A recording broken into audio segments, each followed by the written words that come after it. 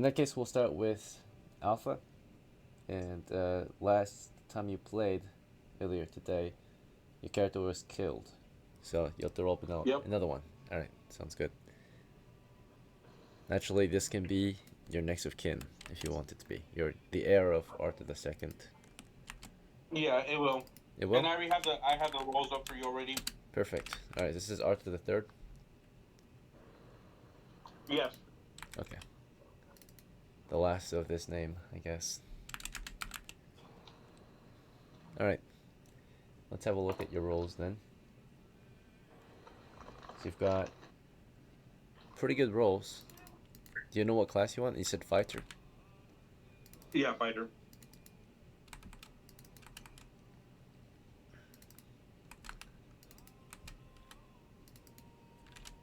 Alright, looks good. You rolled hit points, you scored 3. Adjustment plus 3, 6 hit points. And you scored 14 for starting funds. Well, let's go ahead and grab your old character so we can take note of what you get to inherit. Alright, so naturally we overall won the last battle. So most of the gear was brought back, but everything was pretty much damaged, right? Or broken. So broken heavy helmet to be buried unless you really want it. You can keep it and repair it. Broken heavy gambeson. Broken song spear. Let's see. A broken sword. Pretty much, yeah. Everything is just freaking broken. Let's see. So the only things that you can salvage for sure that might be of use would be anything on the horse that you left outside. Yeah, some of these things are just destroyed actually, but yeah, so you can have everything on the horse, it's fine. And then okay. I did post the inheritance ruling because I realized I never actually posted a ruling in the past, so it's actually written out now. In the announcements channel, it's in there. You can check it out later if you want or now. But basically, you get to inherit 90% of your banked copper pieces and 10% of your experience points as XP rounded down. So that's how it's gonna be from now on, or from now on, from moving forward, it's officially 90% of your banked coppers. So that's you lose 7 on there, so that's 61. Add it to your 14, so 75. And then experience wise, you get nothing out of it because you need at least 10 experience to get anything out of it. Right, so that's how it's going to be for now. You're going to get 10% of your XP as XP. So if you get only 0 or 3 XP, then your character starts with 0 XP, right? That's it. So, let's see. Alright. Let's see.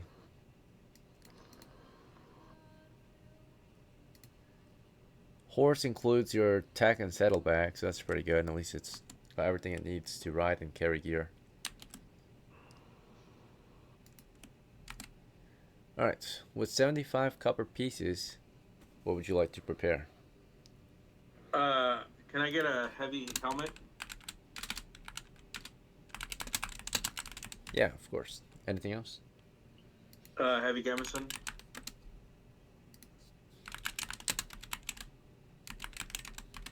Okay. What does that put me at? Okay, I will do a heavy shield. Okay. Slung? Yeah. Alright, anything else? I will do a slung spear. Alright. And then if I can, I will do a sword and a scabbard, or the sheath for it. Sword and scabbard? Okay. Yeah.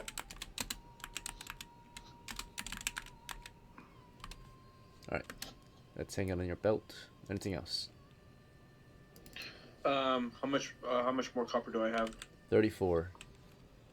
34? Mm-hmm. Okay. Let's see here. How much is the arbalisk?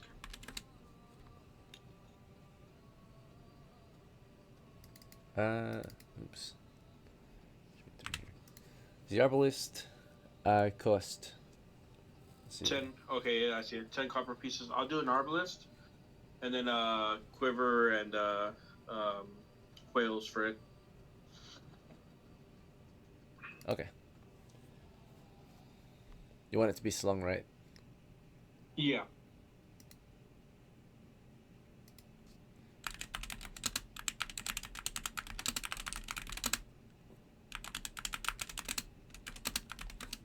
Alright, so the total price then is 13. Anything else? That leaves me with 21. what? 21. 12? 21? Okay. How much is the? Let me see here. The mail. Oh, that's 5 silver pieces. What's the pavis? It's a heavy shield, like a very heavy shield. It's a wall, like a stationary shield. You can carry it around, use it in combat, but it's mostly just to plant and take cover behind. It's a lot bigger. Oh, I'll get one of those for sure. On top of your heavy shield? Yeah, you already have a shield. Well, because I'm gonna, so I would, if that's stationary, right? I can hide behind it and shoot, and then if I need to engage in combat, then I'll still have my shield and, be able to engage. I suppose. It's just the extra weight. Yeah. Okay, that's fine. Yeah, that's fine. You want a slung heavy pavis or just a normal pavis? Because I think a normal pavis is not very good. We'll do slung. That way I can drag it around. Yeah, I mean, yeah, that way you can just carry it on your back still on top of the other shield. So. Yeah. But the only difference that a shield has to a pavis is pavis has like something where, like a kickstand, right? The mount or a brace at the bottom, so you can it can stand upright. So, okay. Yeah. Yeah. All right.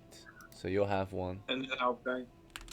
You want a slung I'll heavy break the pavis rest or after. just normal pavis? Slung.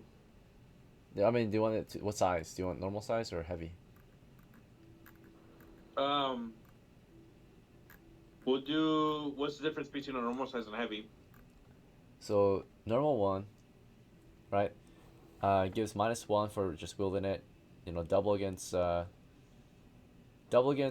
melee, right? Or if defending, you get double, and then against arrows, it's double again. So if you were to plant a normal pavis, it's a -4. But if you planted like a heavy pavis, it's basically actual cover, right? So you get a -8 against arrows at least. Oh, gotcha. Okay, Or, so then yeah, if you take I'll do cover. a heavy then. Yeah, basically it's actual real cover. So, okay. So you want a heavy one? It's very heavy though. It's 40 pounds of weight. You have to haul around. So you'll be a heavy footman. Bear in mind, No, it's fine. you have armor training, but the shield, if you wear it, it doesn't count as it counts as full weight unless you actually wield it, right? So. Then Okay. it's half Yeah, the that's weight. fine. So. If you're wearing it, you're wearing it as if it's normal weight, basically. All right. Okay. For armor training, when you don armor. And then I'll bank the rest. Actually, no. I mean, I guess wearing armor is the same as donning armor, or wearing a shield is the same as wearing armor. So, it'll probably be half the weight still, but still, it's very heavy. It's 20 pounds on you. Yeah. Yeah. That's fine. I'll bank the rest. Okay. Slung heavy pavis total price is 21 coppers, which you only had 21 coppers exactly, actually. So. Oh, then no, I'm good then. Yeah, that's it for me. Slung heavy pavis. So you're carrying on basically a wall, right? Station, like mobile cover. Let's see. Yep. All right. Well, that's fine. Okay. Let's go ahead and put this sheet away into the archive. Let's see. The graveyard. Never to be seen again. Alright. So next is SB's turn. You're gonna join us as Heliodor or a new character? Well, actually, I had a question. So, Heliodor, I wanted him to heal up because he's at 1 HP. Okay. So, I think it's been yesterday and today. And then I'll take someone different because he's hurt, so. I mean, after 2 days, he should be fully recovered, so. Oh, okay. Yeah, I'll take Heliodor then because the dwarves versus the kobolds is really fun. And then, Can I take Carl? Can I take Carl and Wendy and get Carl some better armor and maybe reroll his health? Alright, so to heal, the idea is that you have to eat food or whatever in between adventures. You weren't working, you were just resting. So it's gonna cost you 2 coppers. So Okay. for the 2 days you were healing, all that's required is a place to rest, water, which is basically free in town, and then of course food, which is not exactly free unless you work for it. Let's see. So yeah, I spent 2 coppers for 2 days worth of food, and you're healed 2d3 hit points. You maxed out to 4. Yeah. All right. What was your question or next request? I wanted to. There's no point in getting Carl better armor unless he has more health. So I wanted to see if there's a way that I could try and get more health on Carl. Let me see. Carl back in town, 1 hit point. Yeah. So, you want to either you want to train his hit points. Then it costs 10 coppers to train his hit points. Yeah, if I could do that. Yeah, because he only has 1 hit point, so it's very chance. cheap. All right. Yeah. Sure. Yeah. Let's do it. You can either take the average roll of 2 of a d4, right? Or you can take a reroll completely and keep it if it's higher. The final option is just take a +1, which is the same as the first option basically. I think. Do I have a minus on my con? I have a 9 con. It looks like. You have a 12 for Carl if you're trying to upgrade Carl. Oh, 12. Oh, okay. Okay, so Yeah, I'll say the full reroll if you're up to it. Just gamble it. Yeah. Okay. Sure. Yeah. That's my recommendation. All right, here we go. Yeah. 4. Nice. Okay. Cool. I feel a little bit better now. All right. He's gone on some adventures. He's a little bit stronger. Yes, sir. He is. He's earned it. Right. Survived his first expedition, completed his training fees, right, or paid off his training fees, and right sits at 40 points now. Could I get him like a super duper good armor? Yeah, sure. I mean, he's a thief though, so you might want to be mobile. The only thing about being a thief is you automatically fail. I mean, for your crew it might not matter since you guys usually don't care about being quiet, but you automatically fail, being quiet if you're wearing metal armor of any kind. Okay. Yeah. I think for him it's probably better just to get heavier armor. Yeah. Because he doesn't have any body armor, does he? He has just a helm. Yeah, the heavy helmet. So. Yeah. And a tunic on. Might need to get some kind of body armor. All right, heavy gambeson's first step. So let's do that. Heavy gambeson. That's your padding. It's cheapest and most and high bonus armor. Right, it's pretty high bonus for its weight and cost and such. Right. So, 10 coppers was the price, by the way. You're at 55 for Carl. Could I buy another piece of armor for him? Yeah. What else would you like to upgrade? You want to get the next step is to get metal armor. Then would you be open to that? Okay. Yeah, I'm okay with that. Yeah. Okay. The best, whatever. I don't want to be like ultra tan. I have to be like the best tank, but like whatever good armor is, just metal. Yeah. Okay, I'm gonna recommend you can't afford this one yet, but you can afford either a male cuirass or a scale cuirass. The only difference, I would go with male because it's lighter weight. That's it. Scale is just something you'll get on top of male once you can afford it and are okay with the weight. Yeah, let's do what you said. Yeah. All right, so the male armor. So chain mail, right? Yeah. It's 20 pounds, costs 50 coppers. Gives you armor class -1 bonus. So you're at 5 coppers left. You have a mail on you. Oh, I need arrows, Bubba. I'm running low on arrows. Oh wait, am I? I think I am. Let me double check your armor class now. So you've got 1, 2, 3 bonus from armor and 2 bonus from dexterity. So that's 5 bonus total. So from 9, you're down to 4, I think. Let's see. Yeah. Yep. Okay. So wait, this is 1, 2, 3, 4, 5. Yeah, should be armor class 4. Okay. Worth it. A little bit more health, a little more armor. Okay. And then, how much is a holy water vial for if I could buy it for Wendy? Let me double check. Should be in siege weapons. All right. This is 25 copper pieces. Is that okay? Okay. I don't have that much. I think I'm good. Thank you, though. Okay. Yeah, no worries. Let's see. And I'll bank the rest of the money.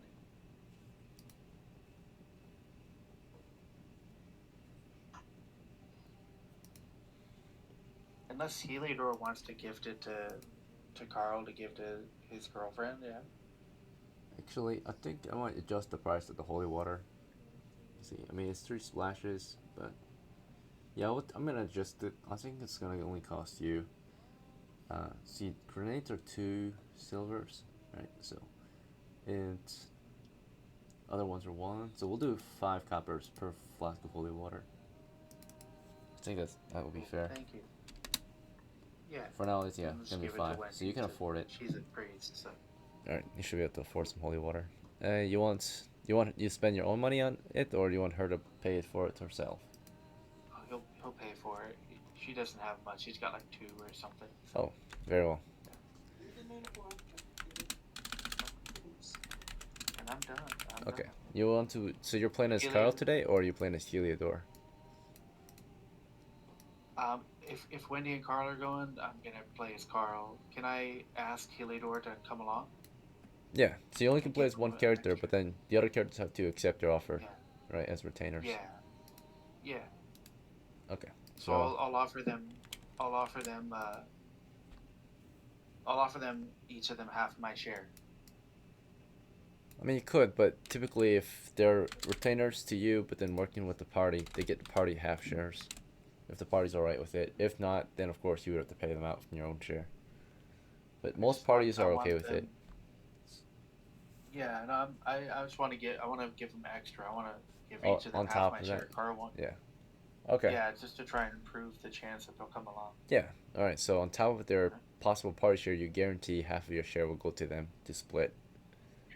So you're okay with them I'm giving being... each of them half. I'm not taking any money. I'm giving each of them half of it. Each of them gets half of my share, so I won't have any share this time. You sure about that? Yeah, I'm good. They're my friends, so. Okay. I mean, alright. Then Kyle's not getting anything out of this. Right? Just possible death. Alright, let's see. So Kyle, and he's hiring on Heliodor and Wendy. Also that, and I guess you're offering this to increase the chances of hiring them. Yeah. Well, in that case, that's definitely an increased chance. Let's see if they accept the offer. First guy is Heliodor. Definitely accept. On top of that, he's got high morale, right? Due to that, so I'll put a status. He's feeling confident, right? And let's see, Wendy as well. Let's see if she accepts. Alright. Not certain. Try again. And +2 bonus. So yeah, she's gonna accept. It's a +2 -1, actually. So +2 due to the offer you made. It's a very good offer, right? She's getting possibly a full share, guaranteed half share. We'll roll again, actually. Yeah, there we go. So that's 11 + 1 is, or that's 10 + 1 is 11. So she accepts your offer. Okay, thank you. I'm done.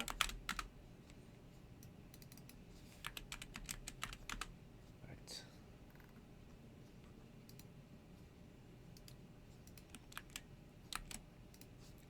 Just a moment. There's Wendy. Alright, they're both NPCs today. You brought her some holy water as well.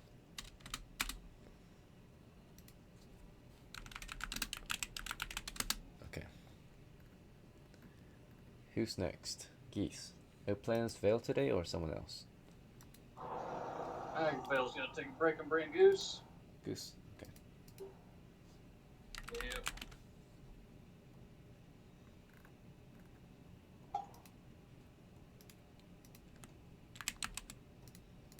Alright. For preparation, do you need to prepare anything? Selling the pole hammer in my cart. Okay. No, this magical one? Yeah. Alright, let me double check the price. 3,000 divided by 2, so 1,500. You should get quite a bit for selling this. Let's see. Yep. Alright, so 3,000 coppers is a standard price, so alright. So you should get 1,500 on top of half the price of a pole arm itself. Pole hammer, which is I think 10, so 1,505, yeah. Tons of monies, right? Yep. So that could probably level up a character, right? So at least it could create the immediate level 2 cleric, I think. Yeah. Yeah. Alright, so 1505 plus 63 is 1568. So, with that being said, I have everything else I need, so I'm gonna go ahead and bank all but like say 20 of it. Bank all but 20? Okay. So Yep. you'll keep 20 on you, bank 1548, 1740 or 51. 1751 and 20 on you. Okay. Nice. You have a whole stash of monies now. It's very good. Yay. Alright. Alright. That's good. Okay. And do you want to create a new character for this game? Pretty much just as a merc. I don't really want to roll everything up. Just, pay him a copper to come with. Okay, so make a character to make it into a mercenary. Yeah, just call it a merc. Be cool with it. Like, Okay, he's sure. just gonna hang out with the other ones. Alright, so next Replacing the ones that died. Right. Okay, we'll add them to the board real quick. Unnamed, 10 copper piece, 20 copper piece valued to mercenary. Okay. Recruit them into your team. Right. There will be the price just so that they're insured immediately. Or actually no, he's one of your guys, so yeah, you're good. Okay, he's already insured and hired. He was willingly joining your crew, so it's already been insured. Okay, so yeah, he joined you for free. Yeah. He's a mercenary, another geese mercenary. Yep. He's just gonna hang out. All right, did you want to hire any of your retainers or just Goose today? No. Okay. We pretty much, as long as we got a mage, we're good. Gotta go. All right, just a moment. Thank you.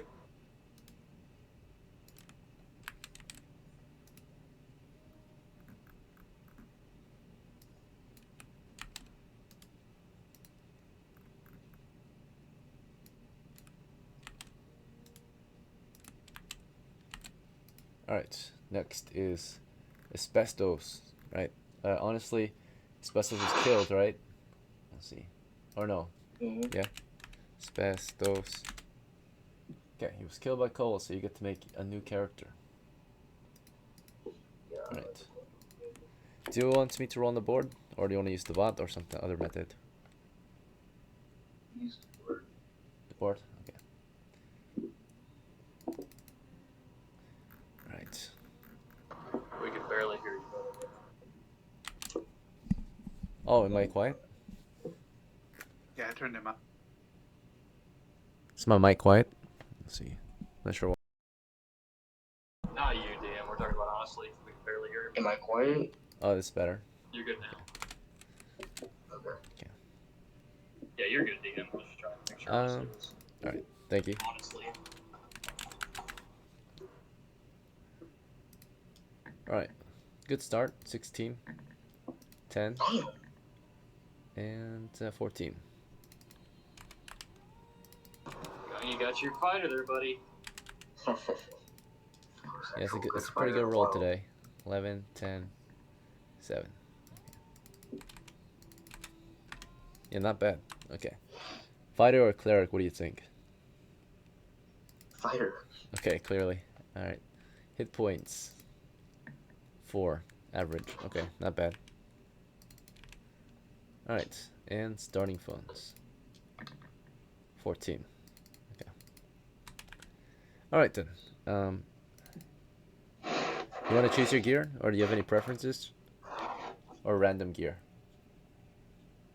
Fuck. So I want this to be the error. Oh, right. You want this to be there. Expenses. Okay, so let's inherit some things.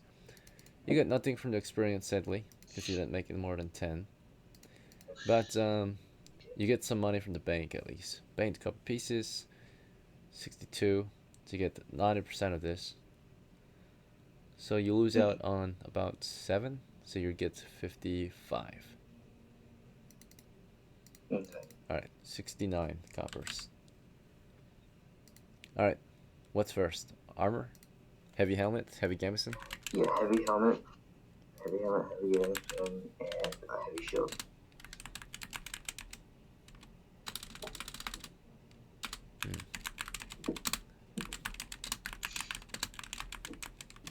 Alright, then. Total price. Let's see. 10, 15, 20, 5, 26 coppers. Alright, what's next? A spear and a short sword and stamina. Right. Price is, let's see, 10 coppers, I think. Or, yeah, 10. You're at 33.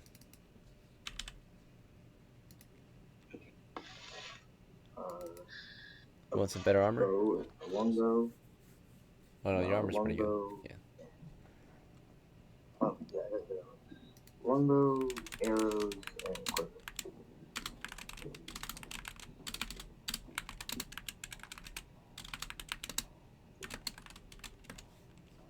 Alright then. Price is 6 coppers.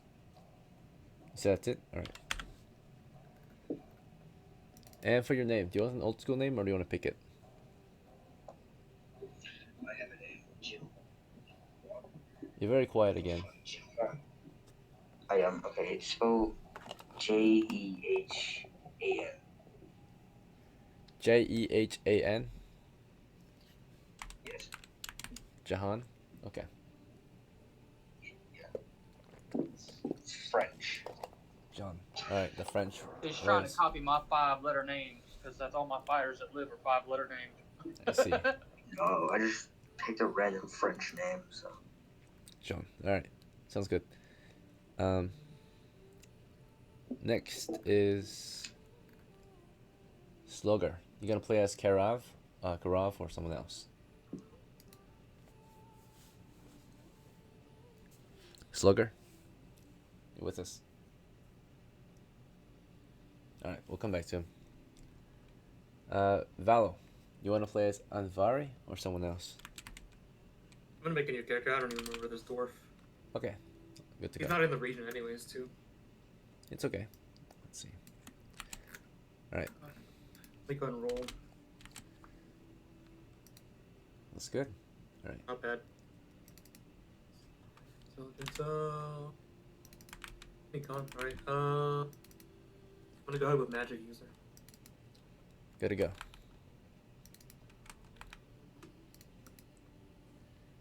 Alright, D4 for hit points, thank you. And then 3d6 monies. Brilliant.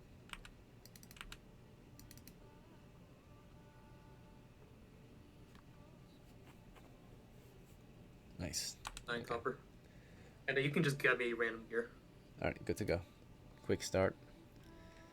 We'll do spell book.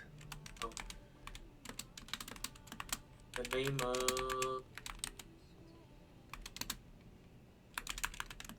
Go ahead. I'm gonna go with Samuel. Samuel. Okay.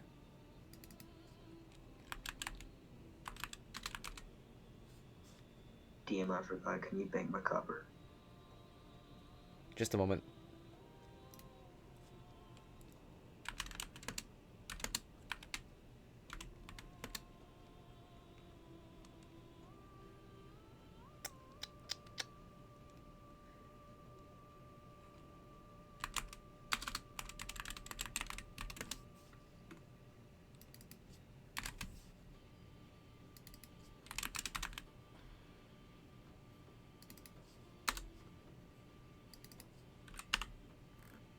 Alright, good. That should be everything. Thank you. And then For spells, can I still choose a spell or is it random? yeah, so you can choose one of your choice, 2 random or 2 Dungeon Master chosen. I'll go with sleep. Alright, before you pick sleep, the Dungeon Master usually picks 2 spells that are guaranteed usually. I always pick the same 2 ones. You want to pick sleep or do you want the Dungeon Master chosen spells? I'll go ahead and let you choose this one actually. Okay. Because if I choose, everyone already knows what I'm picking, right? For the most part. Yeah. I just didn't want to cheat you out of Read Magic, right? So Yeah. I give that for free, right? So I give you guys Read Magic and Sleep right away. Okay. Yeah, that works for me. Alright. Let's see. Can I actually interrupt just to ask a question? What's up? So, you know how owl bears are a thing in the game? Well, I don't know if they're in the game, but you know, Yeah, they owl are. bears. Mhm. So, presumably, if you're like a magic user, you might be able to create or like get magic creatures. Like, what if I wanted to like get an owl bear? Like, would that be possible? Like in the future, maybe? On More a than magic likely. I app? mean, owlbears were created by magic users to begin with, probably. Right. So Oh, so I don't have to like make one. I could probably maybe buy one or something. I don't think you can buy them, but you can make them for sure, right? Or find them and capture them. Cool. Thank They're not for sale in the market. Yeah. They're an actual monster. So you can hire other adventurers to thank you. capture one for you. So, or you can capture one yourself, right? Thank you. That's all I wanted to know. Thank you. Anyway, we left off with Yev, right? So welcome back. You want to play as Yevlon? New character. New character? Okay, Yeah. it's okay. All right. Do you want to use the bot to roll your dice, or something else? Oh yeah. Roll the dice. On the screen? Let's roll the dice. Okay. Yeah. 9, 10, 7. All right. Could be worse. But so far it looks all right. Oh, there we go. 14, 10, 9. Okay. Probably a thief. What do you think, though? Oh yeah. Yeah? I'll be a thief.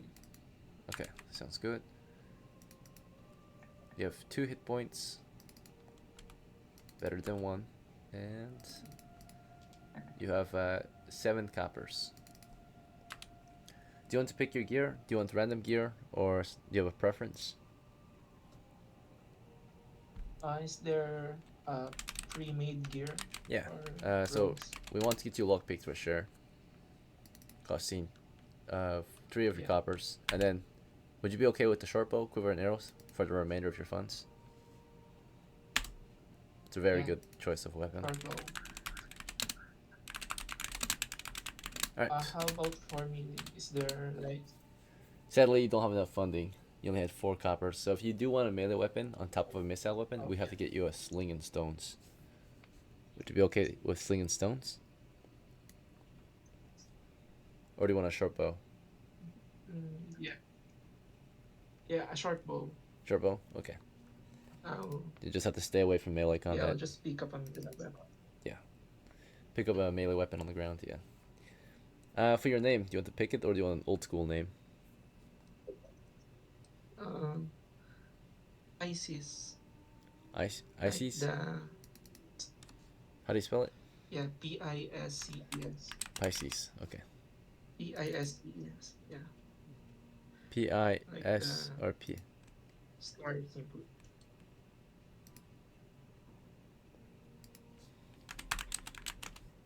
Nice. Pisces. Did I spell that right? Pisces. Is it different? Yeah, That was good? that's right. Okay. That's right.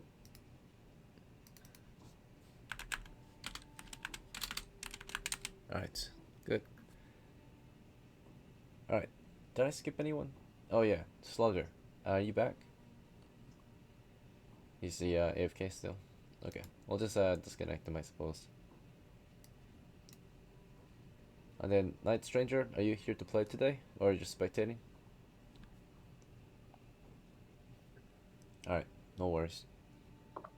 No, I'm just spectating, yeah. Okay, that's fine. Okay. Alright, just a moment. Fix your guys' names.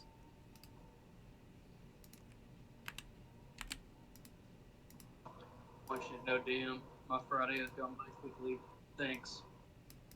All good, yeah. The last got you. fucking few hours of my 85-hour week. Something to do while you're on the road, I guess. Just be careful. Oh, there ain't nobody out here ever, dude.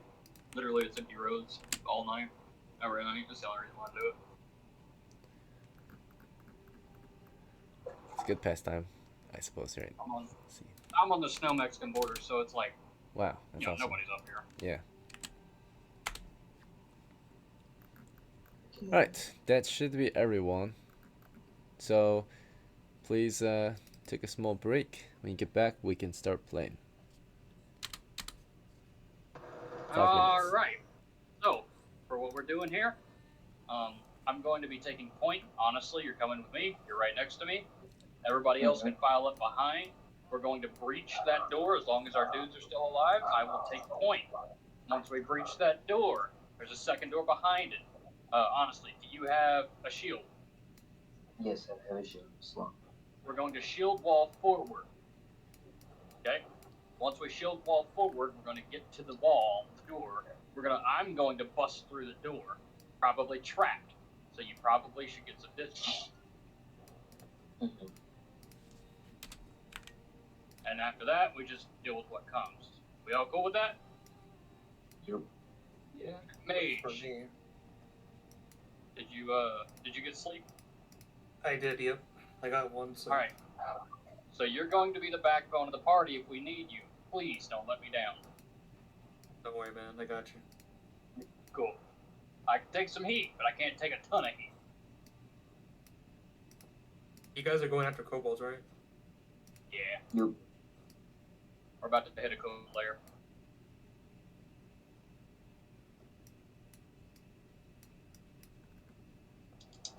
Kyle trying to wait. But now that everybody's aware, if we need to retreat, please retreat the right way. If our mage is casting, please cover our mage. If you have a shield, you're a fighter, please. The mage is the backbone. Cannot let him get hit while he is casting. Mm-hmm. Everybody else, will stay alive, I guess.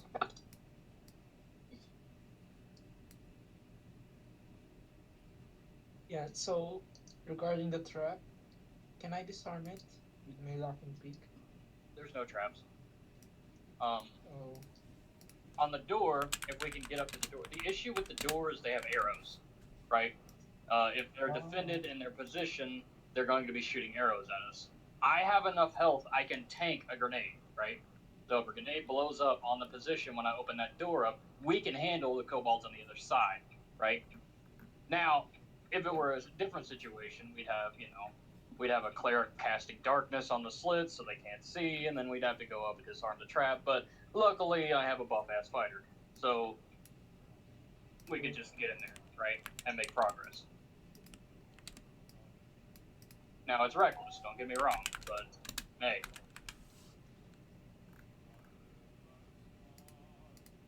I'm sure DM wants to see some progress made. Ain't that right, DM? Always. But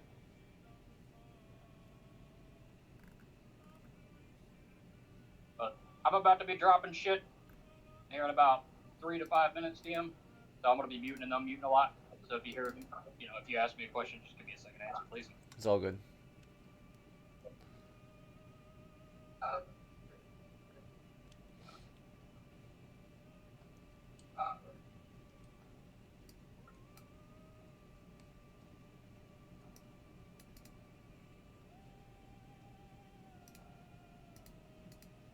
Just a quick heads up. I'm going to wish you all a good luck for this session.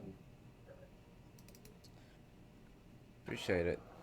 I think we'll need it after the annihilation of you know, the last We don't game. talk about that. We don't talk about that.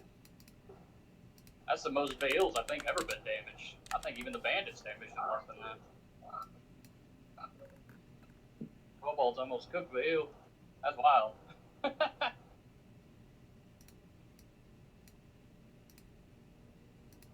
Imagine being level 3 getting killed by kobolds.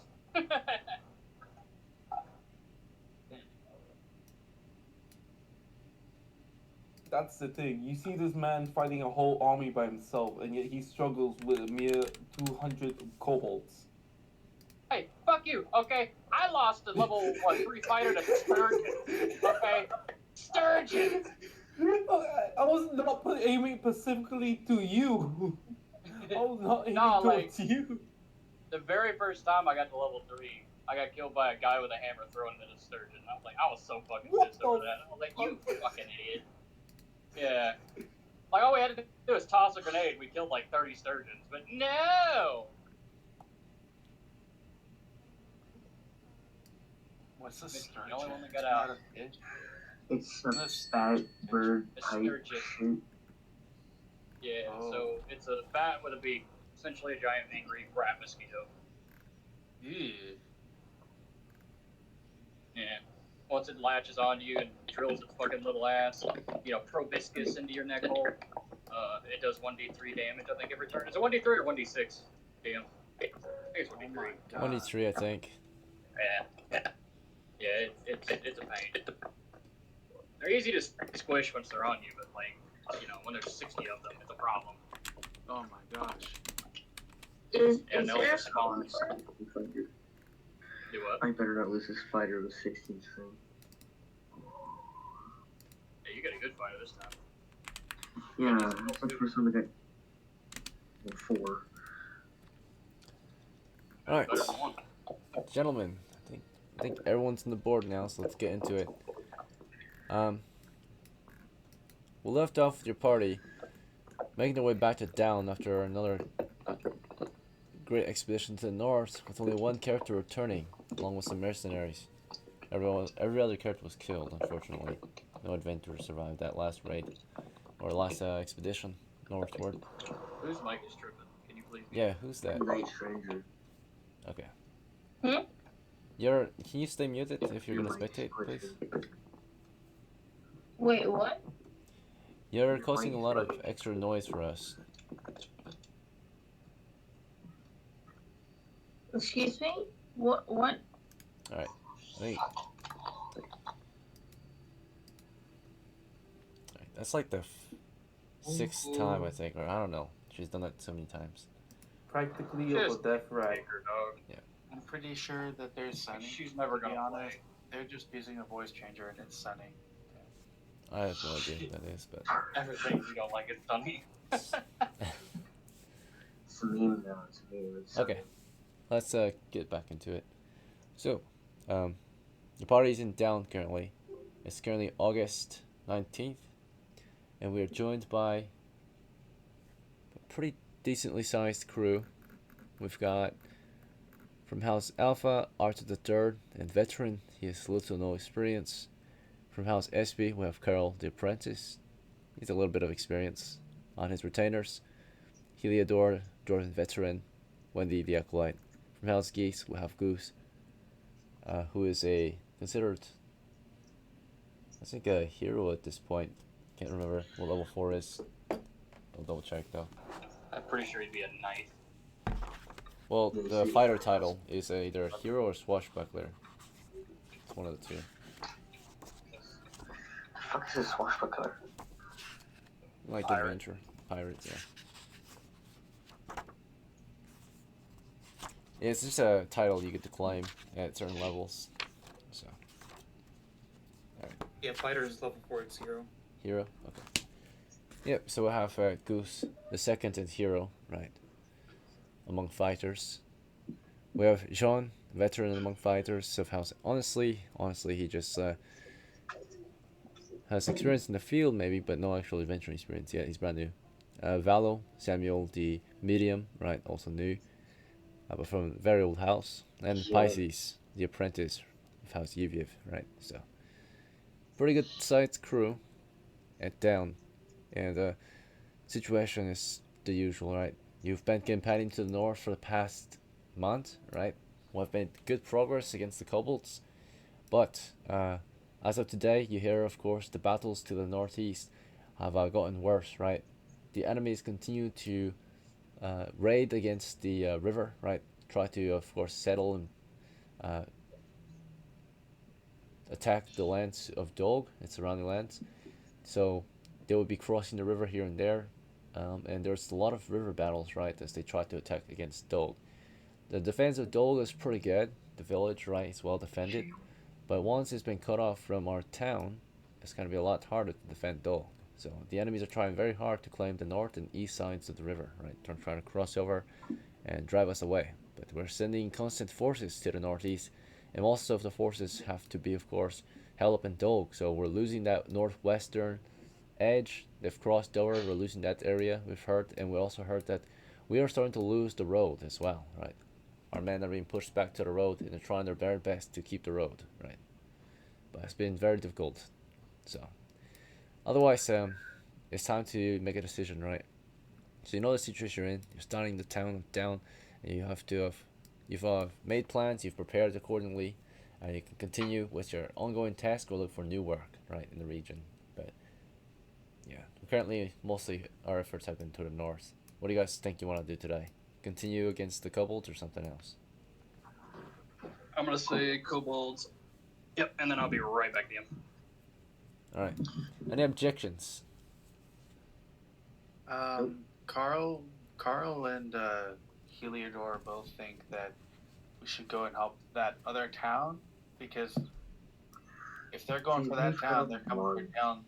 They're coming for down next. We've had a month, it's fine.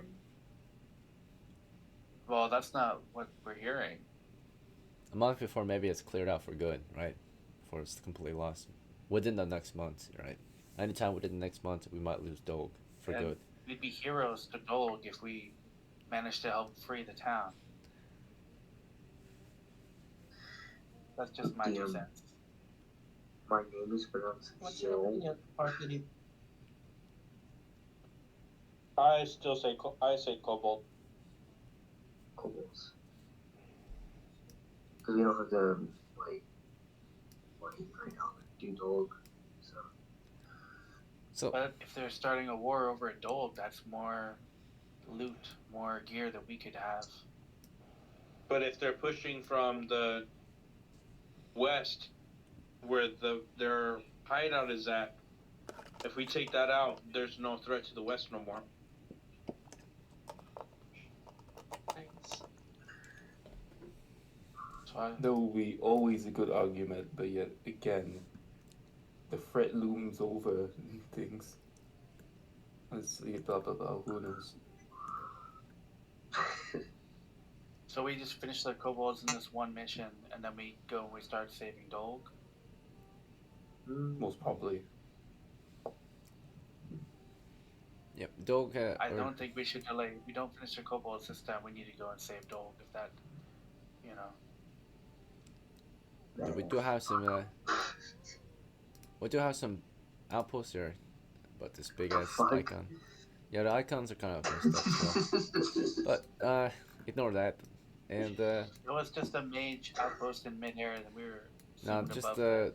just to annotate, let you know that these are encampments that are from down, right? So just to give you an idea of like what is in our control. Down controls these areas here, right? So this is part of down.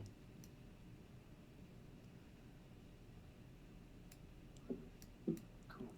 Okay. So all of these belong to I feel a down, bit better.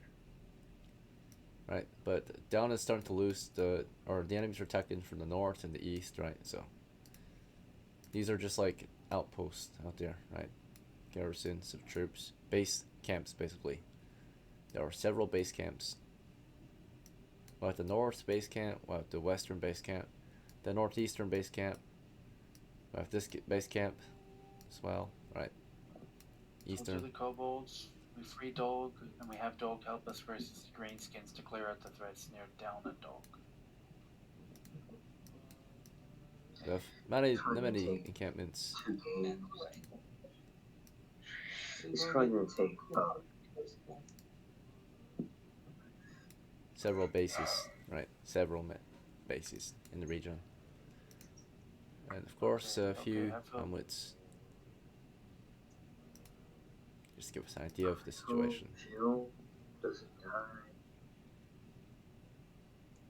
okay. I think who's here for kobolds?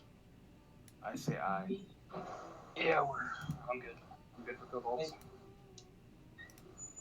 Aye. That's 2. We all want to go kobolds. We already have a plan. Yeah, we're going kobolds. Okay, we're going kobolds. Okay, kobolds then. Alright, so just icons to give us a better idea of the layout of the land. But yeah, kobolds it is. Eventually we might go help dog, but for the most part we're about to win the kobold campaign. We'll have them completely surrounded, and now we're just to clear them from the grid for good, so we can claim this grassland grid once and for all, right? It's been such a long time trying to take this northern grid. Okay, so let's begin. Travels toward the north. The usual course of travel is by road. Is there anything else you guys want to add to this? Any questions or concerns? Alright, by road it is. After about an hour and a half of rocking across this road through the grasslands, we'll check for any encounters on the way. But you should arrive there about 9:30. Safe travels. At 9:30 you arrive at the caverns. The first thing you see upon approaching down the road is, of course, the base camp. Forgot to indicate that. But yeah, we've got the southern base camp. Alright.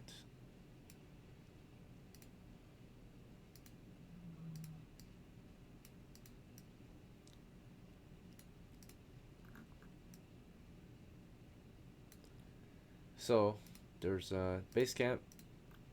Then there's maybe, of course, the western entrance, eastern entrance, northern entrance, right? We can approach from. The southern entrance has been secured and mostly cleared out. They have access to, they have found routes into the western, northern, and eastern areas, but of course they haven't pushed into those areas quite yet, right? For the most part, I believe the southern region has been secured, though, for the most part. Several of the southern chambers are secured. Ways into level 2, maybe one way into level 2 has been discovered, but collapsed. So that nothing can exit from the south. Alright, yeah. So south is secured. The north area is being secured by, of course, the dwarves and such, right? We are usually attacking the western one. Mercenary warbands usually face off against the east, and of course DELN itself. Armies from DELN have secured the southern. So they pay out mercenaries to attack the east. And your crew usually attacks the west, so you guys want to try the west again or something else? Yeah, we're continuing with that. Alright then. Let's go ahead and get back on the map. Alright, here we are. The dungeon map, from the wilderness map to the dungeon map. We've got the mercenaries with us, right, here to secure the position. They rotate shifts, but since the last time we were here, they have some things to report, right? Naturally, since the last time we were here, we had recovered the wooden door bar. We reclaimed access into, of course, the double doors that lead into their lair, or the supposed lair, right, into the kobold areas. The mercenaries have made some mantlets, I think is what they're called. We gotta double check if that's the right word. Mantlet. Yeah, so they built some mantlets and they put them inside to defend against the arrow slits. And they have the door secured as well, ready to attack. So they've cleared the way for you and secured the position, so that you guys can assault the position, right? So they're defending and holding it so you guys can attack. But status report, bad news, unfortunately. They only have bad things to say about what's been going on. Aside from what they've tried their best to do, today you hear that after all the hard work you've been putting toward this effort, half the mercenaries do not, I would say, yeah, just some minor bad news is that the enemies toward the east continue to push out and attack the door to the east, right? Um, they haven't gone through it, I think, but they believe that the eastern front is completely reinforced, right? So we're gonna probably have a tough battle there to retake it. Let's see, let me just take that out. Alright. So basically, yeah, it's gonna be a bit troublesome to take back the eastern area of the dungeon. They had a lot of attacks. The enemies continued to bar or try to attack the door, but they reinforced it constantly with extra wood and whatever else they can find. So I would say this is no longer a barred door, it's a reinforced barred door. They reinforced it with even more wood and such. The enemies tried to melt it, to burn it, but it's currently closed off, and the enemies are running out of supplies probably too, because they're actually trapped. They're starting to run out of time to win this siege. Unless they dig their way out another way, but yeah, the mercenaries have done pretty good to hold the position at least. They just believe that from what they've heard and what's been happening, we're gonna have to retake the eastern front completely, right? So, but we have captured the northern chamber, so that's good. Right. Okay, let's get our crew ready though. Is it just the 8 of us, or are there more? 1, 2, 3. I believe there's only 8. Okay. All right then. There's 2. So we have 3 on him, 1 on me. We have 1 on Harnessley. We have 1 on, is it Alpha? And then we have 1 on the other guy. So yeah, we're good. Yeah. All right. Starting with Goose. How do you want to prepare, or how do you want to proceed? I want to proceed on point, and I'm going to be wielding my shield and my flame-lit fox sword. All right. Sounds good. Heliodor. What's I your would move? like to have my Warhammer and shield, and I'll be there, yeah. Second? Okay. Yep. Jean? Yeah, I would like to equip my spear and shield.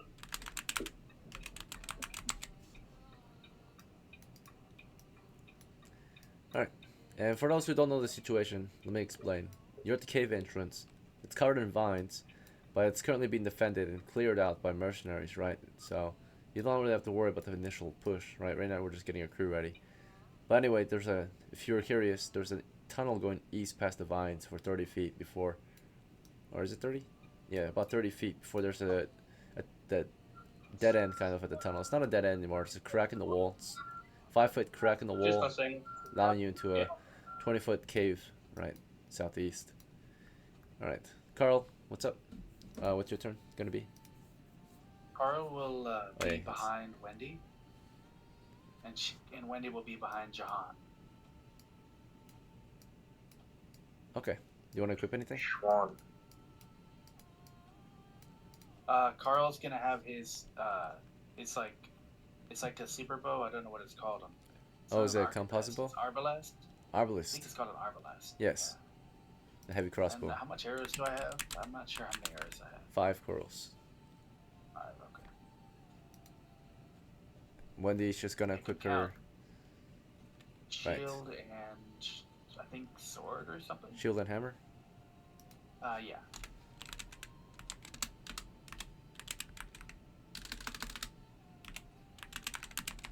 Okay. And Arthur, how about you? I'm going to have the Pavis out so that way when we get into position, I can set it up real quick. Okay. And that's it, or you want your spear, sword, or bow out as well? I'll do a spear. You want to be at the front? Oh yeah, I'll go to the front with geese. Schools, yeah. All right. Samuel, how about you? I'll get my short bow ready, and then I go in the back. Alright, in Pisces.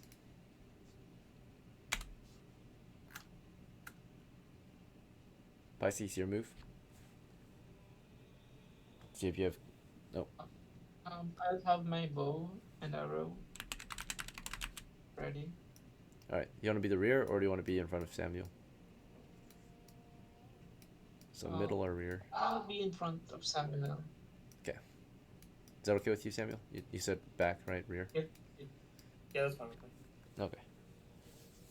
So at this point, your party is prepared accordingly. Magical light allows you to see quite far in. It's considered to be dim lighting, though. It's magical dim light.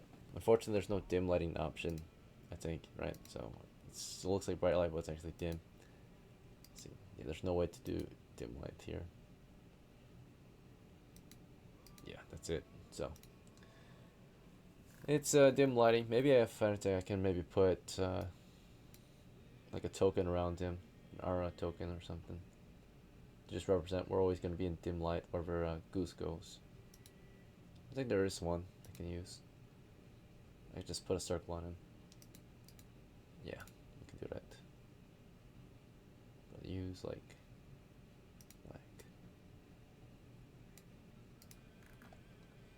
Okay, so for 60-ish feet. Alright, I'm actually back now. I mean, I got the flame sword too, so that'll be bright. Oh yeah, it's bright for a good chunk, right? Yeah. It's dim for all of this. That's the main reason why I keep it out all the time.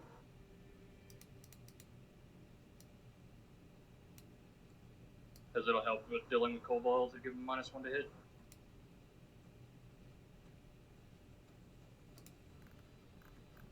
Right, At least me. I don't know if it helps our teammates, does it? I don't know if that looks like dim light to y'all, but this will be somewhat dim. Alright, never mind. Let's just take that off. Yeah, good enough. We know. Yeah. It's supposed to be like this. You see that? How it's dim, but it's whatever. Okay. We can still see. It's just yeah. Alright, in we go. Alright, through the vines, you're exploring down a 30-foot long tunnel, 10 feet wide, led by Goose and Arthur, who take you down toward the crack in the far end of the tunnel.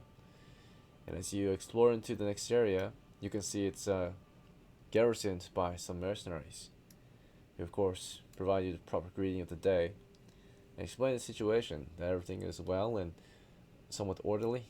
The door to the east is reinforced, and the way north is cleared out, so that you may continue your raids against, or attacks against, of course, the kobolds, right? So they've cleared a way for you in their time off, or while you are away, right? To make space for your crew to continue your work. At this point, Cool. Yeah. What's our move? I say through this door. Are they still attacking, or can we continue straight to the next door? Is it safe? You talk about the north, the double doors to the north. Are they still attacking from it? After we go through the double doors. Yeah, I know you said they put mantlets in it, but I'm asking them as a crew if it's the exact same. Yeah, thing they've still. fired stones to the manlet every now and then, but it's of to no avail, right? So, the manlet is a wooden wall, right? Gotcha.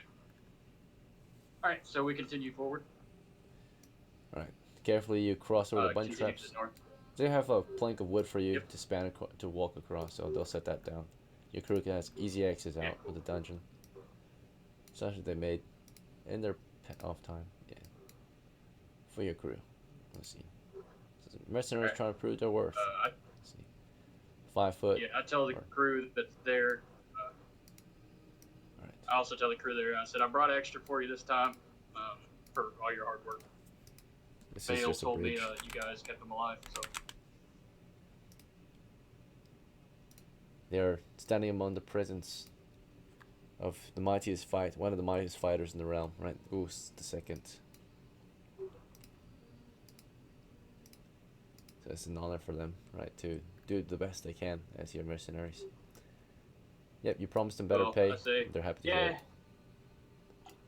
Yep. So you You guys stick around for a little while. We'll handle what's in there whenever we get done here, if we have the chance. Alright, so these two here, they're just gonna stand there ready to defend the walls if need be, but the way is clear. So you cross over. Due to the small amount of space though, I don't know if anyone has the ability to get through these double doors, right? Unless you have a magical spell. So Yep, so all I'm going to do, I tell honestly to come up there with me. You should be at point with me. And then I let the crew know, I said, get your ranged ready just in case when I open this door, we got to handle some problems. okay, so you call Jehan forward, so the crew has to make some space for John to get up there. Yep. Alright, he's right behind you now. Cool. And then whatever the party wants to do, they can line up in a way however they want. And I'm going to go ahead and start breaching that door. Alright, so in the meantime, just to make sure everyone has a chance to play or speak, just speak up out of the way if there's something you really need to do right in the game. Otherwise, we're just gonna go with the fact or the idea that you're just following, right, ready to move. But real quick, this is your chance to take an action. Yeah, go ahead. Yeah, Wendy's gonna stay with Carl. Carl's gonna stay with Wendy. Heliodor's gonna go up with the rest of the group, of course. Right. Actually, Heliodor will stay back and protect Pisces and Samuel. Pisces and then Samuel. once everyone goes in, they're all going in. Yeah. Okay. Sure. So Goose says, anyone else before we continue? As Goose is about to go up there with Jehan and Arthur, anyone else want to take a different action? Besides wait. Yeah, when I go up with Goose, I am gonna set up the shield, and I'm gonna put the stand up, and then I'm gonna pull out my Arbalisk and have it loaded. Where do you set it up? Like at the end of the bridge, to the side, or? Yeah, so I'm gonna step off to the side and set it up. All right, there's a net, by the way. You have to like crawl under. Do you want to get past the net and then set it up, or? Yeah, I'll set it up on the other side of the net. Okay.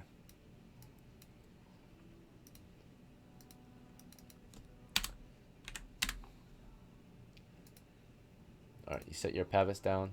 It's a 5 foot wide. It's a heavy pavet, so it's about 5 feet. And then I'll put the shield away and I'll pull out the Arbalisk and load it up.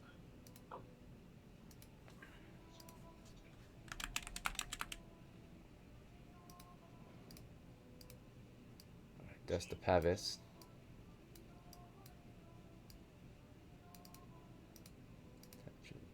This. Okay, there we go. You said you took out your normal shield, right? The heavy shield.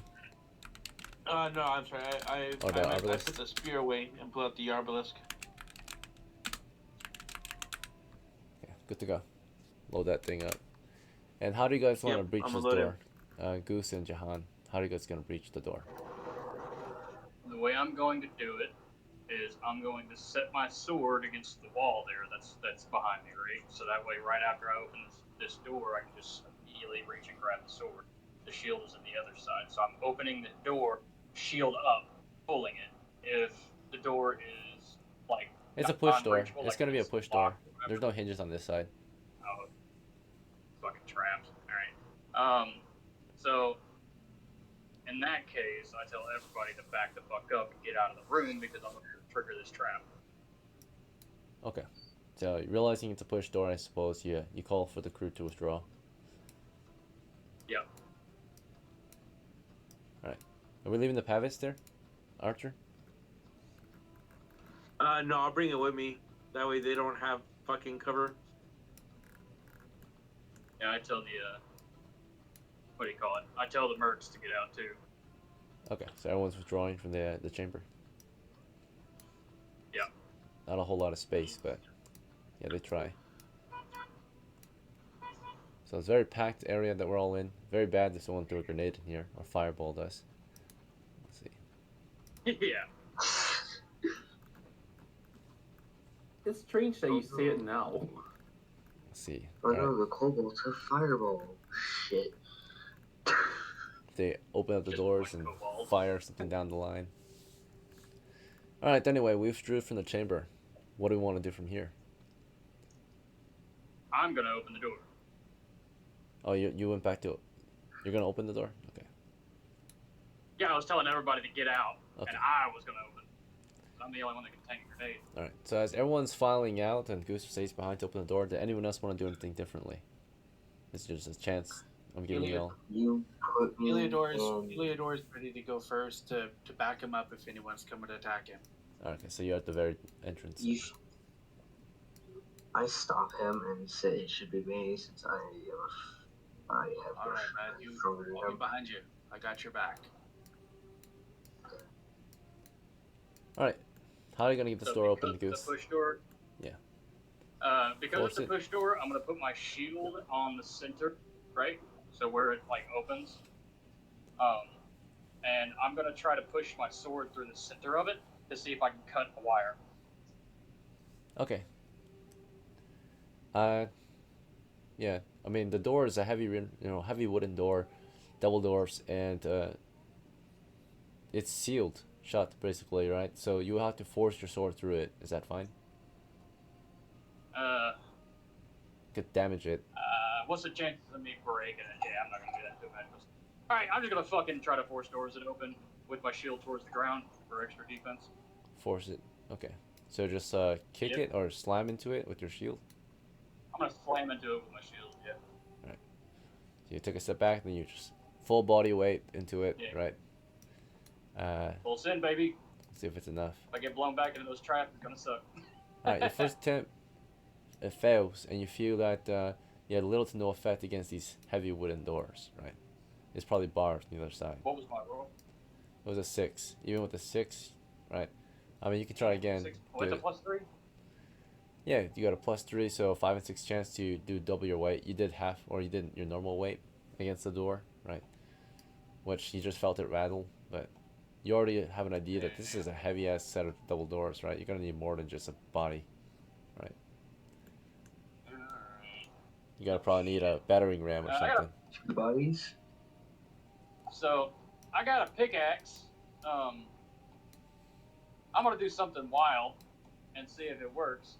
I'm just gonna sling my pickaxe into the corner of that wall there to see if I can bust the rock out. To see if I can like see that hinge. You wanna start picking at the walls? So you have to push the mantlets forward. I'm gonna full send. Yeah, push it a little forward. If there's a little hole in there.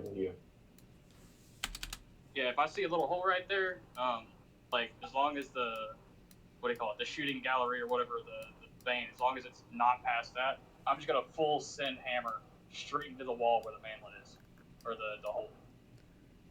All right. So yeah, let's check the garrison today. See how many they have on the post. Oh, they have very little left. Don't hear much behind these walls anymore. Yeah. And you can hear me just kind of like chuckling while I'm doing it, so if any of them understand comment, I'm just like, we're coming for you, little fucks. That's quite frightening for the last stand, man, trying to defend their home. Alright. Yep, I'm busting through the hole where they're shooting shit, right? I'm full of like hammering the pick into the wall where the holes are. Alright, so and yeah. so it's gonna bust through, and then I can yank It's that a shit down. sandstone wall, so you hit the wall and you realize you're making decent progress with just one hit, right? Soft stone, right? Yeah. So it's easily carved. So you hit it. That's probably can carve out a 10-foot by 10-foot area in probably an hour. That's how soft the rock is, right? A single worker can carve out a 10-foot by 10-foot area in an hour. That's how weak the rock is. I think that's fair enough, right? So about an hour of hard work, you can clear out a cube. Yeah, that's not... I think it's reasonable. So you chip off a decent slate or a decent piece of sandstone, right? So if you wanted to carve this little triangular shape, or carve a hole through, you don't know that it's triangular naturally, but if you wanted to carve through this wall, you realize you have a pretty good chance, right? It's a soft stone wall. It takes some time, of course, effort, but it's possible, right? So I'm aiming for the corners where the doors are mounted. Oh, the corners. Okay, yeah. So right here in the doors. So you get to work there. You start hacking away at the hinges, or where the hinges would be, right? Where the door hangs. Mm-hmm. All one. It's got to be one. So once we get one down, I can yank the whole fucking door down. All right. So you're at work picking away, right? And the idea is that when you're working hard, You can work for a while before you're exhausted, but can't work infinite Yeah. time. So every minute, as long as you have a 10-second rest within the minute, you're gonna be fine. You're working at a rate that like equals out. But if you work harder than if you work harder than that and don't take any rest, I don't you're need gonna to work exhaust harder. yourself, right? So as long as you work at a decent pace, We'll be that'd able to be get in fine. there rather quickly. Don't overexert yourself. So you pick away at a normal rate, Yeah, we're not. at a steady, comfortable rate, and then do you want to call anyone else to help you, or just you at the moment? Does anybody else have a pick? Nope. Also, was this pickaxe on you or on your Yeah. horse? Yeah, it's on me. It's on you. Let me double check. It is. Yeah, because remember, Good call. I was picking the rocks last time. It's still on me because I was picking the rocks with it. Yeah, I see it. It's hanging on your belt. Yep. Alright, nice. Mm-hmm. Okay, so you're working hard. The rest of the crew, you guys want to just keep waiting back here, or does anyone want to try anything differently? As he's picking. Shouldn't I take want too to long. move. I want to move forward just to the net. Up to the net? Okay. Yeah. Anyone else want to take an action? Heliodor will move up behind Johan. Alright. If no one else says anything, we're gonna move on. So, Actually, let me rephrase that. I've got a shield, so I'm gonna go side by side with Johan instead of behind him. is that right? Is that right with you, John? That's fine. Shield wall? Okay. Archers, anyone want to come back here and line up shots when Yeah. that door opens? I'll be on the bridge. Yeah. Okay, that's And Pisces. readying my shot. Gotta go. We can get one more shooter up here, possibly. Right? If these two are crouched, then Carl will go behind Heliodor and ready his arbalest.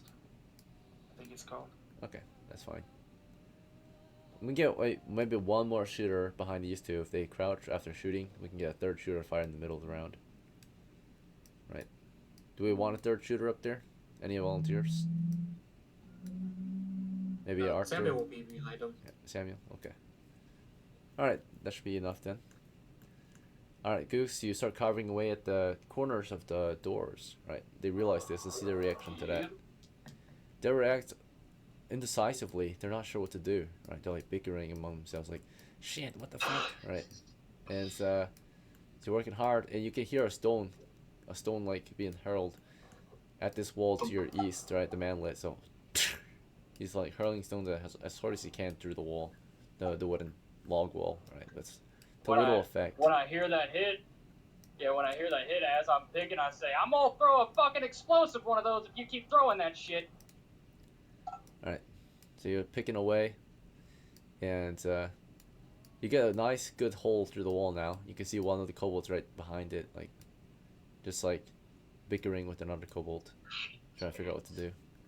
Can I reach through the hole and grab him with my hand? It's not big enough. It's a small enough hole to see through now. Damn. That would be terrifying. Okay. Okay, so you got a little sliver, Goose. and they back up. Of course, they're not gonna stay that close as you smash rock. But once it's big enough, Alright, maybe as you can soon reach as I through. get that hole, I'm gonna try to grab the door and yank it off. See if I'm strong enough to do that. Okay. Well, you picked away, and at least at what height did you start making start striking it? Like mid height? Like, cause you can't see the hinges. Door hinges.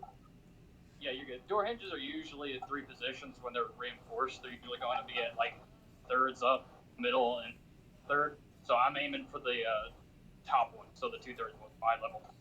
The very top hinge. Hopefully you can strike it. Okay. I'm Yeah, gonna that's what I'm say trying to hit. If I can pop that off, I can hurt the door off. there's a 2 in 6 chance.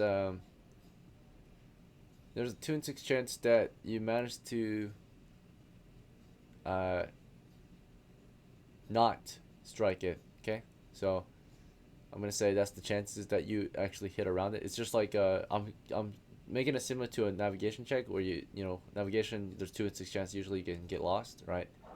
So 2 in 6 chance in this case that you did not strike the exact area where the hinges are, right? So because you're naturally you're striking blindly, but you have an idea of where it's supposed to be. So it's still, yeah, high chance for you to succeed, low chance, but still a chance for you to fail. All right, you succeeded. So you struck a hinge, right? The top hinge. You were striking through the sandstone. You hit the hinge or the metal plates and such, right? The mounts for the hinges, and you smash one of the hinges off with your pickaxe, right? So now the doors only got 2 hinges left, right? So definitely weakened. I don't think you can force it open yet, right? But if you want to try now, you could. We've got a hole through Yeah, the I'll top. just hit the middle hinge. Just keep going. Yeah, I'll Right. just go ahead and hit We that. got all day, I Yeah. suppose, right? Once I hit that middle hinge, I'll try to rip it in. So I'm gonna say it takes you about maybe a minute or so to carve a hole, and then a minute or so to smash a hinge off. So, can you give us a rough idea of how long it's been since we began the expedition? We started around 9:30. We took about a turn to talk and meet up with the miners. So about 9:40, and then of course our first initial push took about maybe a turn to, explore up to the door carefully and then fall back. And then of course ever since then the crew has been waiting for you to clear this area. It took you about maybe a minute to advance to the position, a minute to test out the wall, a minute or two to take out the first hole and hinge, right? And now you took out the third hinge, or the second hinge, and then the third hinge. All right, so you got 2 hinges, you got 3 hinges off now. So you're about to strike the last hinge, the third hinge, right? So then once you do that, the only thing that's gonna be holding the door now is probably the bar, right? So it's gonna be held up by the bar, right? Which now you can try to peel it off the wall and try to slide off the bar anyway from this side, right? Because there's probably a bar on the other side of the door, right, the north side. So then you'll have to pull it off the bar from the east, right, pulling it eastward. So moving that manlet further back would be the way to do in order to pull that door off. Would you be willing to push the manlet toward the eastern wall? If you do that, though, you're going to expose yourself to the north wall. That's fine. That's fine? Alright, so it turned out that there was a kobold waiting there, right, naturally. You pushed it east, and as you did that, he shot you, right? He, like, spun a stone in his sling and slung it through the slit. Yeah. Landed a miss, of course. Flanked you, but just, like, went right past you into the firewall. Then you can step away, and he's like, get back here, right? And kobold, he's like barking at you, like, right? And you grab the door and Tell start him the pulling door got me this one, motherfucker. All right, as the door is being slid off, right? The crew is ready to open fire at that point, right? We have 2 shooters behind the shield wall, right? Who are crouched, so you get half cover from the shield guys. If you want, at this point, before Goose opens those doors, you guys can take another action, right? Or you guys can prepare further. This might be a time to advance your troop and get into a better fighting that's what I was position. thinking. Once our guys fire, then Heliodor is gonna move forward. After he blocks any shots, and then our guys fire, then Heliodor moves up. Okay, With the all right. shield. So you So don't want he to move up hasn't now, opened the door because yet, if we right? advance now before Goose peels the door off, you might allow more shooters into the area to fire, right? I don't want to advance just yet, just because Not I don't yet. know what they've got. All right. Anyone else want to take I an action? want to advance and set up the shield. Okay. Well, There's no room. there's no room for you to advance. So you want to advance, but Oh, there's all in the way. So do you guys want to discuss this and plan this out? Because Goose is about to peel the door off, so someone can might halt him and say, "Wait!" Right? So you guys can better prepare or plan, since you're indecisive or have a conflict of interest, right? So Arthur, you're trying to get up there, but Samuel's in the way. So Samuel, because you're in the way, in order to not have conflict of interest, you either have to get out of the way for Arthur, or Arthur has to stop trying to get to the front, right? So Arthur, realizing they're in the way, do you want to still conflict interest with them and like take action against them?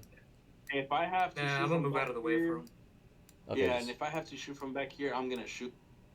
If somebody gets hit, that's on them. Okay. So Samuel just steps out of the way. Arthur aggressively pushes up. Do you still want to keep pushing further up, or because now Carl and Pisces is in your way? Carl's ready to take a shot. Kyle is not moving, it looks like, right? So you're moving up, you're like, hey, let me get up there. And Kyle's like, no. Right? So, Alright, well, if they get hit, that's on them. okay. So at that point, you stop, you take aim, and prepare to fire. The other guys were crouched. Goose, with all that going on back there, were you still willing to pull the door open? Or did you want to wait for them? Or did you want to further prepare? I'm slapping the door to the ground, right? I'm just gonna take it, slab it to the floor, Okay. right? Pull it off, throw it to the ground. Yeah. Yeah. And then I'm gonna back up to that wall right there, and I'm gonna try to shoulder bash through the manlet hole. It's just soft stone. Shoulder bash through the manlet. Yeah, because it's soft stone, right? It's just like the other stone. You ever seen those dudes like run through the brick walls? I'm gonna try to do that to that thin It's ass the wall. manlet is not. It's a wooden wall, right? So. Not I that think one. he's talking The about one the to north. north up. Yeah. Yeah. Oh, the I door. throw the door on the ground. No, The slit. to my The north. slit he was shot at. The slit he was Yeah. shot from. Oh, the arrow Man's slit. really going to Kool-Aid it. This is an arrow Kool-Aid slit. man. So Yeah, it's thin wall, right? yeah, it's an arrow slit, right? So it's a thin, narrow slit, right? They have a wide window, but it's from their side. It's just an arrow slit. This is the manlet. This is a wooden wall. Slamming through a manlet Yeah, I is understand. impossible, right? Like it's made of wood. It's binded by Okay, don't wood. worry about it, dude. I'm throwing the door on the ground. All right, so bit of indecisiveness, not certain. Goose is figuring things out still. As the kobolds, of course, they don't wait for us to figure out how to pull the door off, how to move our crew into position of fire. They were just taking an action, right? So while that was going on, I was always throwing the door on the ground, DM. It was the action after that we were talking. so you threw the door down, and then you took a moment to think about which way to throw your character into. Sure. That works. Okay, so the door definitely was pulled down then in that case, right? So we moved the door off the hinges, and because there was uncertainty of what he would do next, he did nothing else after that while the crew opened fire, or of course continued to figure out what to do, right? But we took the door off the hinges, right? We pulled it off to the side. So we pulled it, threw it to the ground, and naturally the enemy weren't just standing on what you. Okay, so their position that you have mapped, of course, you don't actually know that they're there naturally, and they weren't just standing there the whole time waiting for us to take an action against them. They were going to roll the dice to see what they did. So in this case, we roll on their morale check to see if they'll stand the ground or withdraw based on the situation. Based on that roll, though, they were within morale score, so they were ready for a fight. So as soon as that door went down, we had a shooter fire at Goose, and a shooter fired Goose here as well. And yeah, we'll have two shooters up here.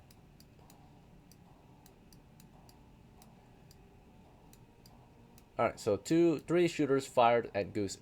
Right, one flanked him as he pulled the door off from the north of him. Right, this arrow slit.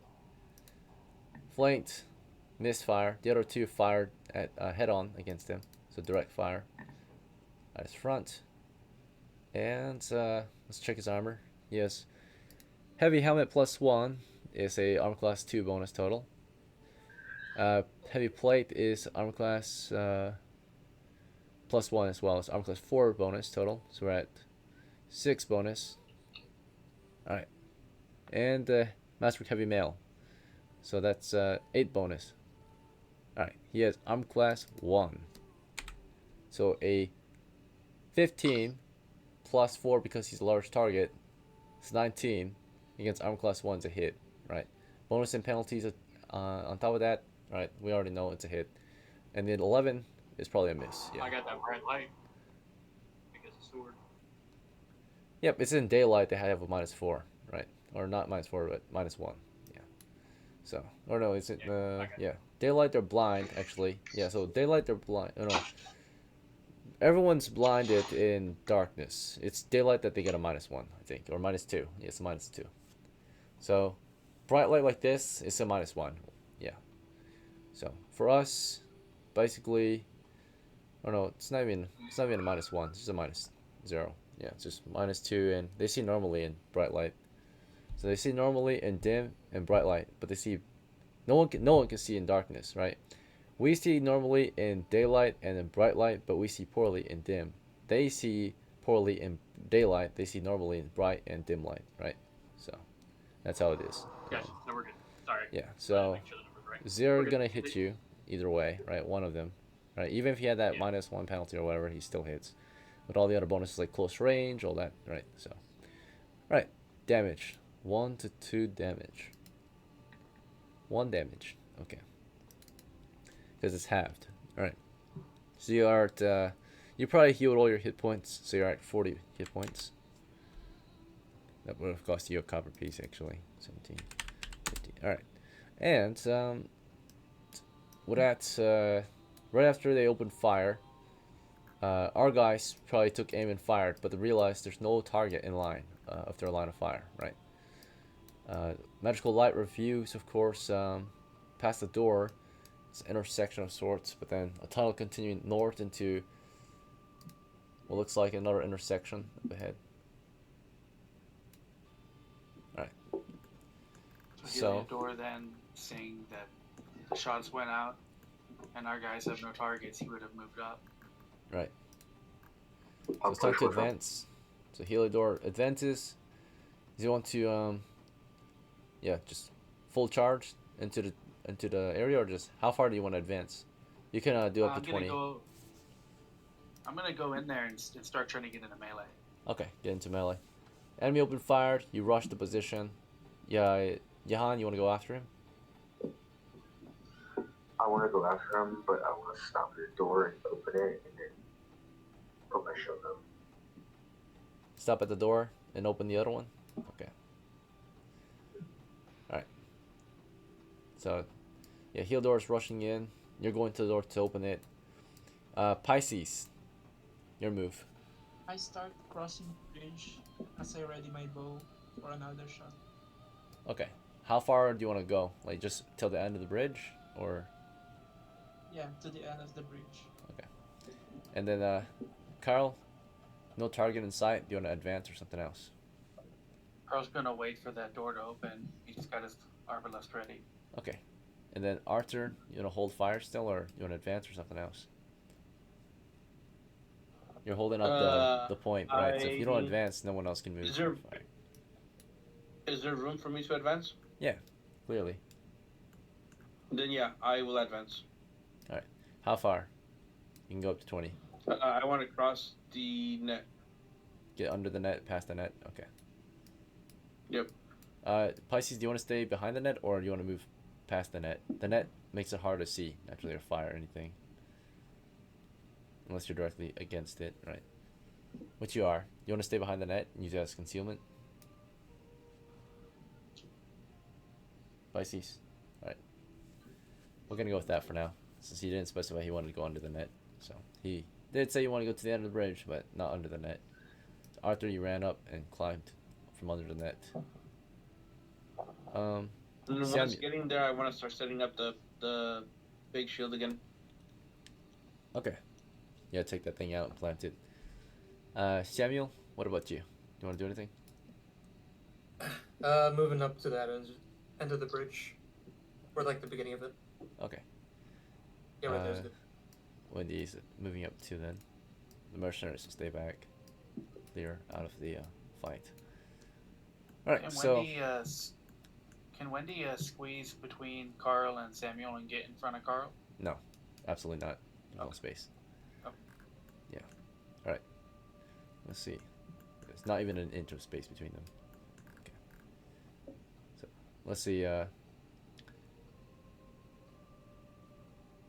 What happens, of course, is HELIODOR rushes in and is immediately flanked by a kobold waiting for him to push through. Right, so kobold jabs at him with a javelin as he pushes in. With all bonuses and penalties applied, that should be a hit. If you think not, we can check the math. Let's see. He hits 2 damage to HELIODOR. Alright, he survives it. It's 2 hits left and can retaliate in the moment. While that happened, of course, another kobold came running around the corner, but before he reached you were to swing your hammer into the first guy. Counter the attack. I'm gonna smash his head open like a ripe melon. Go ahead, roll the dice. 1d20 to hit.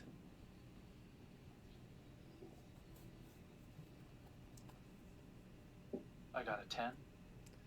Alright. Plus whatever bonuses and penalties. With bonuses and I've got penalties, 16 straight. a 16 strength gets you a +2, but then you got a -4 penalty due to a small target. So we're at 12, right? No, wait, we're at 8. Yeah, we're at 8. Auto bonuses and penalties applied. It's a miss. So they're too small and quick. This next one comes charging your flank as you're swinging at this one to the west. And you're not protected by your shield against this guy, because your shield would be against him and toward the west. So it's in your left hand. Alright, so this guy swings at your unprotected side, your flank. Lands a hit. Deals 1 damage. You're still standing. Barely. You've been hit twice and you're about to go down, right? This other kobold back here, you know, it's a melee kobold as well. Came up to fight HELIODOR as well. Miss. Alright, HELIODOR at least managed to dodge that swing. So he got hit again, takes a step back. This guy misses, right? In the meantime, just throughout this round, Archer ran up there, placed his Pavis down. Right. Set the Pavis down. It is a heavy Pavis, so it's by the way. quite large. Right, you have to fire around it. So, do you want to... I mean, where did you want to put your Pavis? Like, directly here? North of you? It'd be south of the open door. If you did that, you wouldn't be able to fire at all, right? Because it's in the way. A heavy Pavis, you cannot fire over it because it's too large, right? Let's see. It's like a complete cover, right? You can fire around it, though. Peek around it. But it's like man-sized, right? It's almost the size of a man, basically. About 5 to 6 feet tall. Right. Alright, so in the meantime, JEHAN, you were pulling that door open, right? So you pull this door open. All the way, pretty much. To get that door open.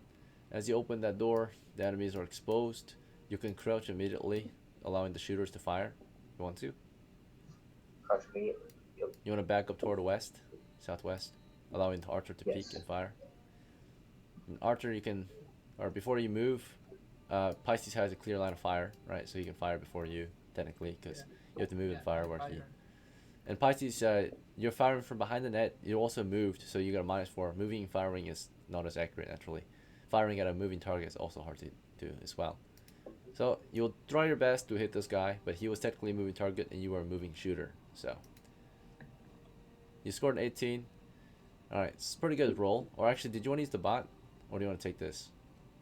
I'll take that. Okay. So you scored an 18 to hit. You get a +4 because you get partial backstab. And I'll give you that +4 to hit then. So you have 22. But then of course, and you also are flanking, so you're at 24. And then of course, short range, you're at 25. And let's see, dex bonus. Yep, you have a dex bonus, so you're at 26 to hit now. High ground bonus, so you have 27 to hit. Do we already include short range bonus? Let's see. You did, yeah. I did? Okay. Oh, okay, good. 26. Alright, so we're at 26, I said, right? Was it 26? Okay. So, now we're going to go over penalties. -4 because he's a small target, 22. And -4 because you're a moving target, so 18. -4 because he was a moving target, or, I mean, you were a moving shooter.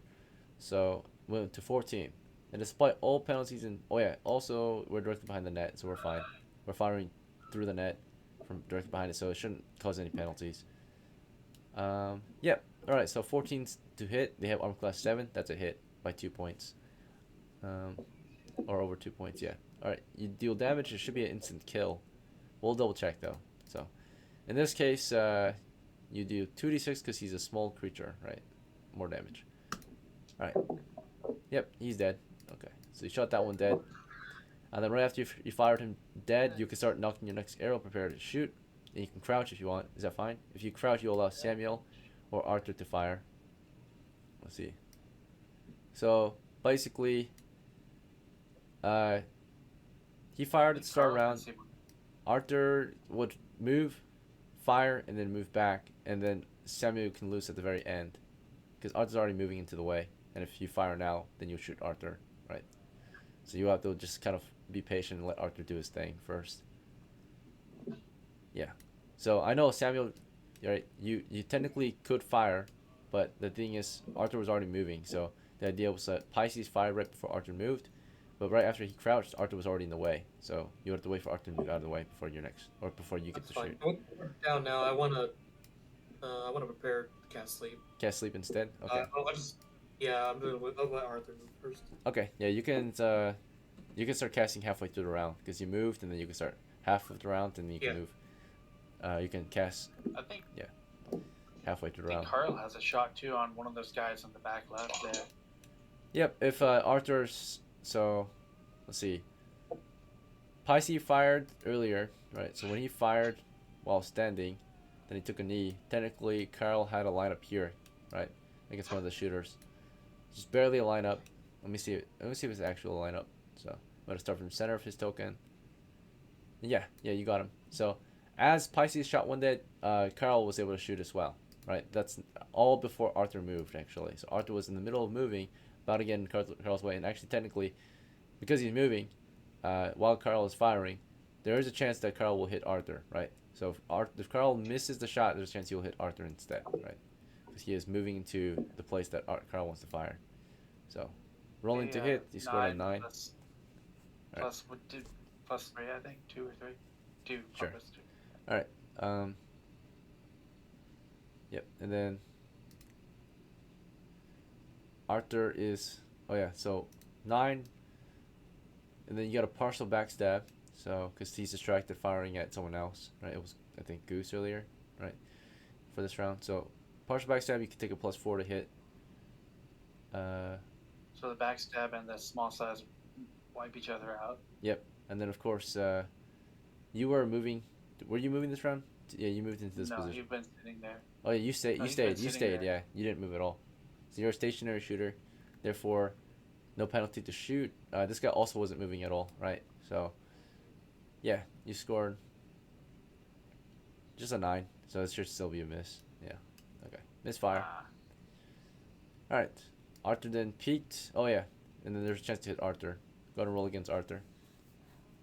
Because he was moving in as you fired. You were firing past Arthur as he moved in. Okay. Yeah, I don't know why Arthur didn't wait for me, everyone in the back to shoot. Let's see. 12. All right. With bonuses applied, it's a back shot, so 16. And partial backstab bonus, I mean, you're not trying to exploit his weaknesses, so that doesn't apply. Just the back shot applies, so 16. Should still hit Arthur. I don't think his armor is enough to protect him. So you shot him with the arbalist. Friendly fire. He got in the way. Right, he was moving as we were firing. Right, so he can fire as well. And he moved into the position you were firing at. You fired. And he was moving, so let's see. I suppose what would matter here is if you were to... We can do an initiative. If you were able to fire before Arthur moved, there's a chance you won't hit him, right? But there's also a chance that he moved before you could fire, right? So your initiative Go ahead and roll. versus his. Both of you go ahead and roll an initiative. 1d6. 1d6. Yeah. And the goal is we want Carl to roll higher possibly than Arthur, right? I got a 1. Okay. Arthur? Are you with us? Okay, you might be dealing with this baby or something. So let's just say that Arthur is AFK and therefore his character defaults to not taking action at all, right? He was about to take an action, then hesitated, and then therefore he never got shot in the back, right? You heard the thunk of my thing. It's like, nope. Right, he was distracted, right? Fired. Therefore, because he ended up not taking action at all, he actually saved himself, right? So he was about to take a suicidal action by moving to a line of fire, or not suicidal, but a friendly fire action, which you would friendly fire him since you fired into his position. All right. Samuel's about to fire, right? So Samuel's gonna fire over Pisces. Did we already roll for you? Not yet, right? No. I'm preparing sleep. Oh yeah, you were in the middle of casting sleep, and then Wendy, of course, is just back here waiting to move in. All right, there's no space. All right, that is the conclusion of that round. It's the next round of combat, starting with Goose. Right, so Goose was not sure if he wanted to push into the manlet or into something else. All right, what's your move this time? After pulling the door. I should have my bow in my hand, and I'm just gonna shoot through the slit at the guy on the other side. You did not have a bow in your hand because you have to pull the door, right? So you had nothing in your hands. No, like that's what I'm getting. Like half my turn, I can pull it out and send it to the thing at the end. All right, so yeah, you got your bow out. What else? You're gonna fire at the guy in the I'm shooting. slit. Yeah, shooting through the arrow slit straight at him. Okay. He is considered to have half cover, right? Or even more than half. So, this is an arrow slit. So it's technically almost like full cover, right? He's firing through the slit. So yeah, he has cover, you don't, but he can fire through it. This is a slit, it's angled. So, it's hard to hit him through a slit. He has a lot of view through the slit, because the slit is just like a little line opening, right? They can fire through. Yeah, I can just walk up to it, right, and then just shoot through it, like whenever he walks by. True, yeah, true. Fire at opportunity. Yep, you can move it with your bow. Alright, that's fine. So yeah, you're getting the bow out. He's firing at you. Sling stone through the slit. You got a nat 1. Weapon malfunction. You moved it with your bow and fired at him through the slit. Fucking arrow. Alright. And we're just gonna section off the combat to make this quicker, right? So this is just the eastern flank combat. Alright. So yeah, despite bonuses and penalties, you have no penalty due to the slit because you're up and close, right? Just firing through the slit into him. He's just standing behind it. -4 due to his size. So we're at 11, which is a miss. But +1 close range is 12, and 3 dex as well. That's good. All right, so yeah, you should land a hit, and it should instant tap. So while he's having a weapon malfunction, you step up to the slit, fire an arrow through the slit, and shoot him dead, right? And you know, goes right through him. He falls over dead. So that's pretty good. As you do that, Heliodor, do you want to just keep smashing them with your hammer or something else? Heliodor realizes that he's close to death, and he's not ready to go yet. So he's actually going to go ahead and make a fighting retreat and try and get behind that Pavis. Alright, withdrawal. So Heliodor is doing a fine withdrawal.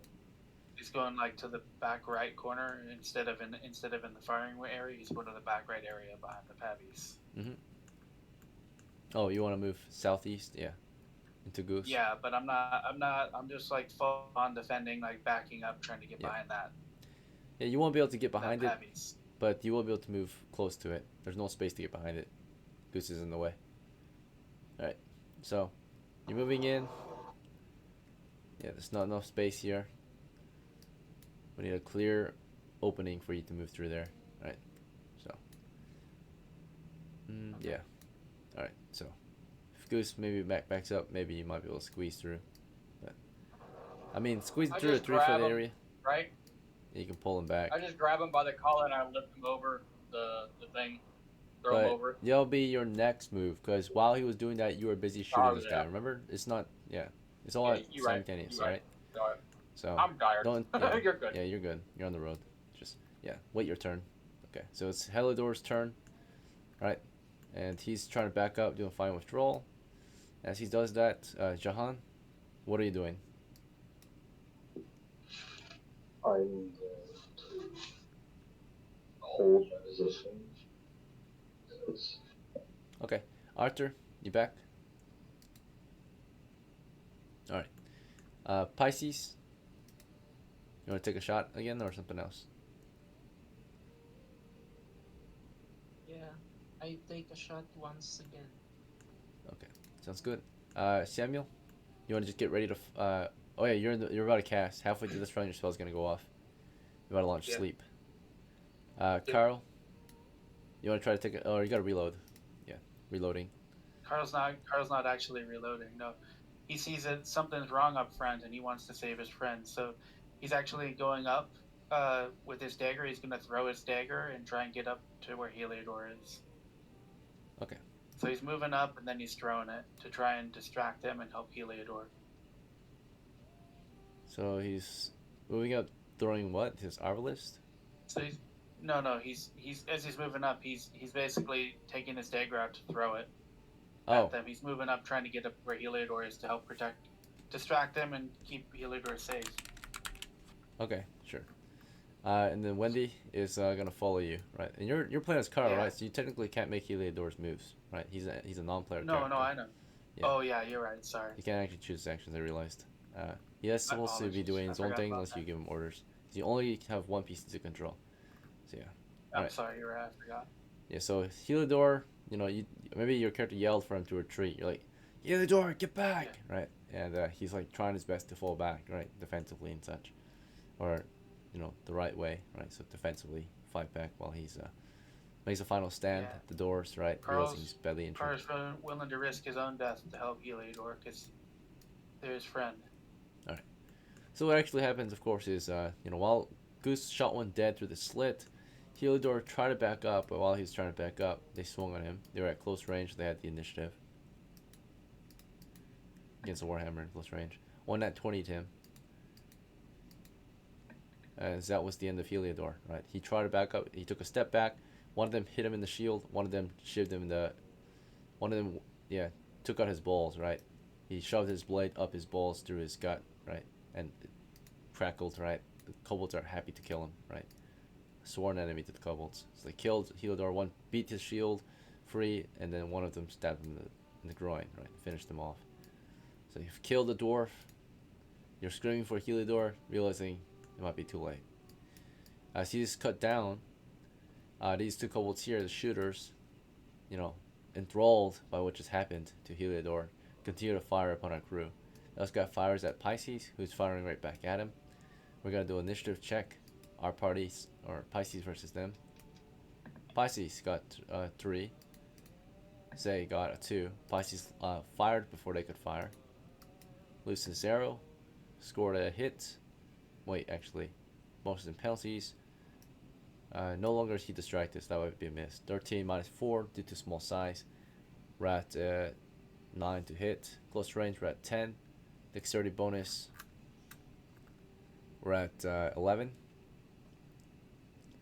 And that's all bonuses and penalties I think we can apply. So Pisces will miss the shot, right? So missed the shot. The enemy returned fire. The dexterity too. Yeah, we did dexterity bonus as well. So +1 from dex, +1 from short range. I don't know if there's. Oh yeah, high ground. I guess you got high ground bonus as well. You're taller than them. See a lot more of them. So yeah, you land a hit just barely. Actually, good call.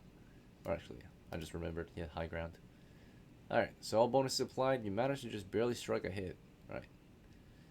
Let's see. So you got that one killed for sure. Certain death, more than likely. Yeah, he died. He only has up to 4 hit points, so 5 is instant tap. Alright, this guy here, return fire. He's gonna fire at Pisces, right? Naturally, they have a hard time hitting you because you actually have this net in your way. It provides you concealment, so it's hard to see you through the net. Hard to shoot through the net. Alright, so that 8 gets a +4 because you're a large target, but -4 because it's a net in the way. So I went back to 8. +1 due to close range, we're at 9. -1 due to low ground, so we're at 8. No other bonuses or penalties to apply, I think. So it's a misfire. Okay. JEHAN was holding his position. Carl was moving up, throwing his dagger. Did you want to throw the dagger at the kobold? Or where did you throw it? At the kobold, yeah. Alright. And give him a dagger. Let's see. You rolled to hit, you moved, moving throw, penalties applied, misfire, you hit the wall. And you gave him a free dagger. Daggers are not good throwing weapons, by the way. Let's see. You might as well use a rock. Alright. Let's see. So we lost the dagger.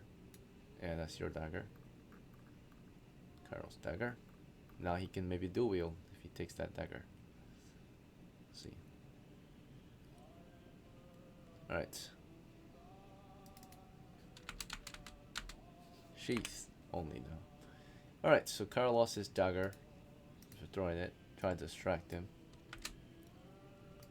Well, kinda worked. I mean, they're already distracted, right? These two are killing Heliodor. This guy shot at Pisces. missed the shot, right? Possibly I had to line up against Samuel, actually. Let's see if he hit Samuel. Complete miss, right? Alright, for surely it was a complete miss. Automatic. Also, Carl had been moving up to throw it because it's probably too far away to hit from where he's at. So he would have been going up there trying to provide an extra target to, you know, so that they would maybe not go for Heliodor, and then he would have thrown it. So you would have squeezed It would be between Arthur and Pisces, half your movement. Oh, There's not a lot of space here. yeah, It's only that's- about 2-3 feet. You would be squeezed. Yeah, it's fine by me. Yeah, no, that's what I would have done trying to save him. So Alright, so you squeeze through here, you forced Arthur out of the way, right? Arthur doesn't seem to want to resist. He's out of it, right? Maybe he's thinking about his baby or something. You squeeze past him up here, and then is this as far as you want to go, or do you want to squeeze between Jehan as well? I would have actually gone up to where Heliodor is. So Okay. And your yeah, movement speed is 20 feet, I think. So this was 5, and then this was 10, or 5, 10, 20, or 15. Because moving through tight space is double the movement. Yeah. And And then, yeah, you have 20 feet. So that was it. This as far as you got, pretty much, okay, this round. okay. Okay. Alright. That should wrap up this round almost. We gotta go off of sleep. Pisces, did you take a knee after shooting? Alright, I guess not. Carl, did you take a knee after shooting? Yeah. Oh, he did? Okay. Yeah, I would have. Yeah. Okay. So you ran up there, Clear got the behind the line of wall, fire, took a yeah. knee. Allowing Samuel to see his targets. He launched the sleep spell at the targets he can see. He was able to see 1 kobold, maybe 2. Yeah, just barely this guy too as well, after killing Heliodor, right? So 2 kobolds were spotted, and they make a saving throw. We're not gonna roll 2d8 because there's automatically 2 affected, right? So, and they both failed. So they both go to sleep. They hit the deck, and the remaining kobold needs to make a saving throw versus morale, right? Morale check. Fails, right? As the battle dwindles on, right, or the battle's won, basically. They killed Heliodor, but this last guy loses his courage, right? He sees 1 kill. He's holding in his hands 1 pair of balls and runs off with it to prove to his friends he got a kill, right? So, took the balls of Heliodor, The fuck? and then the rest of the crew wins the battle, right? So we lost 1 kobold, he got away. But the battle's over, and we have 1 casualty. Right. We'll take a small little break. We're at 2 hours. Take 5. Get a drink. Take a breath. Right. Get some fresh air. I'll see you guys in 5 minutes. Good job. We won. Cool. New item unlocked. Balls of Heliodor. Alright, so we're gonna continue forward. Just move the dead guy to the side, he doesn't matter. And then we get to Carl's upset. Heliodor mattered. I tell Carl if he's gonna be Yeah. emotional, he can get the fuck out of here. We're about to die if you get emotional. We continue forward. I'm out of sleeps too. Why'd you use sleep? There was no reason to use sleep there. We might hit 60 plus in a second. Or, well, 40 plus. It's alright. So I'm going to take point. Get my sword and shield back out. And we're going to proceed inward. Hopefully it's just, 1 or 2. He's retreating. So that means... we're going to get in there. And hopefully nobody blocks our way to continue forward. Should I keep my range out, sword, or keep my spear out? Are you in the front? I'm in the front. Oh, I was gonna Alright, say I thought Goose was gonna be up front since he's got so Shield, much the HP. spear. Yeah. I'll be at point. He'll be actually. Usually that's how we do it. 2 shields up front protects from a lot of things. Yeah. So when we get past this entrance, okay, what's going to happen is more than likely we're going to check our corners. Maybe there's some treasure in the corners. Probably not. Probably just weapons and ammo. We're going to continue straight back, and on the way out, we will investigate. I'm gonna go use the bathroom real quick. So is everybody cool with that? Yep, sounds good.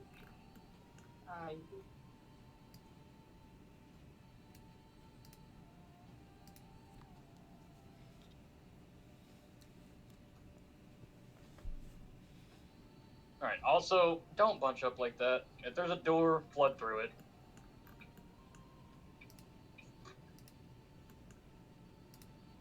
Did you hear all the problems we were having by having everybody, like, mushed up like that? I think all DM has to do is start using some grenades, and then we'll learn. People will stop doing that. Luckily, these guys are level 0. Once we go through these doors, they're probably level 1. So they're likely going to have grenades.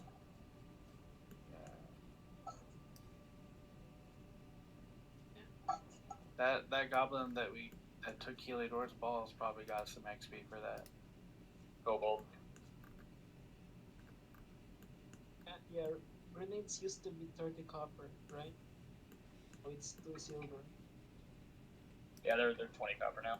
You can get a high explosive, like a heavy grenade for 40, or a light explosive, which is like a 10.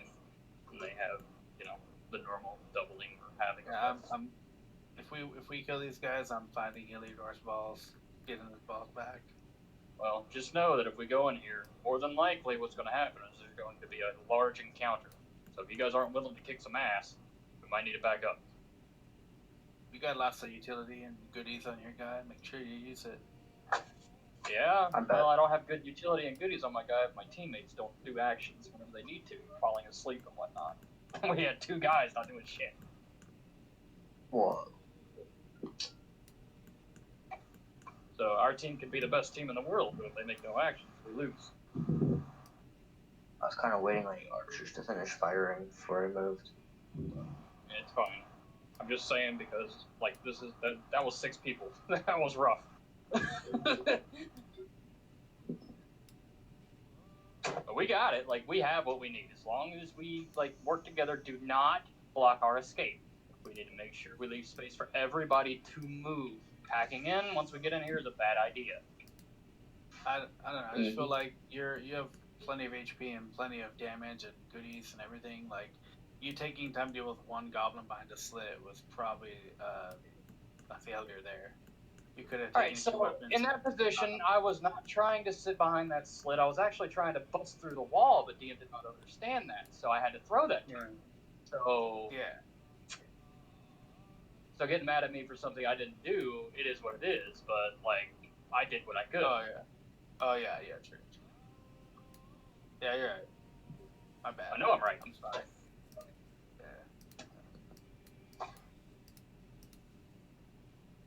Plus, I'm trying to let you guys get some kills. Because what's the point if I do everything? Well, we get XP for it too, but yeah. Yeah, but you don't have fun. I mean, living is fun. He's got a point. But from this point forward, this is more dangerous. The Just so you mercenary guys died, know. right? No, the merch's still there. It's just our that was his spare guy or whatever. The retainer. Alright, gentlemen, the break is over. Let's get back into it. We just finished the battle list now, and we can continue our exploration, right? We've cleared out quite a bit of the kobolds, just 6 of them, right? And we've made good progress. We've taken the, we finally have cleared them of their wall and gate, right? We've gained access into the next area. So, moving forward, what is our move? Goose is gonna go step forward with his sword and shield out, and he's gonna proceed safely or quietly or whatever you want around the corner, checking his corners, the left and right, and we're gonna continue forward. I'll follow him.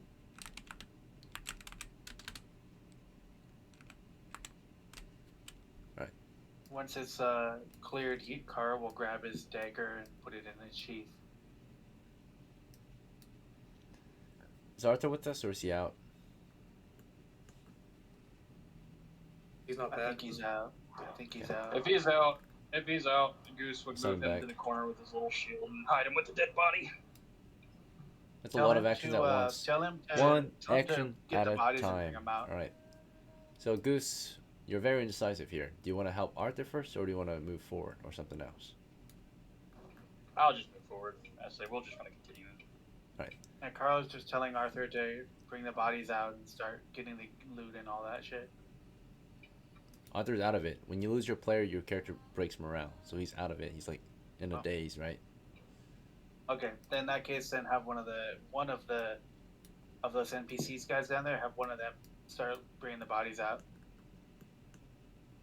You only get one action, brother. So is Carl gonna advance and get his dagger, or is he gonna fall back and give orders? He'll give words. Sorry, my bad. Okay, so If moving that forward, takes- if you guys are indecisive, that will cost you your action. You will actually do nothing for that turn, all right? Just a heads up. Yeah, I right? can take that. So we Yeah, I gotta can start take being that more penalty, so- decisive, okay? And if there's information you don't know and you want to know, that so you can act on it better, you have to ask. You have to ask questions, right? I'm only gonna tell you what you need to know, what you want to know, right? So, all right.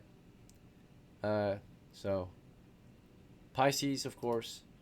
Do you want to start advancing with the crew or something else? I start advancing with the crew. Okay. Then Samuel.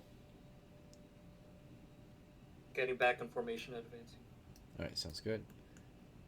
Then Wendy's an NPC. She's gonna follow Carl.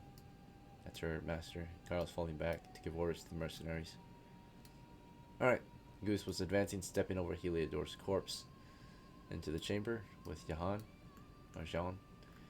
And so far it's clear. As you step into the intersection, you look east, you look west, you look north. All right. Well, for Goose, you peek east as JEHAN peeks west, clearly to the front. 30-foot tunnel or 20-foot tunnel past the intersection led into a corner, 10-foot corner area with, or an intersection actually. West is a door, east is a tunnel, right? We don't know where that guy went. Okay, so see, so far it seems clear. To the north, as you peek east, it's clear. There's a pile of sling stones toward the east. But otherwise, the position has been cleared and abandoned. Little to no valuables, at least to the east, that can be observed. Same toward the west. So, Goose, you want to proceed north, east, or some other way? Or west? Proceed north. JEHAN, you want to check out the west? Check out what's in the corner over there, or do you I'll follow. follow Goose? Okay. Alright, Pisces, as you advance with the party, you want to just follow them to the tunnel north? I Or take the dagger. Yeah, take the I dagger? take the thrown dagger and follow. Okay, you'll take it for now?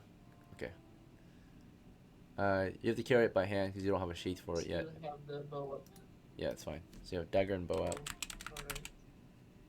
You can give it to him later. Alright. The enemies have weapons if we're interested, right?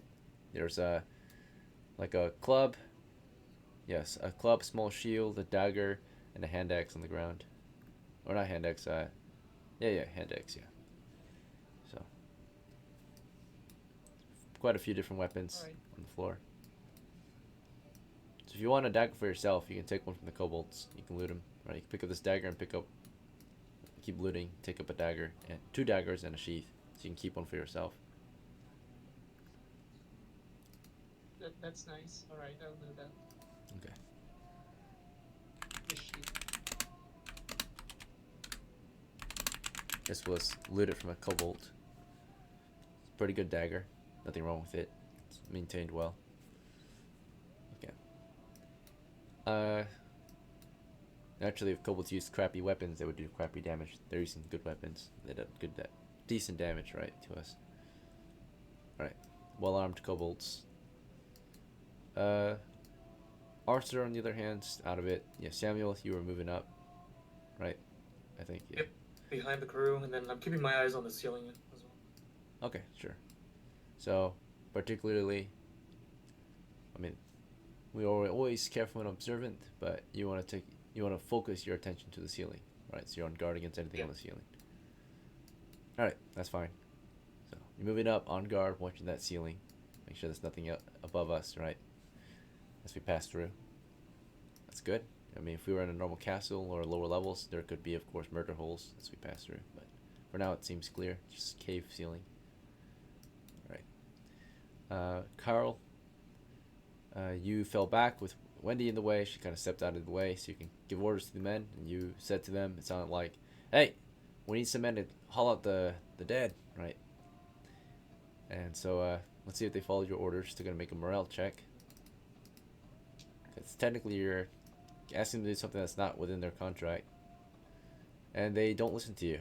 They like chuckle and say, "What?" and say, "I'll do it for a copper piece." You know, one of them says, right? But they're not being paid to hold out your dad typically. So they're here to man the position. Wendy. So, for sure. Anything Carl else is looks at extra. Wendy. Can you pay them to bring out the goblins and Heliodor, please? Let's see what Wendy says. She reacts negatively and says, "No." She says, I don't want to pay them any copper, right? Understood. Maybe we can do the job ourselves, right?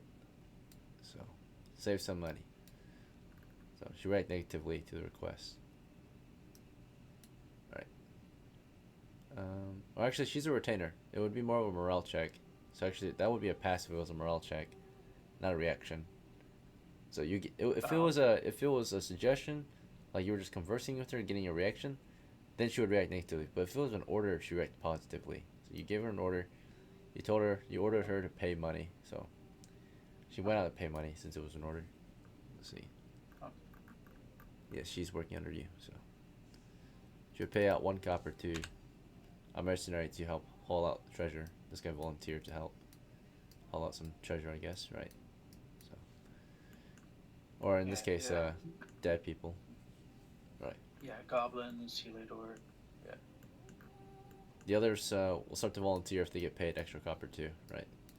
So she hired 1 just now to help haul out treasure, do a labor task.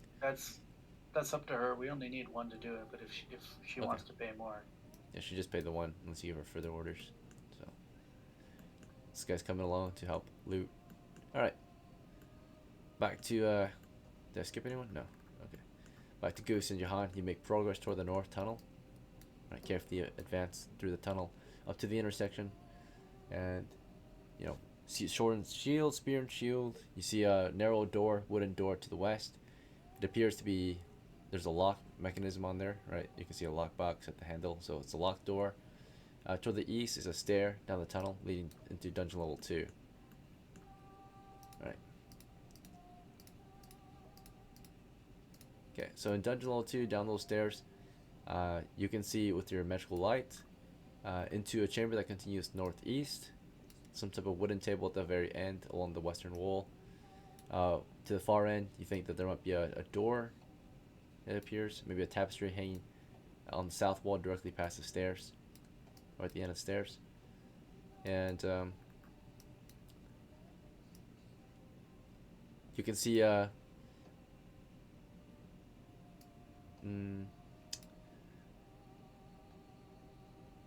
can see that's about it at the moment. Yeah. So the area seems clear. It's a clear cavernous chamber down there. At the moment, at least. How would you like to proceed? I'm gonna move to where that door is on the left, or on the west. I'm gonna go ahead and I'm gonna force doors to see if I can open it. Okay, you just want to like, kick it in? The hinge is Yeah, on yeah, see the if I other can break side, the lock. so it'd be a kick door. Oh, you want to Yeah. break the lock instead? Yeah, see if I can break the lock. Well, by kicking it, right? Just break it straight off because of sandstone. Okay, so you want to kick the... What would you kick then? The door itself, the lock, the hinge area? I'd kick the lock side below the lock to try to buzz it because that's the weakest side. Yeah. Right? Okay. Chances are I could it pop open. Alright, so you kick toward the lock area, but not directly on the lock. Yeah. Jahan, do you want to just Correct. provide cover to the east then for now, or something else? I want to move back out of shrapnel range. Move back at a what? I want to move back out of shrapnel range. Okay, so out of shrapnel range, so 5-10 feet back? Yeah. Okay. In the meantime, Pisces was looting, and then Samuel, you made your way in. Did you want to loot with Pisces, or did you want to go after Jehan and Goose, or something else? I want to go after them. Okay. I'll be at the corner, and I want to keep an eye on the Northeast? eastern hallway, yeah, towards dungeon level 2. Okay. Jehan will just back up to safety. If you want, you can take cover behind a wall too. That's fine. So you kind of ran to cover. And Arthur's still out of it. Then Cairo, of course, finished giving orders, and from there, made his way back, right, with Wendy and with their higher on. Their porter. Carl would take the dwarven shield and sword of Heliodor and say that he's gonna go and avenge Heliodor using his weapon and armor. Yeah. Sounds good. Yeah, you're pretty mad about what they did to poor Heliodor. Okay. So meantime, back over here, Goose kicks the door in. See if he gets in the first try. Alright. First try, it's you are able to damage the door. So the door is damaged, right? You can hear it like crack under your forceful kick. And for the lock mechanism, it is also damaged. It's like loose now, right? Like you kicked it and loosened it. So maybe one more kick, it will pop off, right? The door itself might be splintered a little bit more, maybe become even broken, and of course the lock mechanism might pop off, right? So you kicked as hard as you could. You saw like the door frame around it like splinter a little bit from that one kick. The lock, of course, loosen a little. It's like attached to the door, of course, but maybe loosened due to the breaking of the wood, right? The lock itself is fine, technically, because you didn't actually hit it, but the wood around it is what's damaged, right? Yeah. So, give it another kick. Also, that's a big kick, so noise check, clear. We don't hear any immediate response after kicking the door the first time. Second kick, right? Ready for the second kick? Yep, bang bang. Alright. Clearly, yeah, the door has now broken, right? And the lock thing is still kind of there with the handle, or it's still on the door, but it's basically you broke it out of the door frame. So where the metal was in the door frame that held the lock, that part kind of popped off, right? Due to the wood moving, it splintered and everything. Yep. So you didn't exactly break the lock itself, but you broke through the wood around it, right? So kick that door in. And not to your surprise, it was trapped. Right, kicked it in, tripped the trap. They prepared accordingly behind. This is maybe their final line of defense. So you kick the door in, boom, explodes on your feet. You tank the hit. Let's go over the damage. I forgot to double check the damage real quick. Let's see. So siege weapons, shrapnel grenade goes off on your feet. All right.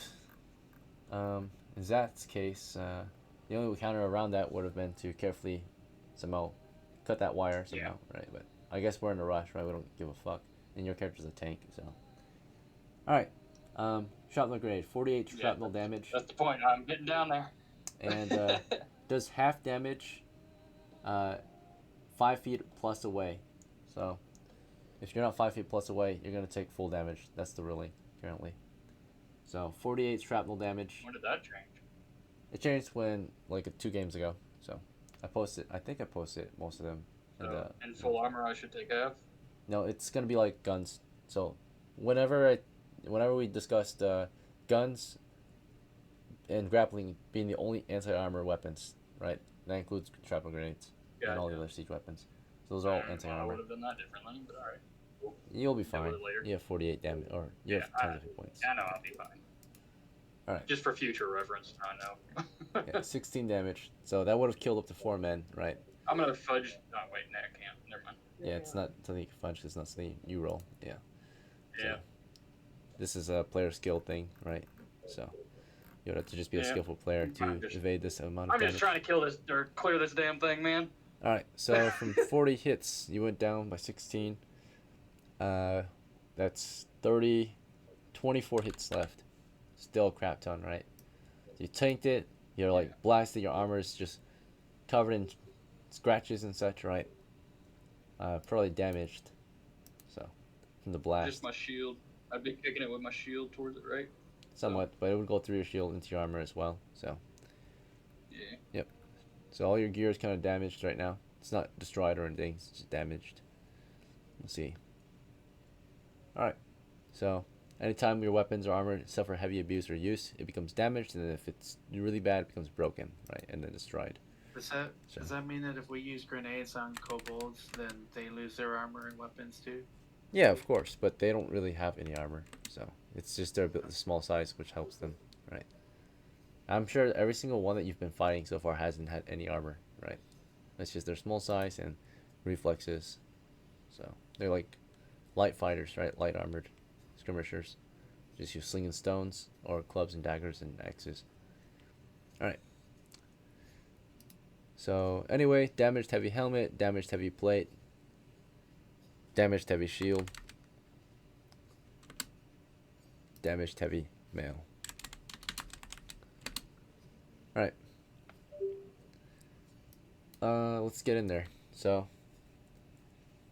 Goose moves in on his own after kicking the door, or yeah, they're cleared of the door. There's nothing behind it. But so you cleared it immediately. You just charge right through. Or do you What want I to wait do for your guys? is, yeah, I go ahead and charge right through. Okay. What is the? Well, never mind. I can't ask. Just continue. Okay. So we're finally at the actual lair. So let's check their roster today. See if they're ready to the final stand here. Wow. Okay, we have a good chance to finally beat the kobolds in this area. So How many was it? I couldn't see. it was 13. Well, it doesn't really matter when I kill them all anyway. Yeah. So 13. about half are melee, half are missiles. That's pretty usual. Mm-hmm. So they're making their final stand.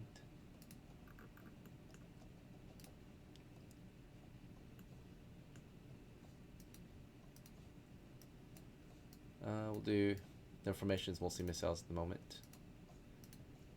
So like I said, 13 total. About more than half are missiles today. And then the others are melee. We'll also have to count for the chieftain and the bodyguards too in a moment. Yeah. Yeah, so. Of course, I wouldn't just run through there, Dan. You know that, right? Like I'd look around first. Let's see.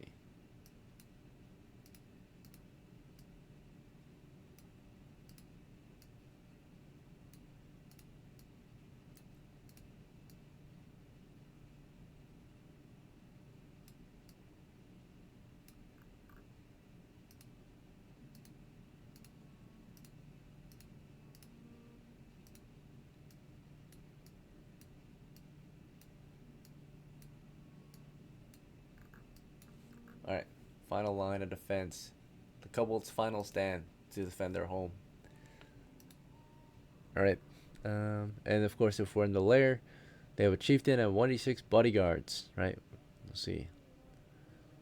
Bodyguards are like level 1 kobolds. They have 1 hit die plus 1. So, but they're slightly better than level 1 kobolds. Level 1 kobolds just have 1 hit die. These are bodyguards. So, let's see.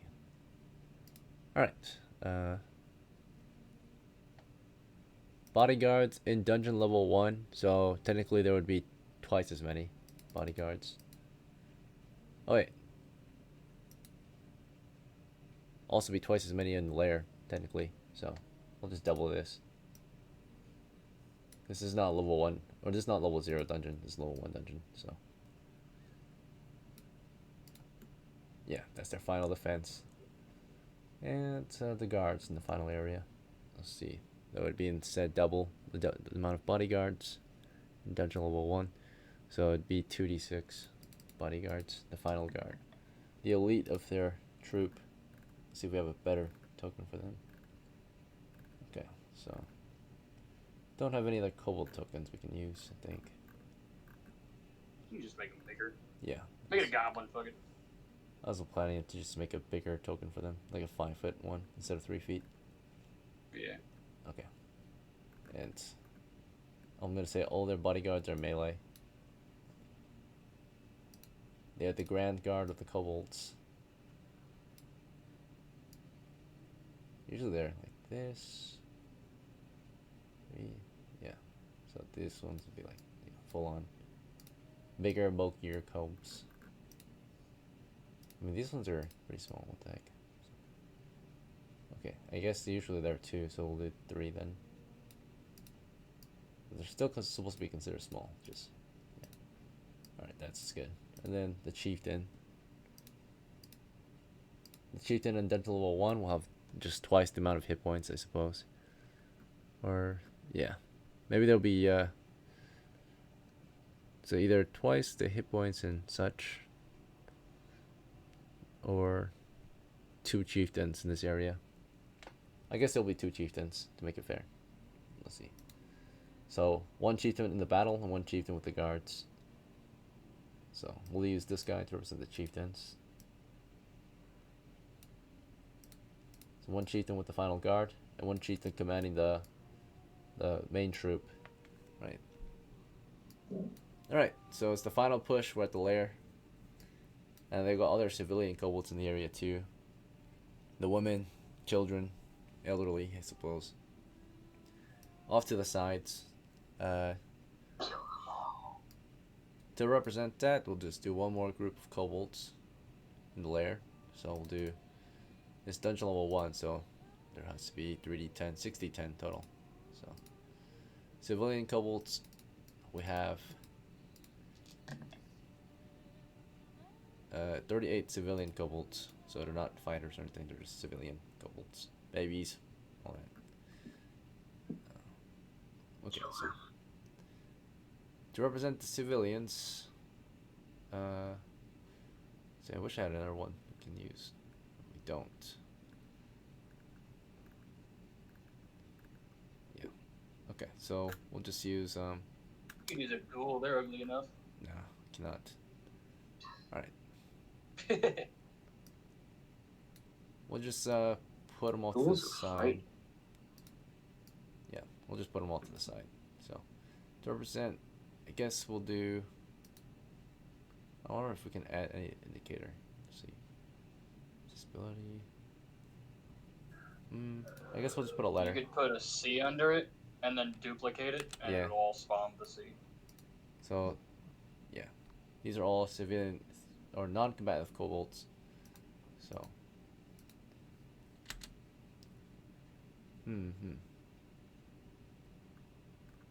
I could just grab a new token.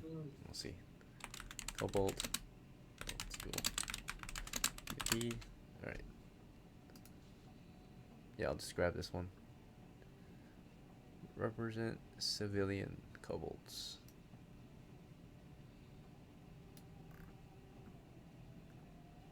Oh wait, I should have another one. There should be another one in here already. Let's see. Right here, yeah. This is it. This is it. Alright, that's the civilian kobold. So there should be 38 civilians. With treasure worth 5 coppers each, right? Some of them might even be babies, right? But the money in that case will just go to the family. Or the mothers, so. Let's see. So to represent that's where the 38, profit opportunity is. we'll do, yeah. 6 here, 6 there. Another 6 over here. Alright, that's already 24 right there. 24 civilians. Okay. There's 30. There's 36. And the final 2 civilian kobolds. Just be right here. Yeah. And yeah. So say they probably have some babies with them as well. So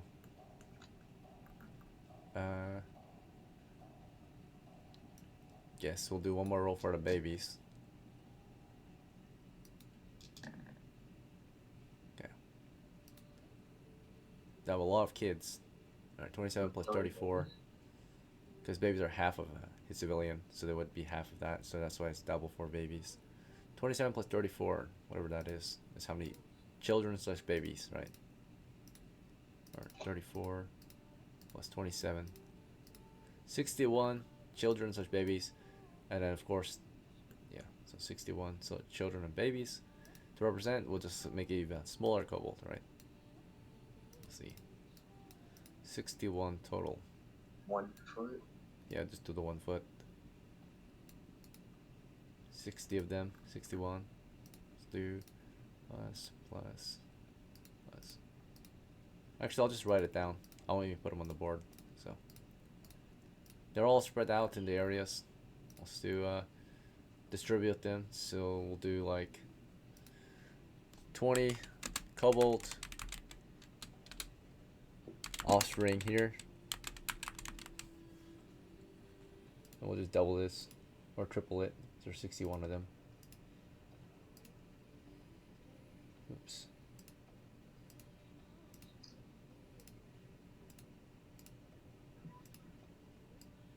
The children are so scared for their lives. Alright. But how much XP are they worth? You have to kill a lot of them to get any experience out of them. So, they're worth very little XP. Oh. Like, you have to kill like 4 babies just to get one. Good thing there's a bunch of them. Or 2 babies. 2 offspring should get... Yeah.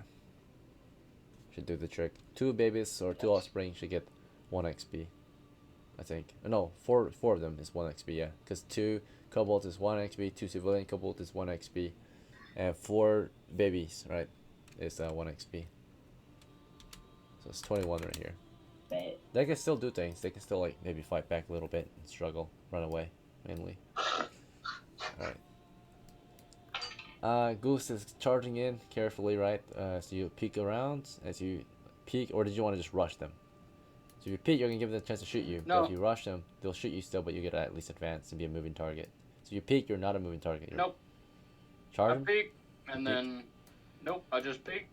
That's what I do, and then I go right back whenever I see what I see, and I throw my shield.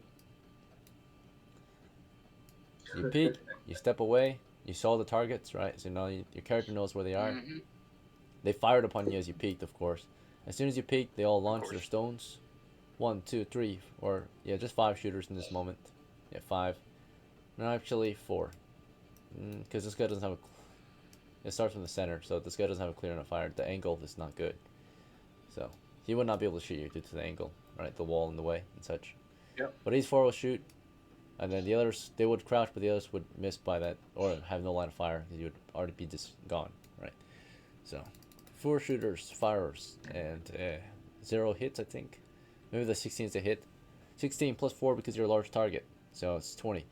And then of course, heavy shield blocking. But I have half cover. Yeah, plus half cover and all that. No chance. You block, or you got out there. So, you stepped away. You want to throw your shield in there? No, throwing it on the wall. I'll throw it at the wall. Like, what do you mean? Which Yeah, I'm wall? just like tossing it on the wall because I'm about to grab my grenade out. Like I was doing it quickly. Oh, like, okay, just quickly dropped you know, it, immediately yeah. grab a grenade out. Okay. Yeah. Grenade. Throw was the wrong word. Sorry. Yep. Shield. And I light that ground. bitch and throw it. Slung, heavy, shield. I have to take note of that. Yeah, you're good. Alright. Items been dropped. This is long, damaged, heavy shield.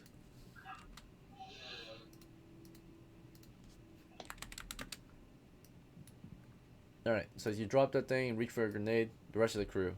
Starting with Samuel. What's your move from here? Moving up behind Geese. Alright, you can run up to 20 feet, or maybe 30 because you're a light footman, so easily can catch up to him. You just want to be directly behind him? Or did you want to take a different position behind him? Yeah, put me more towards like the towards East? the east. Okay. Make room for the others. Yeah. Okay, sounds good. As Jehan, you want to advance? Get back up there. Yes, I want to advance. All right. Pisces, after finishing your looting, what's your next move? You want to go after the crew? You want to toss Carl his dagger, or something else?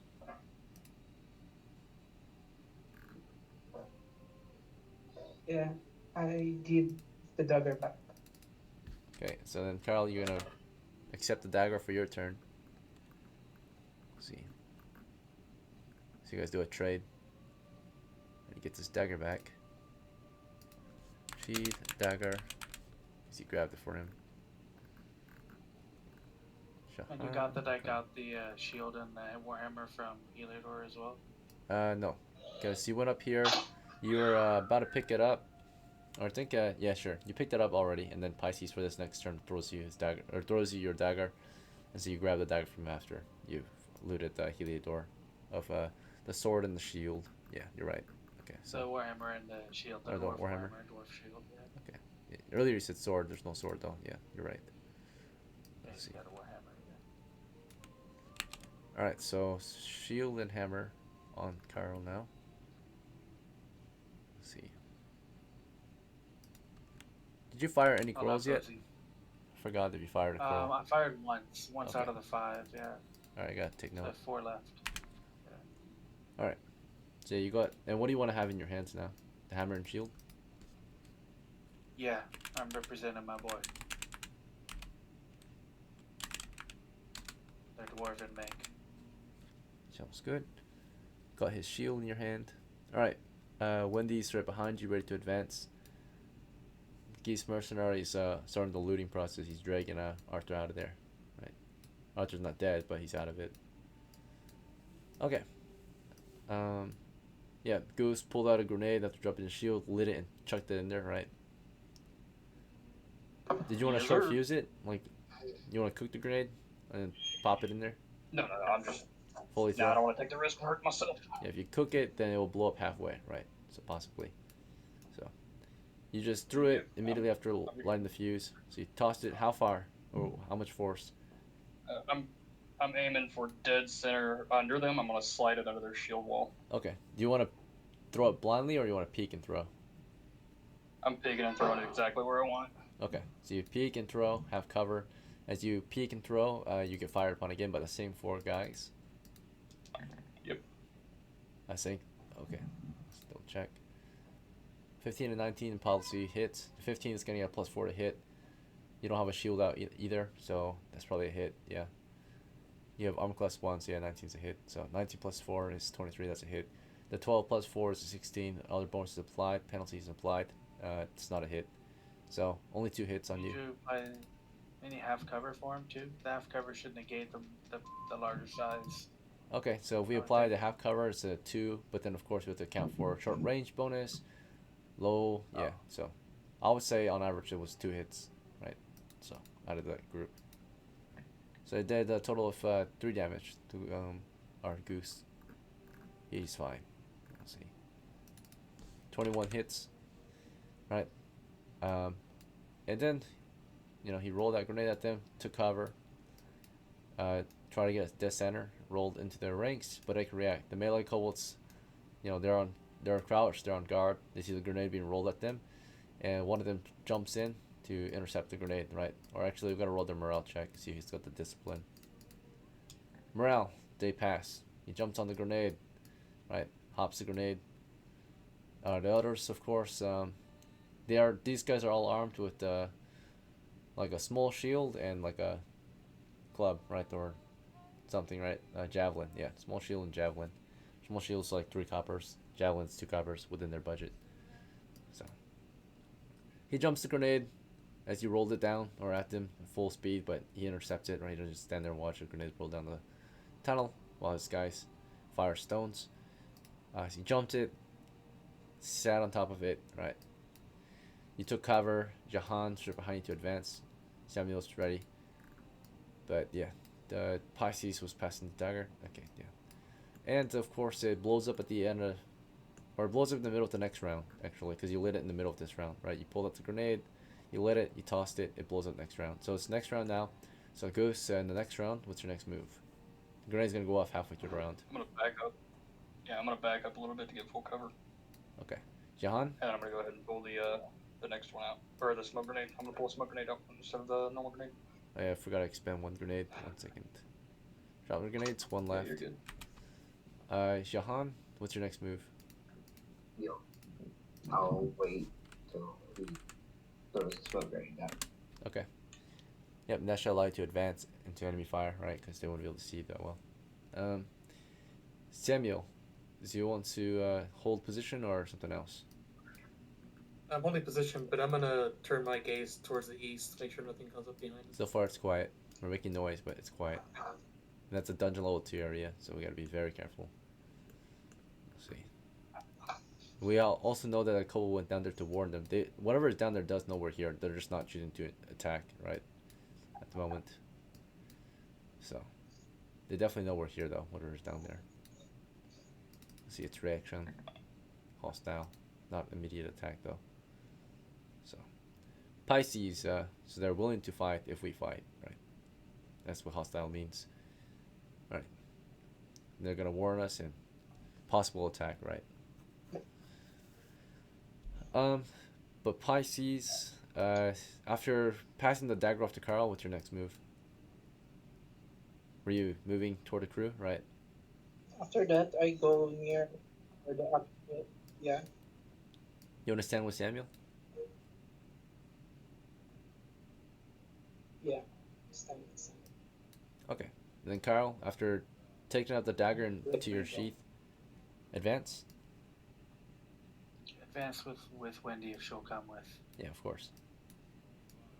Alright. So, yeah, smoke grenade's been pulled out. Grenade goes off, right? I mean, one of them jumped the grenade while their melee, you know, just braced, shields up. And the blast is 10 feet. So, it's all 10 feet for all siege weapons now. Just all 10 feet. Let's see. That's it. So, if you read it in the rules section, it says shrapnel is shrapnel half damage at 5+ feet, right? So if you're over 5 feet from the main blast radius, right, then you're gonna take half damage for sure. That's the only counter, and of course all cover and concealment helps, or all cover helps as well. We'll see. But here's the blast from his position. Let's see. Okay. We have a 5-foot main blast zone, and then of course the outer radius is 10. Right.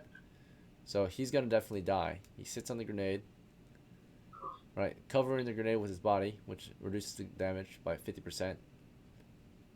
And of course, this guy's in the outer radius, so he's gonna take 1d8 damage, no saves, right? Or actually, he's crouched. Defense, he's got a shield, he's got some cover, so 1d4, yeah. Sorry, it's the d4. So he took 1 damage. He got nicked by a piece of shrapnel. And did that kill him? Nah, they just nicked him. So he's fine. Right, you just get nicked by a piece of shrapnel, concussive force. This guy blew up to smithereens, right? The shrapnel filled his body.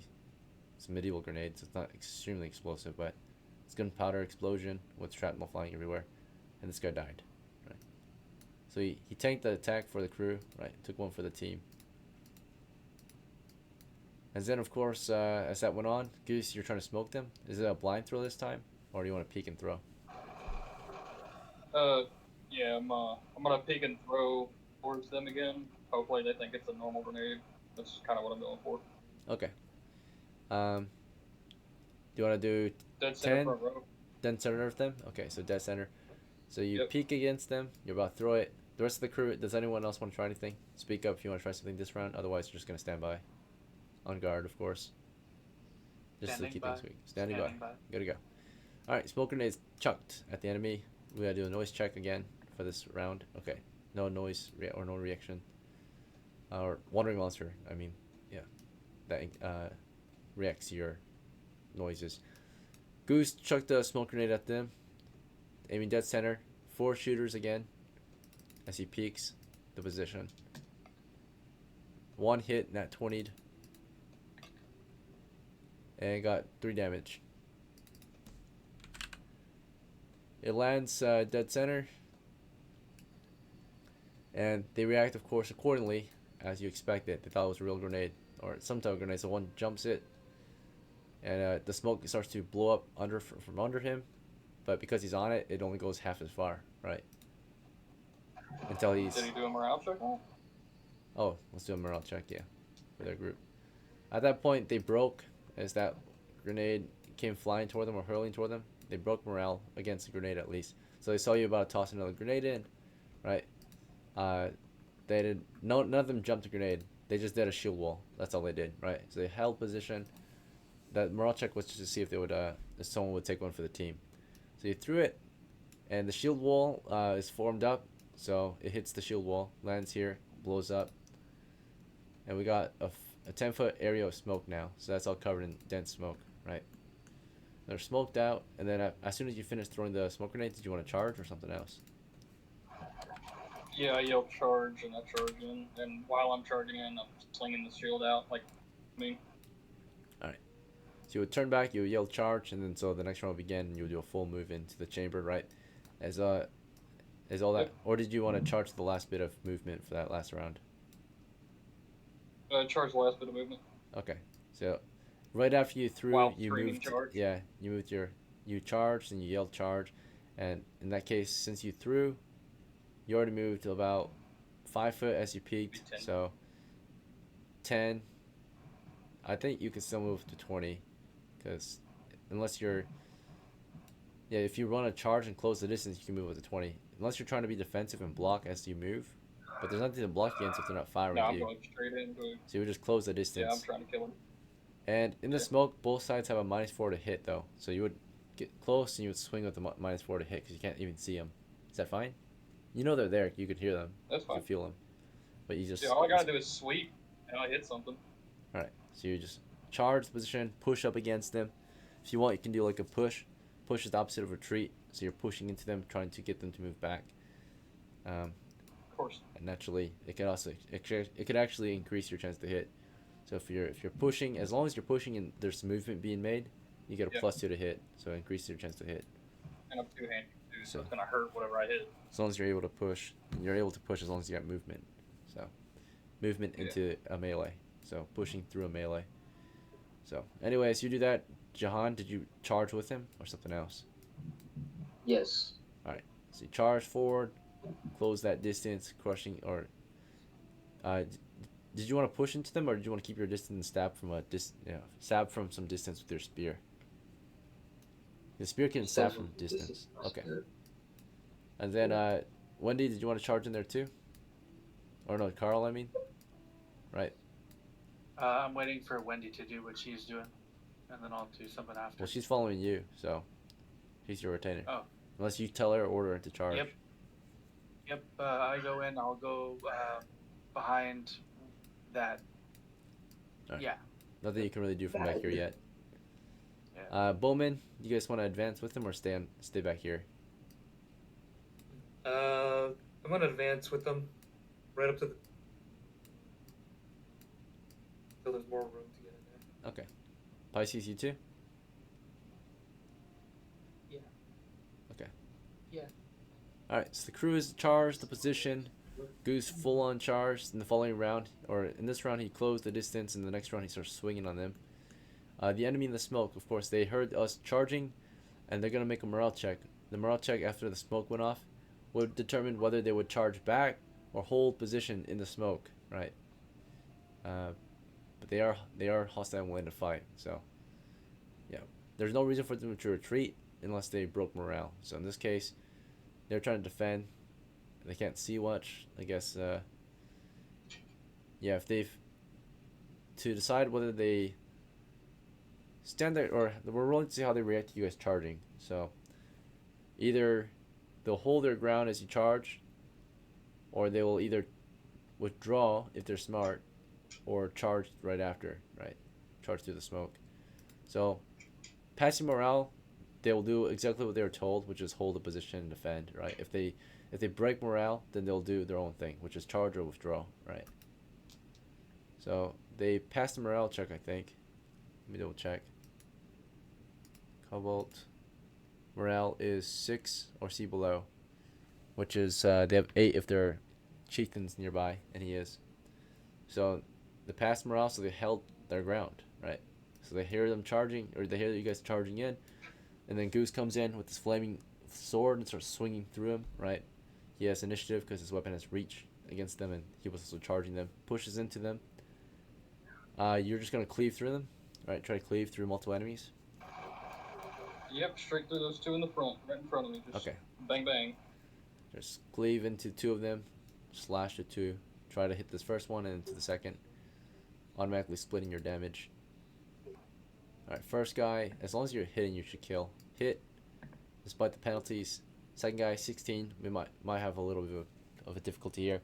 16, minus 42, not able to see, so we're at 12. Target is small, so we're at 8. You're pushing against them, so we're at 10. Strength bonus and magic applied as well, so we're at 14. Any other bonuses or penalties don't affect us enough to make any changes. It's a hit. So you cleave through 2 of them easily. Charge them to the smoke, cut down 2 with your fire sword, right? JEHAN, of course, charge the position, blindly spears through their ranks. Do you want to try to line up a double kill as well? Yeah. Okay. So, first guy. So yeah, the only requirement to line is as long as there's a lineup. There's an actual lineup. So, in this case, you will, from where you're standing, you can't see them, but maybe you can line up a attack between these 2. Yeah. So, first guy. Bonuses and penalties applied. That might be a miss. Yeah, 15. -4 due to small target. -4 due to can't see. So that's 7 already. 7. Yeah. Plus your strength bonus, if you have any. Which you do. 16 strength. So it went from 7 to 9. High ground. We're at 8.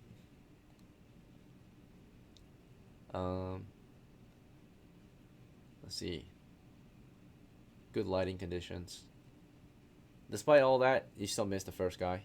Second guy, also a miss. Yeah, clearly. So you stab through the smoke. You don't feel your spear touch any of them, right? So you blindly stab through the smoke and just felt no impact. The enemies, of course, do a counterattack. As our Flame of Command sword chopped through 2, the kobolds are brave still. They haven't lost morale or anything. This guy ran forward, crashing into Goose and tries to shiv him, right? With a javelin. Nat 1. And in this case, I'm going to say he tripped up on his friend and fell prone, right? Just can't see a thing. So he fumbled in a blind area. So Goose, you feel Did he one fall like... on his dagger? No. He's not alive or anything. It's not... Yeah. No, he can't kill himself from a fumble. Alright. It's only something that... Yeah, he's fumbling, so it's supposed to slow him down. Make it easier for him to be hit. That's it. He went prone. Yay. Tripped over. Yeah, you can't kill yourself on a fumble. That would not be fair, because imagine you guys kill yourselves on your fumbles, right? It's only fair if the risk that you take is possible of killing you, right? Like if you use a firearm or a grenade, right, and you fumbled and you drop the grenade and then you blow up. Oh, So. yeah. Yeah. But his action had little to no risk, right? All he was trying to do is move up and stab. So, what's the risk of moving up and stabbing? Not stabbing, or possibly stabbing yourself, but how would you? That's super, like, unlikely, right? So, yeah. Alright. These guys also charged, right? They got up from crouching. They charged JEHAN, or Jean. As long as they can land that hit. Alright. One of them might have landed a hit against such a large target. Right? You stabbed, so you opened up your guard. One of them got past your guard, right? And of course stabbed into you with his javelin. Lands 1 damage into you. Right? So maybe just nicked you, right? Felt a sharp jab, right? In your side. As he thrust it past your shield. 1 damage to our Jean. You have 3 of 4. You're fine. Okay. Shooters. They will have a different reaction to the smoke, naturally. They failed the morale check, so their orders were to fire, right? Stand the ground and fire. Because they failed morale check, they're not going to stand around and fire anymore. Instead, they're going to withdraw. Take a better area, a better position to fire from. So they withdrew. Right. These guys all withdrew from the shooting. And they sent some shooters up. Of course, we don't exactly know that, but they know that, so. Alright, so shooters have advanced. Some of their melee have advanced too. To block their shooters or protect their shooters. Okay. Next round of combat. Unfortunately, the bowman can't do much in the smoke. By the way, smoke will last for, I think, 2d8 rounds. So, we've got... It's already been 2 rounds since it was thrown. Or blew up. So, 2d8 minus 2. It's 9 rounds left for the smoke. We'll just kill these last melee guys within the smoke, I guess. Goose, you want to just keep chopping away at what you can feel? Or pushing Yeah, I'm through the gonna smoke? chop them. So you can hear two to your east. You can try to attack them, or you can just move through the smoke and attack, or push through it and see what you find. Right. I'm gonna pull out a grenade, look for what I can see north. Pull out a grenade and toss it north, or light it and toss it north. Yeah, just straight north. I'm Okay. just gonna blind throw it. Yeah.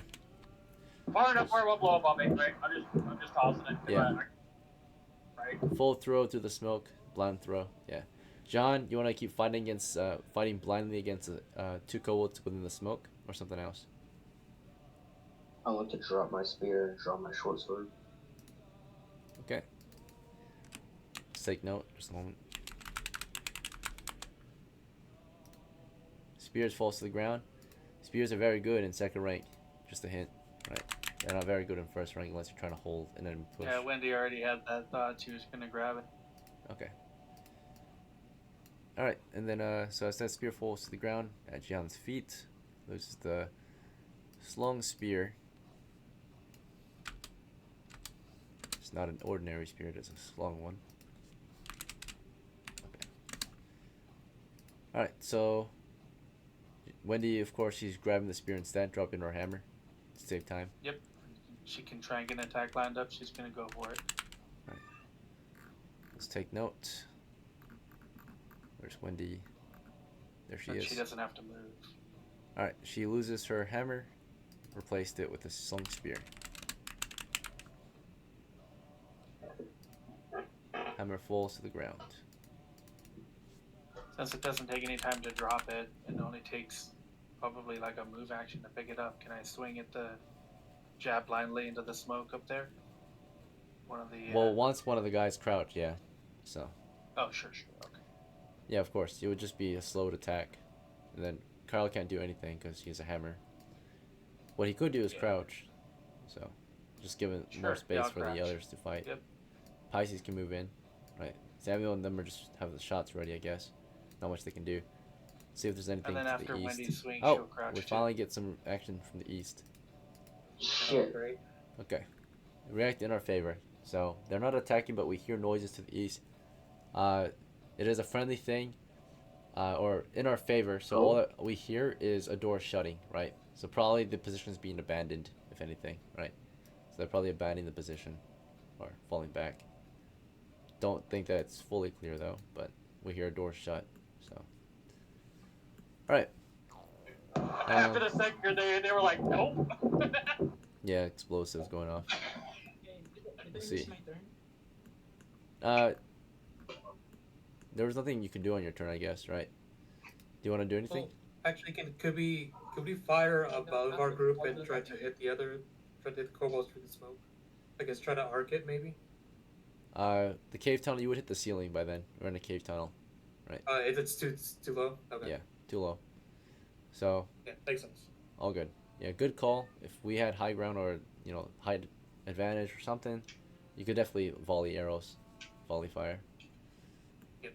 Naturally, if you volley fire too close, though, the damage would be very little, right? So, how volley fire works is you would have to arc it and still it would have to fire quite far, or you would have to still pull back pretty far, and more than likely it would just hit the ceiling and go right overhead, right? So, volley fire, the idea is that you would fire it within yards instead of feet, right? So, like, the minimum would be that you would fire, like, 5-ish yards or something, right, away. So, 15 feet is an arc shot. Because anything less than that and you arc it, that means you didn't pull back far enough, and that means any damage would be futile. It would be little to no damage, right? Since Carl can't do anything on his turn, he's just gonna take his turn just to say something. And what he's gonna say is, everyone, after you attack, the people in the front crouch. Okay, yeah, you're like, giving orders for them to crouch, right? Okay, that's fine.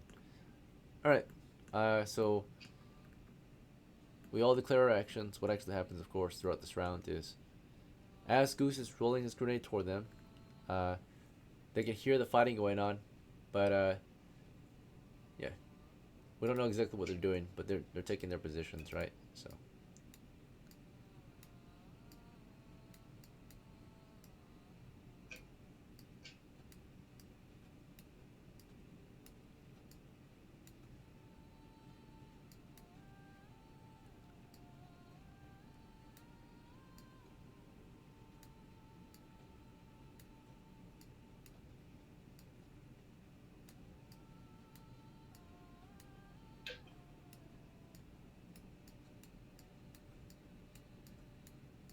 Alright, and then, yeah, Goose rolled it at full force to the north, blind throw. 2 in 6 chance that it does not go exactly where he planned. Alright, it went exactly where he planned, so blind throw northward, right. Was it directly north or north slightly east? I was aiming for center of the hallway, so whatever that is. North slightly east, okay. Yeah. Because you're on the west side of the tunnel, so you would have to throw it north slightly east to get toward the middle of the tunnel. Yeah, I know my positioning by where I'm at here. Alright, you blind through it. They can react as something's being thrown out of the smoke. The shield guys raise their shields. The bow or slingers just ready to fire. Right. John was, of course, pulling his short sword free as he was being stabbed by javelins. Right. They both missed, fortunately, I think. Yeah, John defended himself. So you blocked both hits, then you countered the attack with the short sword. Let me know if you want to roll, but I'm just going to roll at default. Speed things up. Alright. That's a miss. If you want, you can do like a cleave.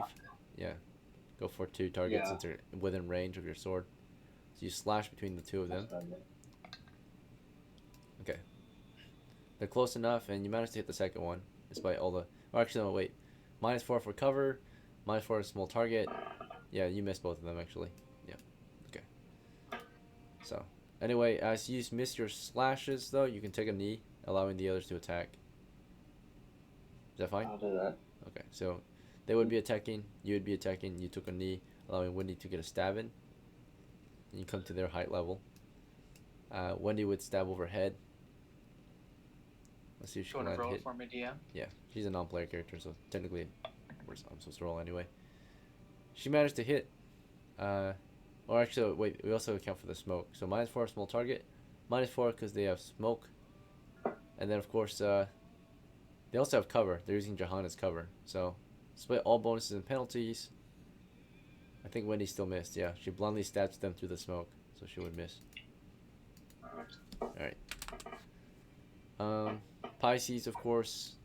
I mean, right after Wendy stabbed, she would crouch. Well, I thought you only get cover from ranged attacks. You can still get cover from melee if you're like hiding behind someone, right? So they're hiding behind. They're pressed up against Jahan, so technically, right? She's stabbing. Jahan's crouched, and yeah, she's stabbing over Jahan into them, I guess. But half their body is still covered by Jahan, right? So they would have cover from, or yeah, about most of their body is covered by Jahan because he's so big, right? Compared to them. Also, would they have penalties to hit while they're in the smoke too, even though there's something ahead of them they can't see? So. Yeah, they have penalties to hit. I don't think any of them hit. They missed.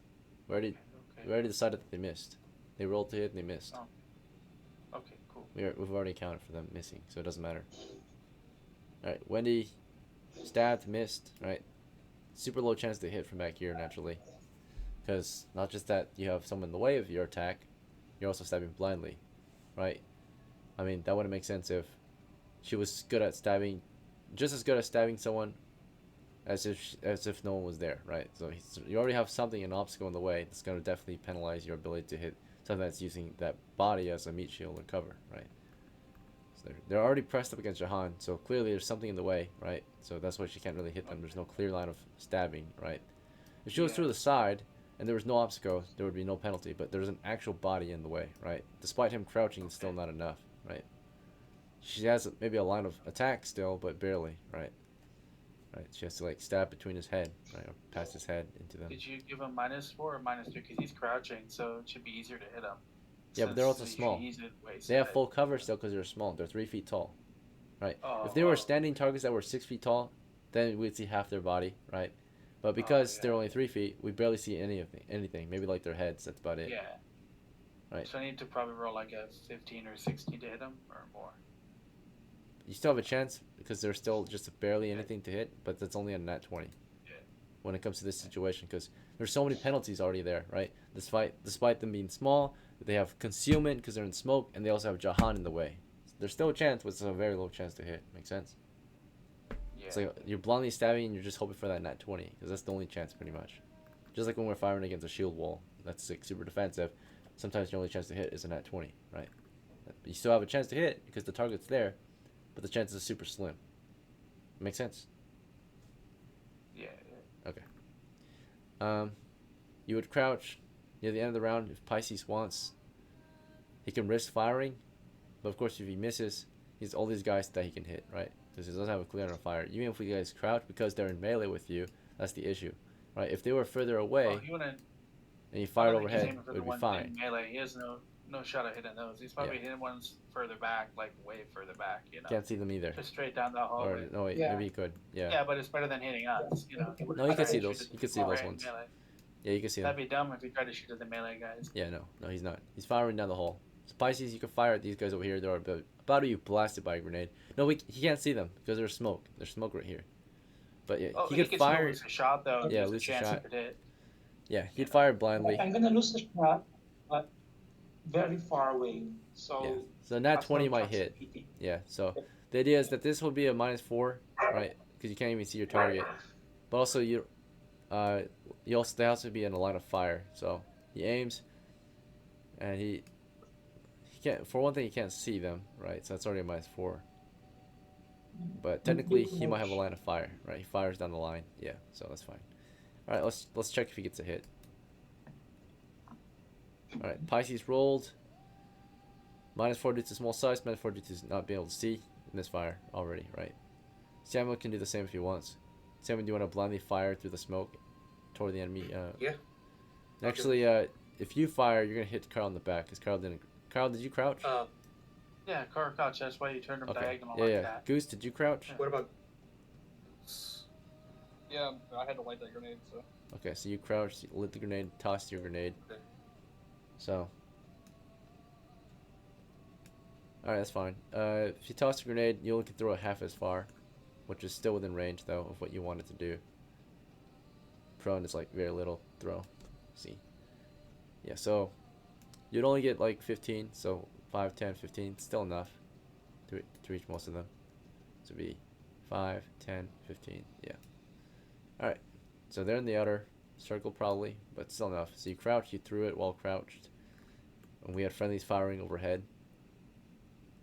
Again, let's hope for a lucky shot. Nope. Misfire from Samuel. I'll keep free any trick ammo, but let me trick ammo real quick. Pisces, down to 9 shots. Samuel, you're down to 9 shots.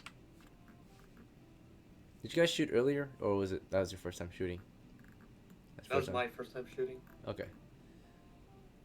Alright. Yeah. Grenade was tossed halfway through this round, so it would go off halfway through next round. I think everyone has taken an action this round. And the enemies have taken theirs, I think. Yeah, these guys took theirs against Jehan earlier. And these guys all decided to just move. And I think they're shooters at this point. Despite them having friendlies in the area, they're going to start opening fire as well. So they're 4 shooters, fire down the line through the smoke. Low chance to hit, but still a chance to hit. 1 at 20 Goose. Great. And got a 3 damage on him. No, 2 damage, I mean. 2. Alright, so you're at 16, Goose. You got a lucky hit through the smoke. This was while you were chucking your grenade as well, by the way. So you were intercepted. See, you were about to chuck your grenade. You get hit by a stone. So I would say in that case. I thought you said they already did all that stuff and it was blowing up halfway through this round or whatever. I thought that's what we were on the next round. We were not on the next round yet. We had a whole long discussion about Wendy for a moment. So we're going down the list. I got you. It's the same fucking round, yeah. Alright. So it's that round that you pulled out a grenade and lit it and threw it halfway through the round. Still that round. We just didn't finish the enemy side, right? Yeah, They all moved, but some of them opened fired in that same round. These 4 fired in that same round. So, and they landed a nat 20 on Goose. Therefore, they intercept his movement or his attack, right? So, it'd just be slowed if anything. So they delay your throw. So you wouldn't throw it until the end of the round, which you lit it and then you threw it. I mean, no, you would basically cook it. Yeah. Yeah, cook it. So it No, I'm you glad would, it didn't cook. because you already threw it at the end of the round. So because they hit you, it'd be thrown at the middle of the next round. So you throw it, it'd blow up like halfway. because they intercepted your shot. Because on their side, that's what they're trying to do. Right? They don't know you're throwing it, but they're just at least trying to intercept our guys from firing back, suppressing our position. So I blow up in the center, and let's see. These two would fire down the hole as well, hoping not to hit their friends, blindly firing. But when you blind fire, you don't get to pick your target. You get whatever targets first. So they have to miss their friends first and then hit Jahan after. So here comes their shots. Back shots, by the way. One got a nat 1, weapon malfunction. And actually no, we're not going to count as weapon malfunction because he already knew the risk he took. He's going to take the most likely risk, right? So what was most likely if he blind fired into friendly, he's going to hit this guy in the back of the head for double damage. It's like the opposite of a nat 20, I guess, right? Or no, wait, it's still automatic. It's supposed to be an automatic miss. So chance to hit his friend. Yeah, I mean there's already a chance to hit his friend. So if anything, we know one of them hit his friend for sure. He's got a nat 1. Instead he has a chance to hit this guy. Yeah, the guy directly in front of him. So swung, spun the swinging stone, and just maybe released it at the wrong time, hit the guy in the back of the head. So we'll check against him. That nat 1 ended up bashing this guy in the dome from behind. Okay. 2 damage to that guy. He only had... Yeah, so he's down. He's knocked out, not killed. But concussed. The other guy fired, landed a hit, I think, right? Against their own guy. 1 damage to this guy from the back. He only had 2 hits. So he gets friendly fired from behind. He's like, what the fuck, right? We're being friendly fired. We'll see. Alright, that's the end of that round. So now it's the actual next round, right? So this is the round that the grenade's going to go off in the middle of the hallway. 7 rounds left here. Of smoke. Grenade blows up in the middle of the hallway halfway through the round, but as the round begins, of course, the enemy continue firing, loading and firing stones. The melee continues here. Carl can't do anything. Wendy will try to spear, right? Bowman will try to Carl shoot. has something he can do. He's actually going to give a command to Wendy. Okay, what's your command?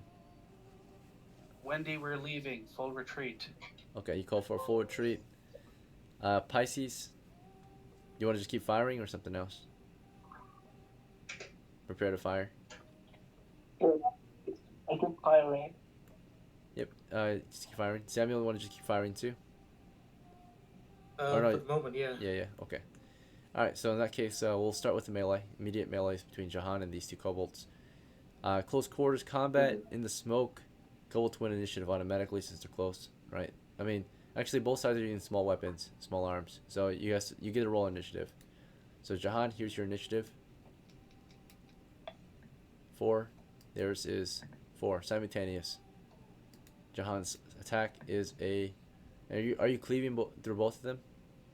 You want to split your attack? No, I'm taking the one with the 1 HP. Okay. So you focus your attack on that one. Alright, that's fine. Let's see. That means all the damage goes against them and no half damage. Alright.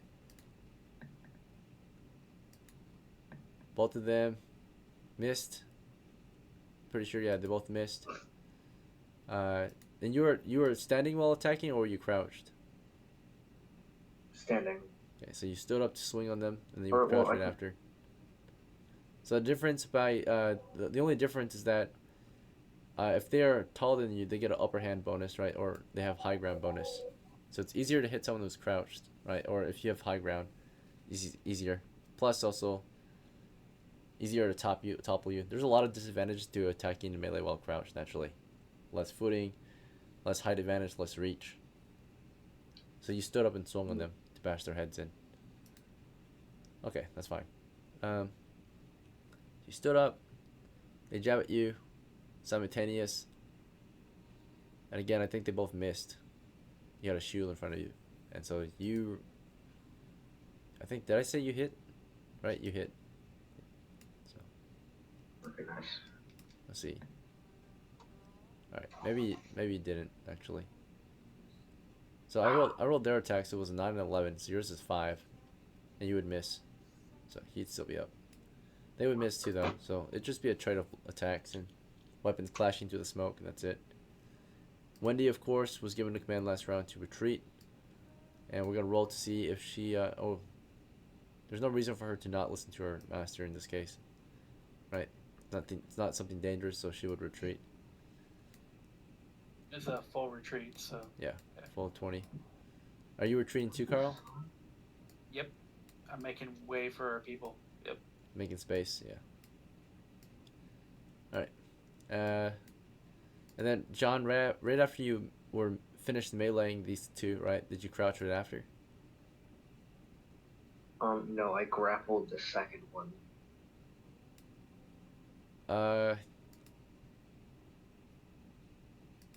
With your offhand? I want to drop the shield and grapple the other kobold. Alright, you would only grapple a half the effectiveness. Is that fine? Because you're only using one hand to That's grapple. fine. Which might still be enough though, because you're very, very large. So, let's see if that works. You failed. You grabbed at him. And if you're a grappler, they actually have a bonus to hit you, right? So, yeah, technically. So, yeah, if you were grappling the whole time, they actually would have a... Grapplers get a +4 to hit. They're easier to hit. So the guy who got an 11 earlier should have hit you then. So you swung with the one sword, you grappled with the other. And because you try to grapple, you move in, right? You expose your arm to them, they chop your arm, right? As you're like trying to grab on them. Your arm's a lot easier to hit. So one of them got a good jab on your arm, the grappler. Or the one who, yeah, so he basically hit you for 1 damage as you were grabbing at him. So you're at 1 hit point or 2 hit points left. As you attempted to grab, right? So grappling is good if you manage to succeed, but it makes you very vulnerable, makes your target very vulnerable if you manage to grapple them. Alright. The idea of grappling is to render the other opponent over encumbered, so neither you or them are moving. But then possibly you're still moving in there. You're still moving but very slowly, and you're not restrained. The goal is to render the other guy helpless pretty much when you're grappling. And then you can just finish them off slowly or quickly. Goose, you know, your grenade went off halfway through this round. Unfortunately, you were shot, so as you were mid-throw, shot, and then of course it exploded mid-air instead then. You get the full extent of your throw. What would be your follow-up move? Do you want to press them or something else? Go ahead. I'm gonna pop a health potion. Okay, so for this round with your free hand, you grab that potion. Grab and chug. This potion's on you, right? Yeah, potion of healing on your character. So you would grab it, pop it open, and quaff it, right? And would you crouch while doing this? Yeah, I should be crouched. Okay. Pisces, realizing that Jehan never crouched, right? He was in the midst of grabbing at the enemy, slashing at them, failing to do so. There was no line of fire for you, so you just held your shot. Samuel, there was a line of fire for you. So you could fire overhead, over Goose, and to just blindly shoot at one that might be lined up for you. And they were doing the same thing. Shooting. Yeah, blindly shooting. Let's see if you landed a hit. Alright, no chance. Misfire. The enemy blindly fired at us too. So basically just nat 20s might hit. So they try to blind fire. One of them got a nat 20. This guy here. So he lined up a shot with Goose. They were just very lucky. 2 damage to Goose. One of them also got a 19. Yeah. 19, but then -4 penalty due to a blind shot. It's a 15. And then you guys are large targets. So, yeah, that one would have hit Jehan. Or not Jehan, his friend, right? Hit his friend. So 19, or it would have been 19 -4 due to blind. But then his friend is there, right? So it's in the lineup. So he hits his friend in the back. Between the two guys, he went for the second guy. This guy was already injured. And that should wound or kill him. That killed him. Yeah, so he killed his friend who was in the midst of melee. Blindly shooting into the melee. Killed one of his guys. Doesn't even know it though, right? And they continue to hold their positions, yeah. It's the final stand. So yeah, Samuel got another shot off. Pisces, if you really want to get a shot off, you can. The way you'll do it is you'll move and fire. So you'll take a step past Samuel, fire, and then step away. Just get a... Yeah, so you can move up quickly, I'll do fire, that. lose a shot, yeah. Yeah. That way, you already have a low chance to hit anyway, so you might as well just try to get that nat 20. Right. So, alright, it's another miss. It's okay. It's just an extra chance to get a nat 20. Let's see. Alright, the next round. Goose, you finished quaffing a potion of healing. You healed 1d6 plus 1 hit points. Healed a total of 3 hit points total. Let's see. Go ahead and fudge that to max. Fudge it. Alright, use your fudge for the game. So you have a per game. A fudge, a choice My roll. con help with that? It does not. It's magical. It's not natural healing. Con is for natural Intelligence healing. Alright, so fudge roll. You maxed it to 6, so 7 hit points recovered. So you're at 21. You're feeling good. Because it's magical, would intelligence help? What a what? Because it's magical, would intelligence... Oh, for magic spells, when you cast, you get a plus bonus. It's not considered casting. So, Yeah. I was just making sure. I was just clearing it up. yeah, you're Okay, good. so I'm just gonna go ahead and end the guy next. Okay, yes, swing on that guy. For your next turn, yeah. Just slash at him, you feel him, or you hear him and feel him nearby. He's been beating against Jehan for the past 2 rounds. John's been struggling to kill him. Alright, John, you want to keep slashing at that guy too, or something else? Yeah, keep slashing. Okay. Pisces, prepare a fire again, or something else? Yeah, I prepare fire. Samuel, same thing? Yep, preparing. Alright, sounds good. Kyle, you just want to wait back here, or something else? When I'll tell Wendy to guard the area to the right, East? and I'm gonna go to the east, just stand at that corner there, and then Carl's gonna go down and help move more bodies out, get the loot, make sure we get that loot. Alright, progress has been made toward the south. They've managed to get Arthur out of there, and managed to drag HELIODOR out there at least. But he's still working on getting the rest of them. Alright. So you're gonna go help loot. In the midst of the combat. But just in case, I guess, right? If we have to do like a full retreat, then we at least secure some of the loot. Alright. The battle rages on. Goose, of course, swings blindly at an enemy near Jehan. Right? Jehan does the same. The initiative is won by the kobold, who is in close quarters with Jehan. He gets to stab before Goose swings a sword at him. Or Jehan. Or actually, Jehan and him have small weapons in close quarters, so they both have initiative rolls. Jehan scored a 4, the kobold scored a 6, and before Jehan can get that slash through the kobold had one more chance to kill Jehan, right? Did he land a hit? He got a nat 1. Weapon malfunction. Alright. He ends up, he's blindly swinging his javelin around, and he ends up dropping the javelin in the midst of all the chaos, right? He drops it. He's like blind, he can't see anything, and Jehan swings his sword into him. Jehan misses, and then Goose swings his sword into him. Goose misses as well. So you all blindly swing at it. Reroll that. Yeah, What reroll are for these the- rolls? Alright, you 14. Flank plus 2, 16. All bonuses applied, all penalties. Let's see, so we're at 16. Then plus 4 from your strength and magical bonus. So we're at 20, minus 8 total because of blindness and small size. So at 12, probably hit on the dot, just barely. Yeah, so you still hit. And you cleaved him through, right? So he's dead. Alright, the battle is won in the smoke at least. You don't hear or feel anything else in the smoke, so you're able to advance if you want through the smoke. Or take your knee and so that the shooters can fire again another round blindly. Shooter is firing another round blindly as the melee guys crouch. Yep. Pisces missed. Samuel, maybe a hit. Let's see, blind fire. I have a -1 to dex. It's okay. We'll line up a shot here, so you'll possibly have maybe another one to hit. So, this fire, or 17, -4 for the smoke. -4 to the size. Yeah, okay, that's probably a miss, yeah. It's just that nat 20 will give us that hit. Enemy fire coming at us, right, for this round. Or, no, we already did their firing, right? No, wait, we didn't. We did not do their fire for this round. So, We start with melee, and then we're going into missiles. So missile fire, Goose takes 2 rounds through the smoke. Both are misses. Stones, of course. 19 and 17 against our JEHAN. That might be a hit. -4 due to, of course, the smoke. +4 due to his large size. No shield. He's crouched at least. So crouching is good against missile fire. Only half your body.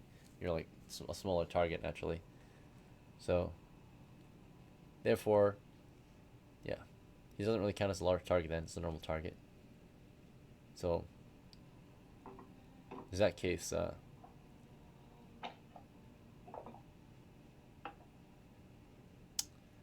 see. Yeah, -4 +4, or -4, it's 13. Let's check your armor real quick, John. You've just got your heavy helmet and heavy gams and heavy shield. That's pretty good. You don't have your shield equipped at the moment, it looks like. So, just a heavy helmet, heavy shield, or heavy helmet, heavy gamison. So, AC is currently 7 against a 13 and a 15. Those are both hits still, I think. They only get a -4. So you are a large target, which gives them a +4, but you're crouched. That gives you kind of like half cover, so +2 on your side. So it'd be a 19 +4 -4 is negated, but then you've got only half your size, so in that case it's 21 versus and a 19 to hit. Yeah, they're still gonna hit then. Yeah, they're still gonna hit. Alright. Damage is 1 + 1, 2 damage. So you're on 0 exactly, John. At 0 exactly, you of course level drain. So you're on death's door, level drain to F0. Your hit points are reduced. You're at 50%, and they decided to reduce your strength.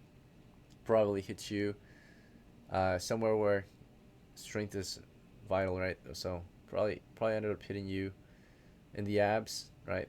Something like that, in the gut, reducing your strength, ability to actually fully swing your body, right? So went from a 16 to an 8 strength from that hit. And then of course hit points reduced already, of course, level. Alright, we'll also check for where you got hit, actually, the actual area. It was in the body, yeah. So you've got a punctured, or we'll go with fractured rib cage, right? So you got fractured ribs from that shot. Managed to go through your armor or through your chest, yeah. Because you only have a gamson on, so fractured ribs is your injury. So disability. You have a bleeding, fractured. So it's like open chest wound, right? Bleeding, fractured ribs. Open chest wound that broke your ribs, right?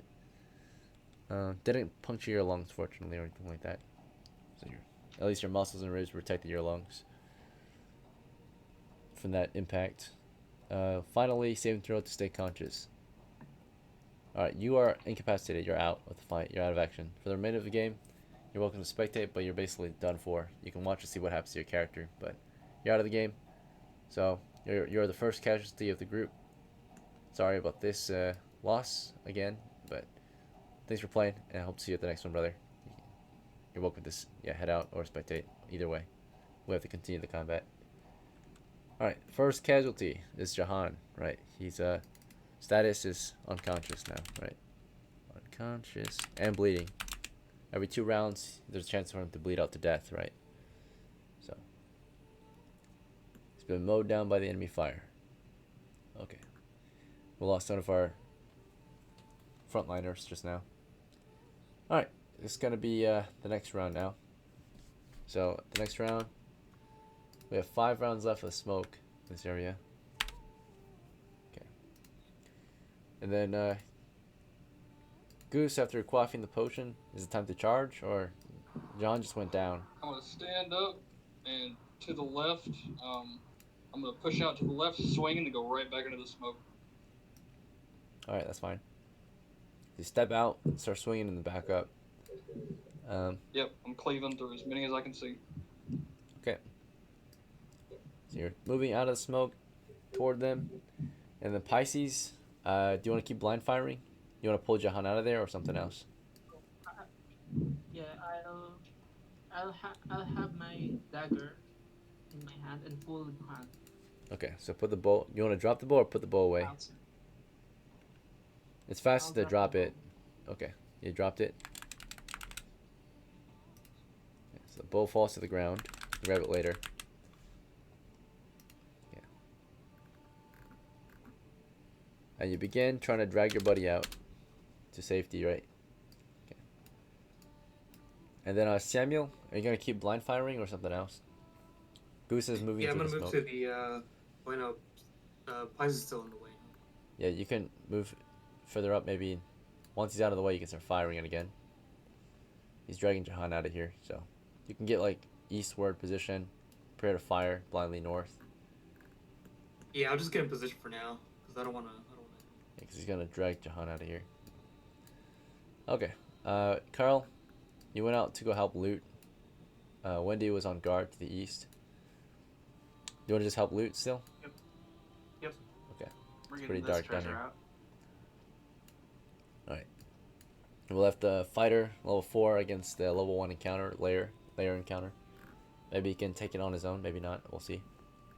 He moves around the Yeah, it's all corner his to decision what he slash. chooses to do. As he does this, of course, the enemy had their weapons ready to fire. So he steps out, immediately bombarded by stones, right? 1, 2, 3, 4, 5, 6, 7, 8, 9, 10, 11 shots is coming his way, right? As he runs around the corner to swing.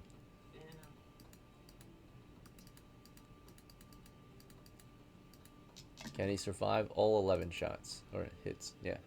So let's see. We know that he has a really good armor class. We'll start with these first four, the first four rolls here. So 15, 16, and 17, or 19 might hit.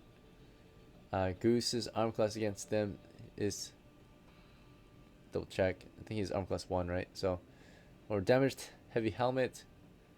So if the armor is damaged, it provides half the benefit. So this is 1. And the plate here typically is 4. So now it's 2. So that's 3. The heavy mail is usually 2, so it's 1 now. That's 4. So AC is, and then dex bonus as well. So AC is currently 2. Alright, so AC 2 against all these shooters in the front. Let's see. Guarantee, I think the first 3 hit here. The 7 might miss though. 7 plus 4 hit against lowest target, or a creature that's lower than him. So that's at least twice his size. Okay, so that's a 11. And then of course he gets a short range bonus, it's 12. And that's it, I think, for bonuses. Penalties applied. He's got the low ground, so 11. Alright, so we got like an 11 against Goose here for that 7. So 7 went to 11. So against his armor class of 2, it's a miss. But the other 4 should hit. Yeah. He's charging with a sword, no shield. So 3 hits so far. And then of course the north flank, we had 4 shooters, which are these next 4 rolls. 2 hits, 1 at 20, 1 normal hit. And finally, the last group of shooters, only 3 of them were able to target him. That is 1 hit, the 18 hits. So total hits, 3 from the west, kind of 3 from the north since I only got an at 20, and 2 from the east. Okay, so 8 hits total. So 8, minimum of 8 damage here. Okay. 1, 2, 3, 4, 5, 6, 7, 8, 9, 10. He took 10 damage. He took a total of 8 shots and it cost him 10 hit points. So Most men could not survive 8 stones or bullets, right? He tanked 8 different shots, took 10 damage, sits at 11 hit points, and cleaved through possibly 2 enemies, right? Before backing up into the smoke. Alright. First hit is 15. That should hit with all bonuses and penalties applied. Second swing hits as well. So quickly cleaved 2 dead. The 2, I guess the 2 here. So quickly slashed through them with his fire sword. And then backed up into the smoke. Right? You can see the smoke, or fire through the smoke a little bit. All that bright light. That's about it. So backed up into the smoke. Got 2 kills at the cost of 10 hit points. I don't know if you want to try that again though. No, I was hoping my team would have stayed with me so we could have pushed after we finished dealing with those, but our team decided to leave, so I guess we're backing out. And we are out of time. We just realized we're over time, so I'm going to wrap this story up. How we're going to wrap this expedition up is, of course, to secure the position, you will finish looting, you will call the mercenaries up, and we'll secure the door, right, to their lair, so we'll trap them in there, right? And the mercenaries will do their best to hold the position until you guys are back for another attack. So we'll loot up what we can, right? So Goose, you know, with the cover of the smoke, you start tossing corpses toward the door for Samuel. I guess, Samuel, if you want to help out, you can help drag out these corpses. You guys will maybe do a little, like, factory, what's it called? Like, you guys will, like, toss them to each other, right? A little And assembly line thing, right? So pass the corpses down to the south. Get Jehan out of here, of course. He's not dead, he's just wounded. Patch him up. Do we bring bandages? Otherwise he might bleed out. Let's see. Anyone brought bandages today? I've got band-aids in the cart. Yeah, I've got bandages. Well, we have to have him on us right now because he's dying in 20 seconds, right? 2 rounds. Wendy's got bandages. She can do it. Okay. She bandaged him. He gets a saving throw versus to stop the bleeding. He's gonna, I guess, get a saving throw versus. Would it be a saving throw? No. It would. I think it would just be. Apply the bandages. Does it stop bleeding? Yeah, I guess it is a saving throw versus death. All right. He kept bleeding, unfortunately. So I would say he was dragged out. When he immediately dropped her spear and shield to stop the bleeding, she would have 2 chances. Her first bandage was not enough. It soaked right through the first set of bandages. She had 3 sets total, so she has 1 last chance to stop the bleeding. Jehan's bleeding badly from his open chest wound, right?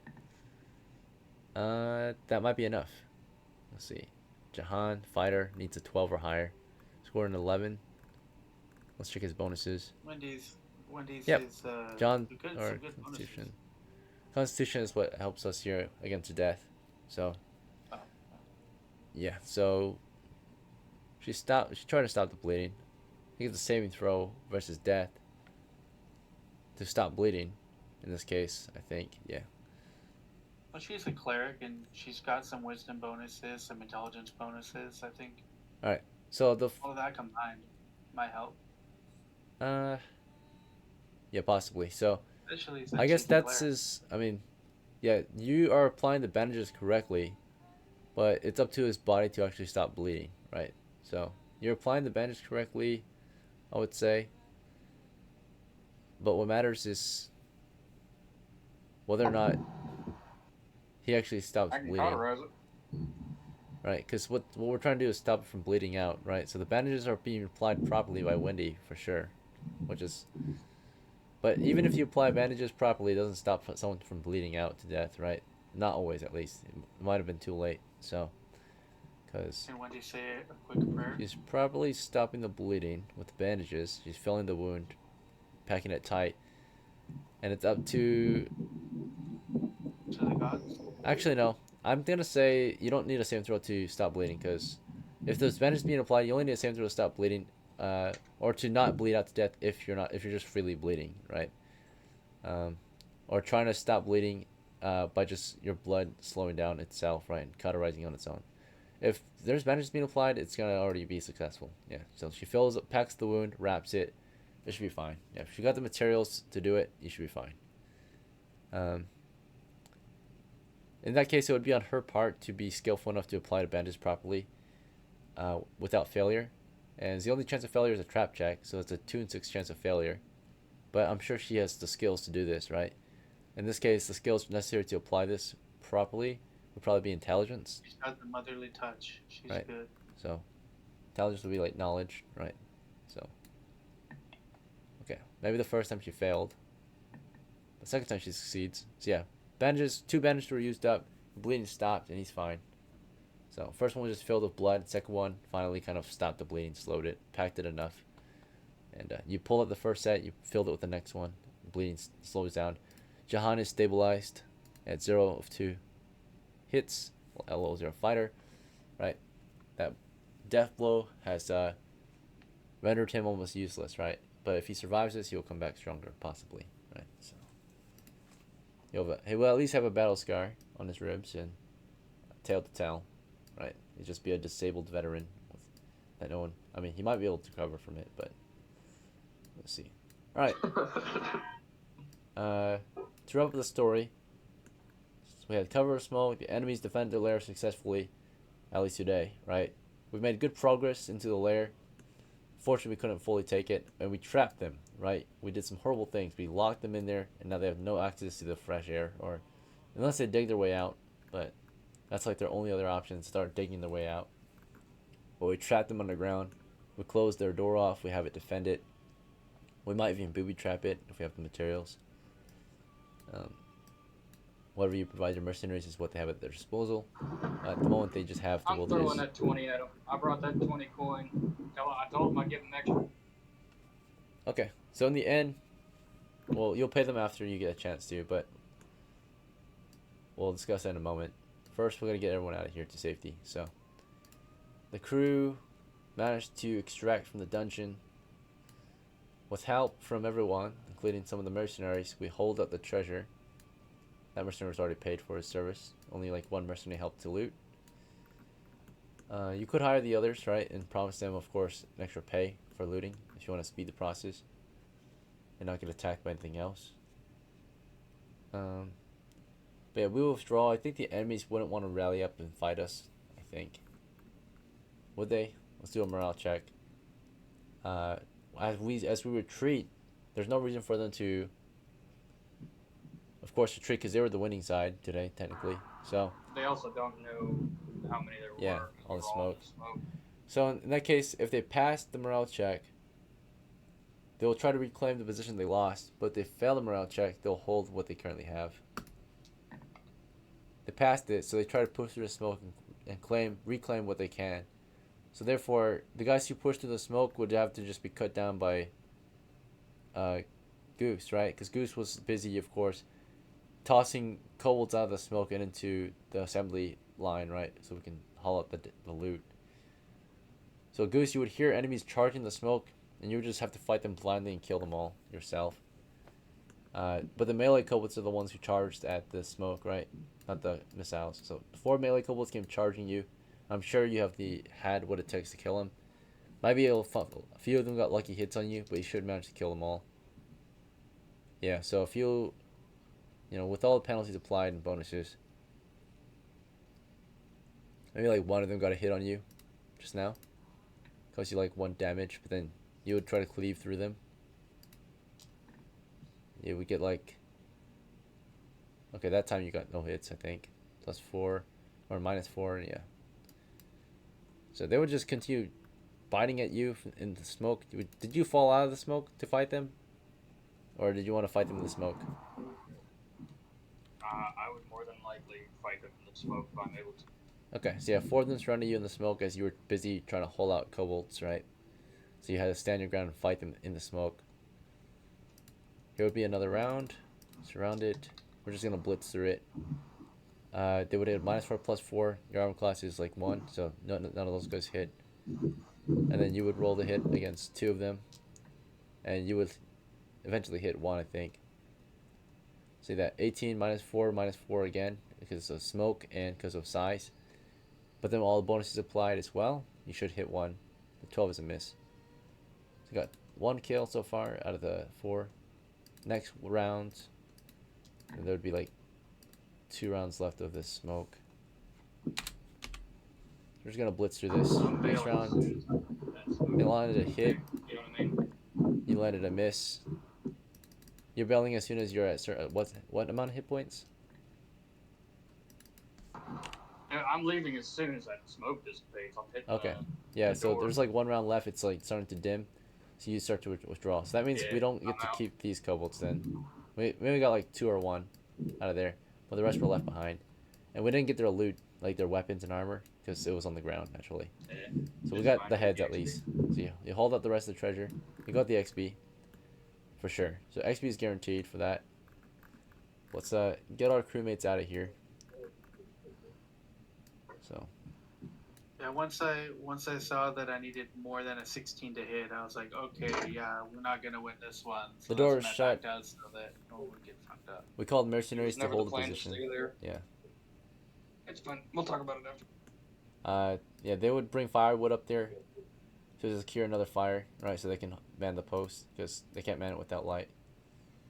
So basically, the most defensive position they can take is that intersection, I guess. So, but they would probably put their fire in the middle of this intersection down here, still reach a good chunk of the area.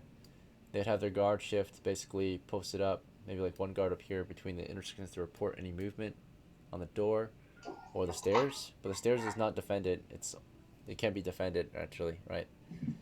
So we don't want to post guys there. We want to keep watch in case enemies approach. Or maybe 2 up there.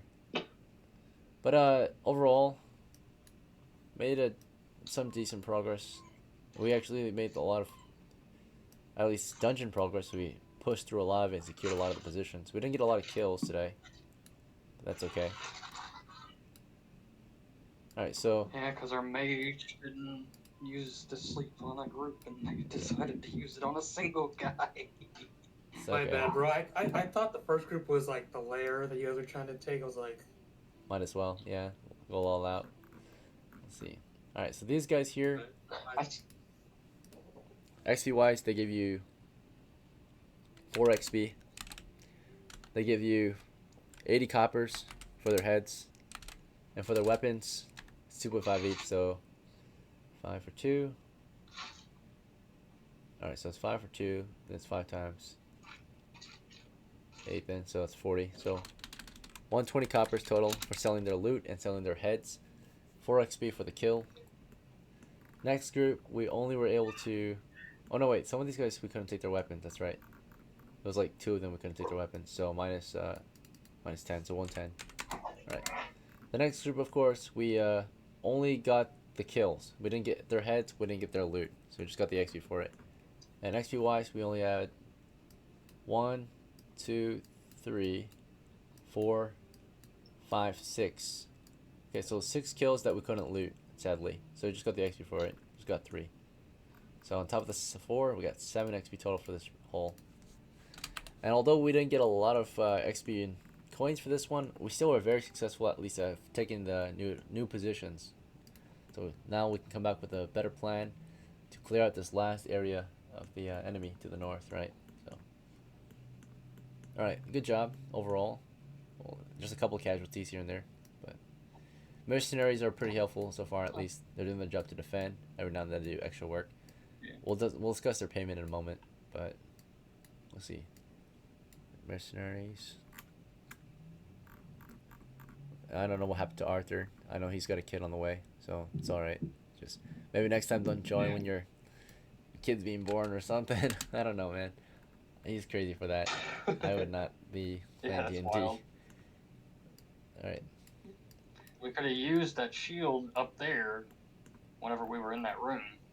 Yeah, I don't. Yeah, that's the heavy pavis. I don't know if that was a good spot for it. Mm-hmm. That's whatever. So No, it wasn't. It was terrible. it was kind of in Up the there way. in the, if he was with us, he could have set it up. And so I was trying to use attrition, right? We have range, so we were just going to launch constantly down the way until smoke dissipated, and then we were just going to rush in and finish off the rest. That was the goal. So I stayed there so long. Yeah, we were close. We got pretty close today. We know the Yeah, lair. but then our people left. It's all good. Yeah, I'll talk to you about that in a bit. All right, let's distribute the rewards. So first off, we should pay our mercenaries for their hard work, right? So Yep. they did extra work last game or between yesterday and today, so that they can get extra pay again. They decided to do labor, so they like secured like a bridge for your crew. They made like mantlets, they were hoping to get like an extra pay, maybe like 1 extra copper. So overall wages, do you want to do 3 coppers again? One or no, 2 coppers. One Yeah. for their standard wage. You don't have to pay hazard fees because they didn't actually get any combat in, I think. So there was no hazard. And unless you want to pay a hazard fee anyway. But they actually had no combats between yesterday and today. So. You guys, check us out. Do you want to just do a? Oh, that's so cool. I love when butterflies do that. Yeah, they always. You're the They chosen land one. on me all the time. Hummingbirds land on me. Butterflies land on me. That's very hummingbirds is crazy. That's actually like Yeah. extreme. I've never seen that. I've seen butterflies, Yeah, but not no, hummingbirds. so what I do a lot of the time, I sit outside with like bird feed or Oh, whatever, yeah. and I just stay still. And they'll just land on me and shit. It's cool. That's crazy because hummingbirds feeling safe enough to do that with a human is crazy. Yeah, you just gotta wear a hat and they land on your hat. Just like fly around your hat for a good bit. Let's see. Yeah, All right, that's kind of cool. you just gotta be you just gotta be patient. You just gotta be soft. You can't be aggressive. I know it sounds You're like I'm aggressive in all real the life time, but druid. I'm actually not in person. Magic user, using speak with animals or something. Let's see. Something like that. Mentally, yeah, at one with the animals. All right. Yeah, I was just walking around the block and homie just landed on my finger. I was like, hey, what's up? That's a good sign. Alright, let's split this loot up. So first we'll use the loot to pay the mercenaries if that's fine with the crew. Because mercenaries are kind of a party expense. If everyone's okay with it. I bring That's coin good. forward. Okay, so for the wages for the mercenaries today, since they didn't have any combat, you don't have to pay a hazard fee. But they want labor fee. If that's so it's 2 coppers for their wages. Is that okay? Yeah, that's fine. Okay, so we have 1, 2, 3, 4, 5, 6, 7, 8, 9, 10, 11, 12. 12 mercenaries. So we gain another geese mercenary. So there should be 3 geese mercenaries. Right. Is that right? Let's see. Wait, 1, 2, 3, 4, 5. There's a yeah, Vale there's mercenary. 3. Geese mercenary. There's 2 here and there's 1 over here. Yeah. And the rest are Mitch mercenaries. So if there's 12, we gotta pay 24 coppers from our spoils to appease them. Yeah, that's fine. And they're happy to work. Continue doing their job. Yep. 14 Keep from paying 9, them every time I show up. 86 coppers left. So now that the mercenaries have been paid, we can pay our own men. So they were paid 19th of August.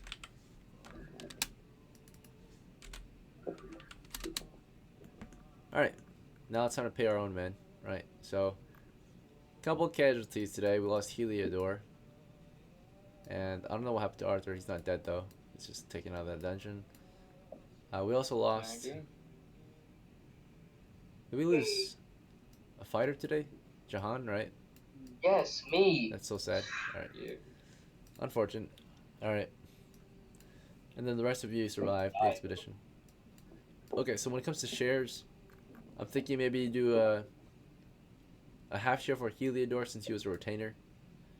If you want, you can do a full share for Jahan still. What do you Oh, think? Heliodor and what's her name split my whole share with, so I don't get any, but they each get half of mine. So they're not getting a party share? Was the party restricting the retainers from getting a party share? So the agreement, whenever he hired them, was that they would both get half shares at the start, and he would give him like his full share to them. So he gets 0, And they'd right? get like And full they shares then. both get a full share. Okay, Yeah, is that fair? correct. Yeah, that sounds fair. So, Yeah, that was the agreement. yep, Carl is getting no share, so he'll go in the category of Arthur. You guys agree that Arthur gets no share for this? Yeah. Okay. They didn't do nothing to cause problems up front, so. And this allows these guys to get their full shares. And then everyone else Yeah. gets a full share. Is everyone okay with Jahan getting a full share? He fought and died for the crew, so I think he might be deserving. Yeah. He's fine. Yeah, he did his job. I'm not dead. As long as you do your job, I'm happy with Oh wait, you're not dead. Yeah, you're just fucking wounded. Disabled. Good as dead. Yeah. Almost good as dead. Alright. it. You'll He's breathing survive. hard. Yeah. Fractured I'll rib be cage. back next game. With the fractured rib Wendy cage, will I'm try not sure and about that. bargain and say that she should get a quarter of his share because she kept him alive. It's up to him, I suppose. Right? We can decide that in a It's bit. up to him. Oh, he can't say no. It's up to the rest of the party. He's unconscious, and she spent bandages on him. I think it's worth it. A quarter of his share is fine. A bandage is like 1 copper though. Well, you want to die instead? All right. It's 1 copper. Let's divvy out the loot first, and you guys can If discuss case- minuscule If shares that's the after. case, I need 60, 70. Yeah, I need 70 copper. If that's the case, if you're doing that. Yeah, because usually, you know, shares, what you spend on the crew doesn't really affect it. It's what actually you accomplished, right? Because everyone has to expend something sometimes. You can compensate the guys who are big spenders for the crew, but if it accomplished nothing, like if you brought Fireball with you and casted it and it did nothing for the crew, then why should the crew have to pay for that, right? So, that makes sense. But if you want to start doing it by expense, we can. So, we can, yeah. Do you guys want to discuss the shares further, or are we happy with just splitting it equally between these guys? Let's split it equally. It's easy for DM. Let's continue. Okay. 86 divided by 6. 14 a share. Yeah, so sadly today it wasn't the biggest haul of treasure, but we made good progress in the dungeon at least, which leads up to a bigger haul of treasure next time possibly, right? We scouted out the I'm lair. about to have to spend 600. 14 copper pieces. Everyone's getting 14, it looks like, except again Arthur and Carl. I forgot. Yeah, so why did I give them 14? Oops. Alright. So Heliodor, upon death, ends up with 74 coppers, which will, I mean, he had 70 on him, or 60 on him, so that's lost. Oh no, that's recovered because we brought his corpse out. So this is all going to be put into his bank then, for his next of kin. Yeah, I think Carl will probably take some of that. Yeah. Well, he can grave rob. It's okay. We can discuss it further in a moment, or in a bit, but we're not discussing it now. Let's just get this. Let's get what we're already doing done first before we discuss anything further, if that makes sense. So I'm trying to pay you guys out first. So in that case, of course, Wendy's gonna get her pay as well. It's 14, right? So she got 17 now. And then Goose, 14 as well. She got 34. JEHAN, yeah, 14. Samuel, 23. Oh wait, that 9, you weren't supposed to have it. Money, Yeah, so oops. Yeah. Thanks, good call. And then Pisces, 14. Alright, experience. 7 experience, 6 survivors. I say that everyone gets 1, and then your MVP gets an extra. Do you guys agree, or? I think Carl deserves an XP. Yeah. Carl? Okay. Because Carl. I haven't gotten XP for like 2 or 3 missions. At least 2 missions I've gotten done. Because I give it away.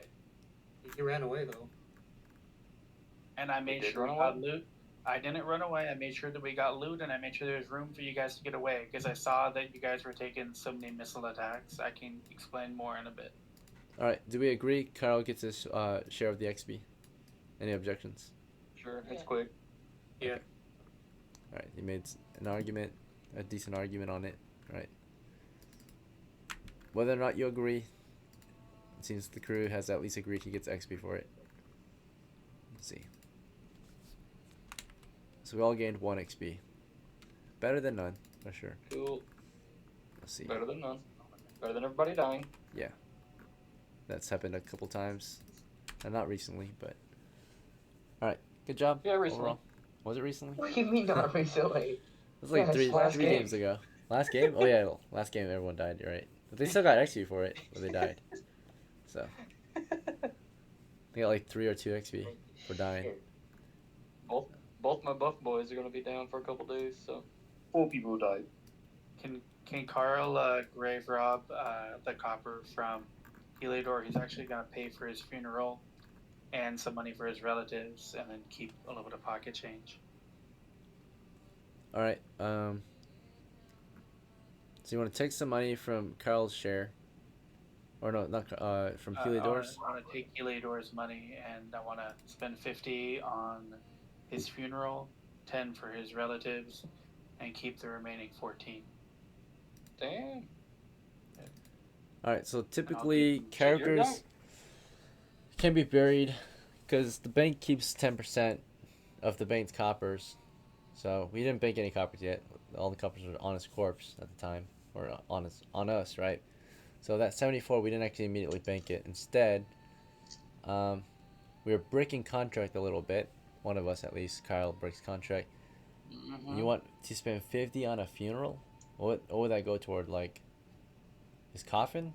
I wanna basically give him a nice burial on a hillside and drag a nice big stone over it as a marker for his grave. Okay. Throw him in a hole. No, he's my friend. He deserves a better burial than that. All right. So, I mean, he has a next of kin. Every character has a next of kin. So you're robbing his next of kin of any loot, or of what they're usually owed. So his next of kin, which would be his son, right? Is typically going to be entitled to 9%. So it's technically robbing the son of a good chunk of money, right? Okay, so give his son 20, put 30 towards the funeral, and then put 10 more of the money. I'll just keep 4 pieces, and I'll put 10 more of it towards Right. whatever else needs to go to the bank or whatever. So what is reasonable, because the bank, you can count yourself as the bank, right? If you count yourself as the bank since you didn't bank the money yourself, what is reasonable is when you pass on the inheritance to the next of kin, whoever passes on the money gets to keep 10%. And they can use that 10% usually however they want, whether they want to use it on the burial of the character or on themselves, right? It doesn't matter. But if you don't want to make Heliodor's family angry at what you just did, you only should be keeping 10%. That's what the bank does too. And usually that goes toward, of course, public fees like burials and such too. So you can act as the bank, and in that case, if you only keep 10% and the rest goes to his family and all that, 10% of 74 is about 8. You can only keep 8. Yeah. I was only basically I want to stipulate his burial because. So you're gonna choose what is. If you buy his funeral expenses, I mean that's usually up to the family, not you, because you're not the family of Heliodor. That'd be up to his son if his son wants to prepare. I mean, you could do that, but you will have bad relations with the family now, right? You're his friend, not his kin. No, I right? understand, but I'm his friend, so Yeah. I got. Okay. You would just ruin your connections with his next of kin, so you wouldn't be able to play Heliodor's next of kin, right? You had bad relations, so you couldn't. His next of kin would not venture with your crew. You couldn't play as the next of kin. You would cut off that relation completely and have your friend buried gloriously, I guess, right? So properly. Is that fine? Yeah, it's not about the money. It's more about making sure that he gets proper burial, honored for his death. Yeah. Okay. All right, that's fine. So again, you kept 8 for yourself then, or did you still want to keep 14? Sure, but or how much did you want to keep for yourself? I'm just only keeping 4, and I want to make sure that his family gets paid like 20, 30 gold, and then the rest will go towards his burial. He has no gold, only coppers. Let's see. So if you keep 4 for yourself, that's 70 then, right? So go to your character. Make this a little tricky. All right. Carl gets 4 coppers then. Then, of course, you said you wanted exactly 20 to go to his burial, or 30. 30, and give his family 40, yeah. Okay, so 30 toward his funeral. And usually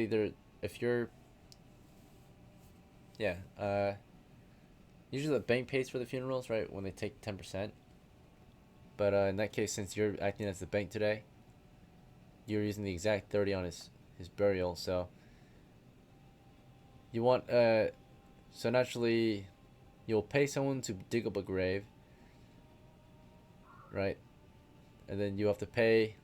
Yeah. So you'll have to pay the burial or the digging fee, unless you do it yourself. But but the main expenses goes toward, I guess, building a coffin for him. So. Oh, I mean, yeah, I want to put a big stone on top of it, but yeah. All right. So a guy could dig up a hole or a grave for about 1 copper. Yeah. Yeah. So a day's wage, right? 1 copper. So you can get someone to dig up a grave for 1 copper, and then of course you would buy a coffin. Now, coffin, it's not very expensive, like but 10 copper or something probably. okay. So a 10 copper piece coffin.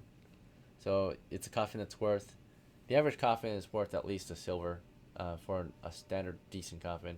A cheap coffin, or just like wraps and bandages, might be like a single copper. That's about it. Yeah, 10 a normal copper copper is is a about, silver piece. yeah, a silver piece. Right, so it's a standard wooden coffin for silver. If you want it to be like heavy wood, then it's 20 coppers, right? It's double the weight, nicer wood. If you want it to be masterwork, it's like 10 times the price. So that'd be like 200 coppers or 100 coppers. Give him. The main thing is that stone on top. A stone, okay. You know, needs to be. So a stone is free naturally, but if you want it to be like a special stone, like carved properly or etched, then it will cost more money.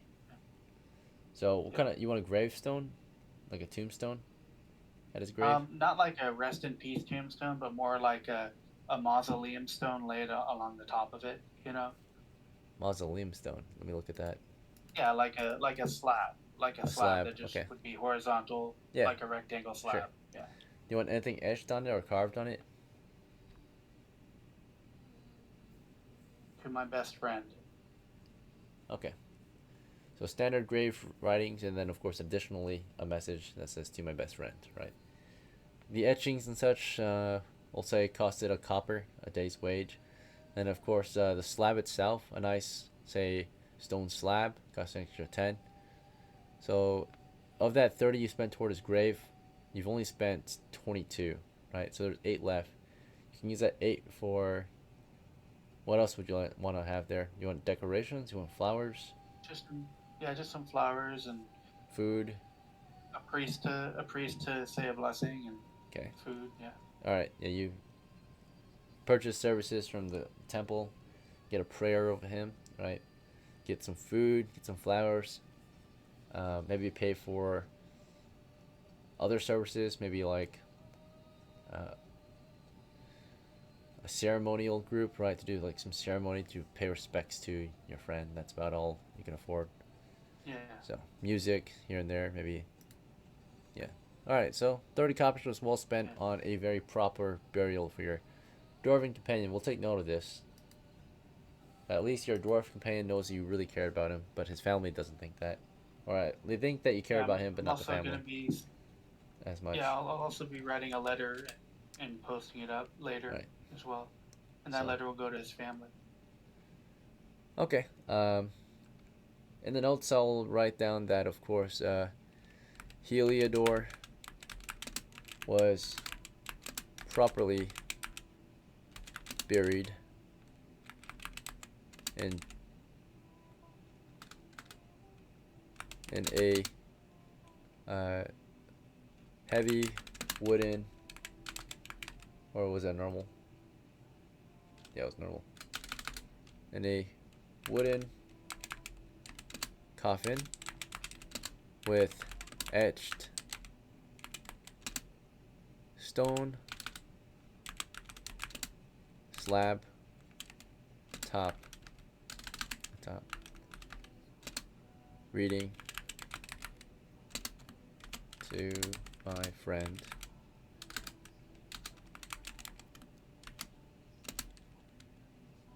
decorated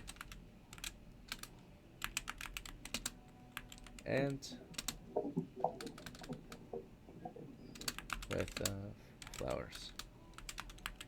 And then his warhammer and his shield need to be delivered back to his family.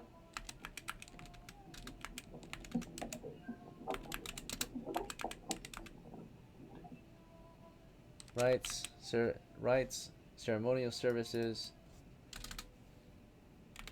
and some snacks were provided.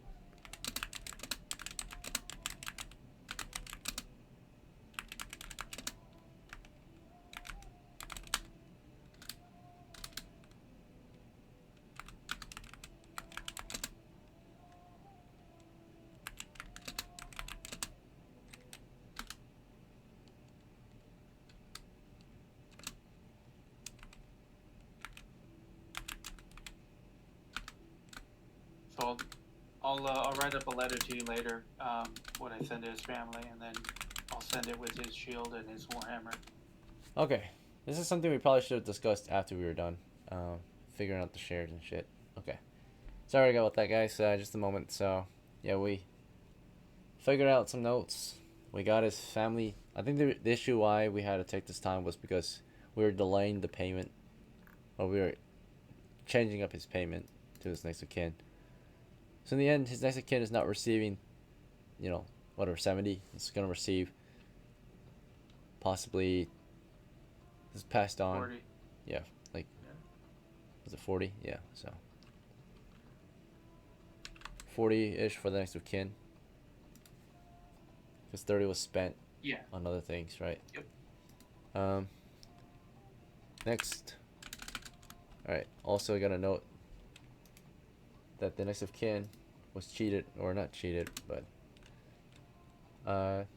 yeah, he did not receive his full payment. So next, or heir was or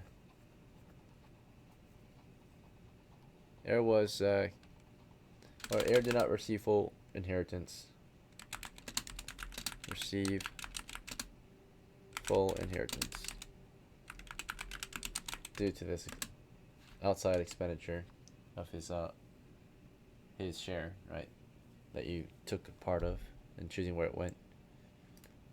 Alright, so yeah, usually how it would go if you want to make things look good next time is you would not give him, or you would not take from his share, you would take money out of the spoils for his burial outside of the share that he would have gotten, if that makes any sense. So it wouldn't look bad on paper, right? Overall, shouldn't be too bad though, because the family still got something, right? But written on paper, based on the contracts that were written up for all crew members, you know, they saw that he was supposed to get a higher share, but he never got it because some of it was spent by his employer on his funeral expenses. Okay. Okay. That should be it. So Heliodor killed by Kobold, right? And his balls chopped off. Disabilities.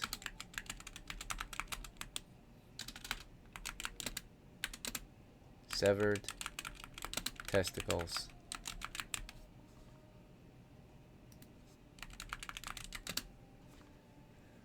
Alright. Has loot been fully distributed? Or did it? Yeah, I think loot was distributed in XP, right? Okay. So that should wrap the story. For the final part of the game, I'm gonna make sure you guys actually got back home alive. So let's do the wandering monster checks. Alright, that's fine. That's fine. Okay. Made it back home safely. Right, the plan was to get back to down, get our guy buried, split up the loot, all that good stuff. Finally, now that we're at the end of the game, now that treasure's been divided and experience has been rewarded, we're logging the game right now. We're going over the last part of the game. If you guys want, there's one final thing you can do as a crew before we end. And that is pastime activity, right? Free time. So in your free time as a crew, if you're interested, you guys can go out gambling, drinking, or romancing, right? Otherwise, anything else would be considered prep. You guys want to do anything in your free time after the expedition as a crew? No. No? I'm Gucci.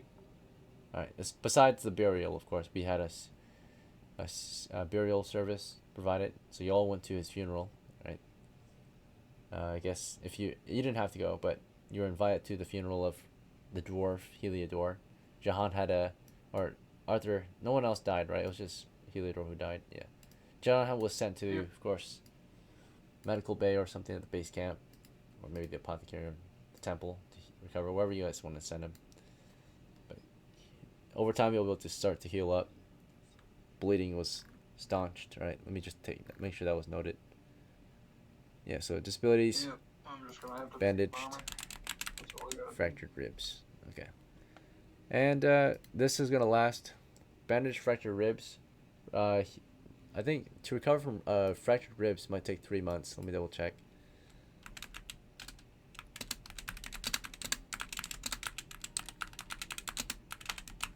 Okay, so it's gonna be 6 to 12 weeks. So it's about 2-ish months, 3-ish months, maybe 1.5. So 6 to 12. We'll go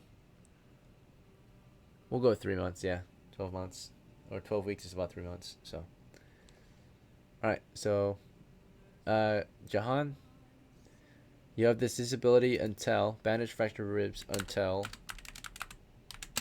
so it's August right now. So November 19th, 2020 or 20 or year 10. Yeah, same year. It's year 10, I think, right now, right? Ports. Yeah, should be year 10.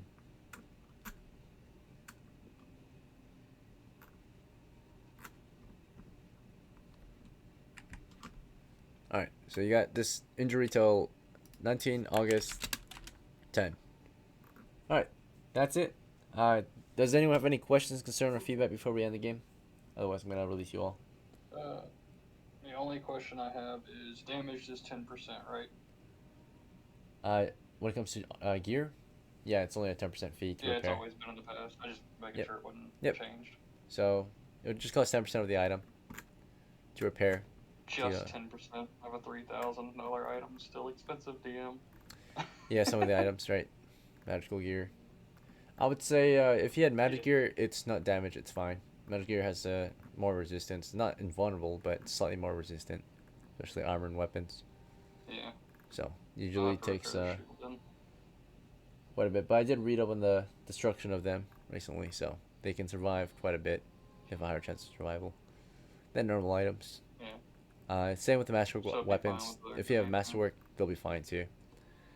So what was it that was damaged on you? All your normal stuff should be damaged, but everything else is fine. My helmet and my plate and my lamellar or whatever +1 was. Okay. Because I +1 to head. We'll roll on the saving throw to see if it was damaged or not. So it would be saving throw versus. Usually it's spells when it comes to magic, destroying shit. So, or the destruction of magic items is on magic. Yeah, so we have to roll on your spells. So it's a spell saving throw for you in this case. You have a pretty good chance. Alright, so one of them was damaged. I'm going to say the helmet was damaged then, because that failed.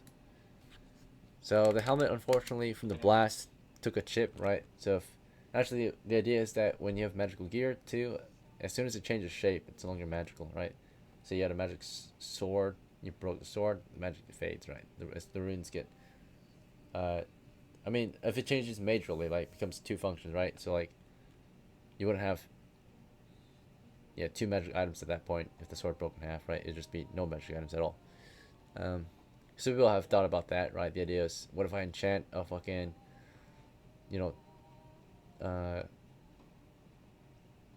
two-sided spear and then broken half add 2 small spears that are also magical, right? Like, no. Yeah, at that point, the magic is gone, right? If it takes major damage. Don't sound worth it no more. Alright, just a few chips in here or there is fine, right? Scratches and dents. But as soon as the helmet's destroyed, the magic is gone. So, or changes shape majorly.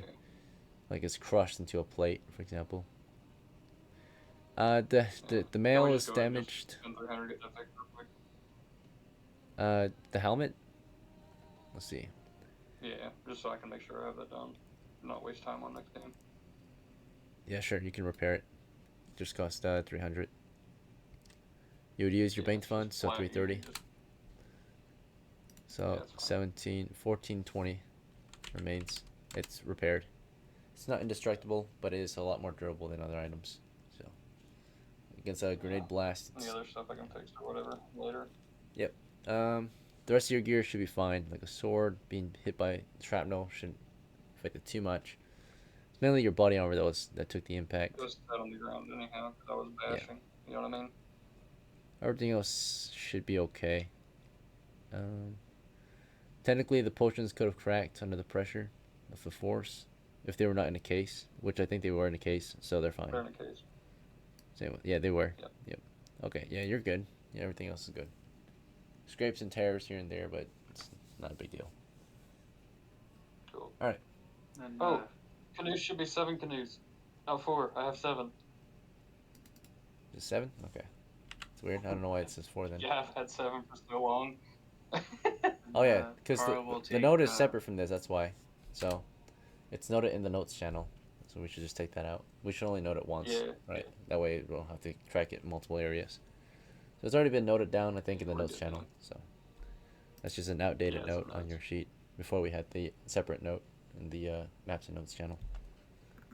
All right. That's cool. And GM, can you subtract 2 copper, and Carl will take Wendy out to dinner, and that's it for me. Okay. Yeah. Good dinner. Yep. You guys He's are going appreciative of it. to have dinner. This is a romance date. Romancing. So the idea of romancing is that you're gaining a relation with someone, right? So it's just like for your character to build next of kins, right? So Oh yeah. your character is And I actually forgot. I forgot about that. Yeah, I read it like 5 times, and yeah, I still forgot about it. yeah. I mean, most characters already have a family, so every character has a backbone, right? They all have a family, so you have a next of kin already. You might already have a wife. You might have a girlfriend. Yeah, you definitely have some next of kin, whether it be your brother, but most characters like it to be their first child, right? To be their next of kin, usually first son, right? Romance is more of a thing if you want to gain an extra lover, right? Because your character can at default choose to have a wife or girlfriend already. Like you can automatically start with one. But if you want, I guess, more, or just that's more to also if you want to like spend time with your loved one. I guess you can change up your relationship with them, right? So if you romance your wife or lover, it'll just determine like what you got from it, right? So if you pass, then you were able to get a date with them, or even better, right? Got her pregnant. And if you got in the middle ground, you just hung out with her as a friend. And then of course 3 to 5 means you didn't want to hang out that day, and then a 2 means that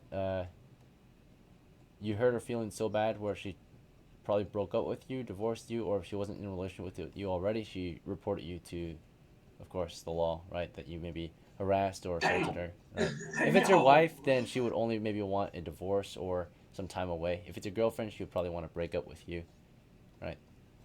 So, yeah, you guys can start with a wife or a girlfriend. If you don't want a wife or girlfriend at the start for whatever reason, that's your chance to also get one, right? Or get multiple wives and girlfriends for whatever reason, right? If you want to have. That's insane. That's I mean, you're a man, right? So it's medieval times. You might go out to grab more women in foreign territories, right? So spread your seed, right, across the land, build your legacy, be like Genghis Khan or something, right? Or other Vikings or raiders, right? Explorers. Gamble is self-explanatory. Yeah, you can get more money with that. These are all like, they could be group activities or passive activities. Group activities mean like, for example, romancing might be your crew just visits a settlement, tries to meet the locals, right, and possibly get a girl. Drinking, of course, is self-explanatory. You guys go out to the tavern, get some drinks. And gambling, of course, it could be considered actually your characters are in the markets, doing trades, stocks, or whatever. Or your characters are at the tavern just simply playing with cards and dice or something, right? It could be multiple explanations for how you gambled, right? To make extra money out of the money you already have, right? Yeah. Could you say something about the drinking part? I understand 2 to 8 is understandable because you do take damage from either like from a fight or something like that. But what's with 9 to 12? That's your healing hit points. So naturally hit points are mental. So if you drink, it can heal you mentally, right? If you get a good bust and have a good time. But more often or not, you're gonna take some dual damage and feel even worse after you drink. So you see 6 to 8, 2 to 8, you are just gonna take more damage, right? You're gonna get drunk, wasted. You're just gonna wake up puking, right? So you're gonna take some dual damage. It's gonna prevent you from properly healing mentally. But there's a chance you have a very good time and you recover mentally even better, right? So. Oh. Yeah. It's okay. pretty good risk. You just gain hit points. Yeah, so if you're low on hit points and you want to heal mentally, drinking is a good way. It could be any kind of vice. It could be drinking. It could be smoking, right? It's just some kind of recreational activity that will heal your character mentally. So drinking is just like the most common one adventurers use. It could be going to the gym. It could be praying to God, right? Anything that will heal your character mentally is what that category is for. So drink is just the most common one for adventurers, though, right? So. Oh, okay. And same for romancing. It doesn't have to be a woman. It can be anything. It could be getting a new pet, right? Like taming a pet, right? So if you like have a dog and you want to train it to be like very loyal to you, right? You can spend time with it. It can hate you or it can love you, right? Become even more loyal. It could also be, you know, just building relations with a friend, right? Becoming a best friend, or also just hating your friend for whatever reason. So yeah, it can be used for multiple situations, right, during your pastime. But the most common things that adventurers will do is gamble, drink, and you know, fuck around, right? Yeah. So that's it. You guys, yeah, thanks for playing. I'll see you at your next game. Have a good night. Alright. See you tomorrow. See you. Take it easy, buddy. You too. Have a good night.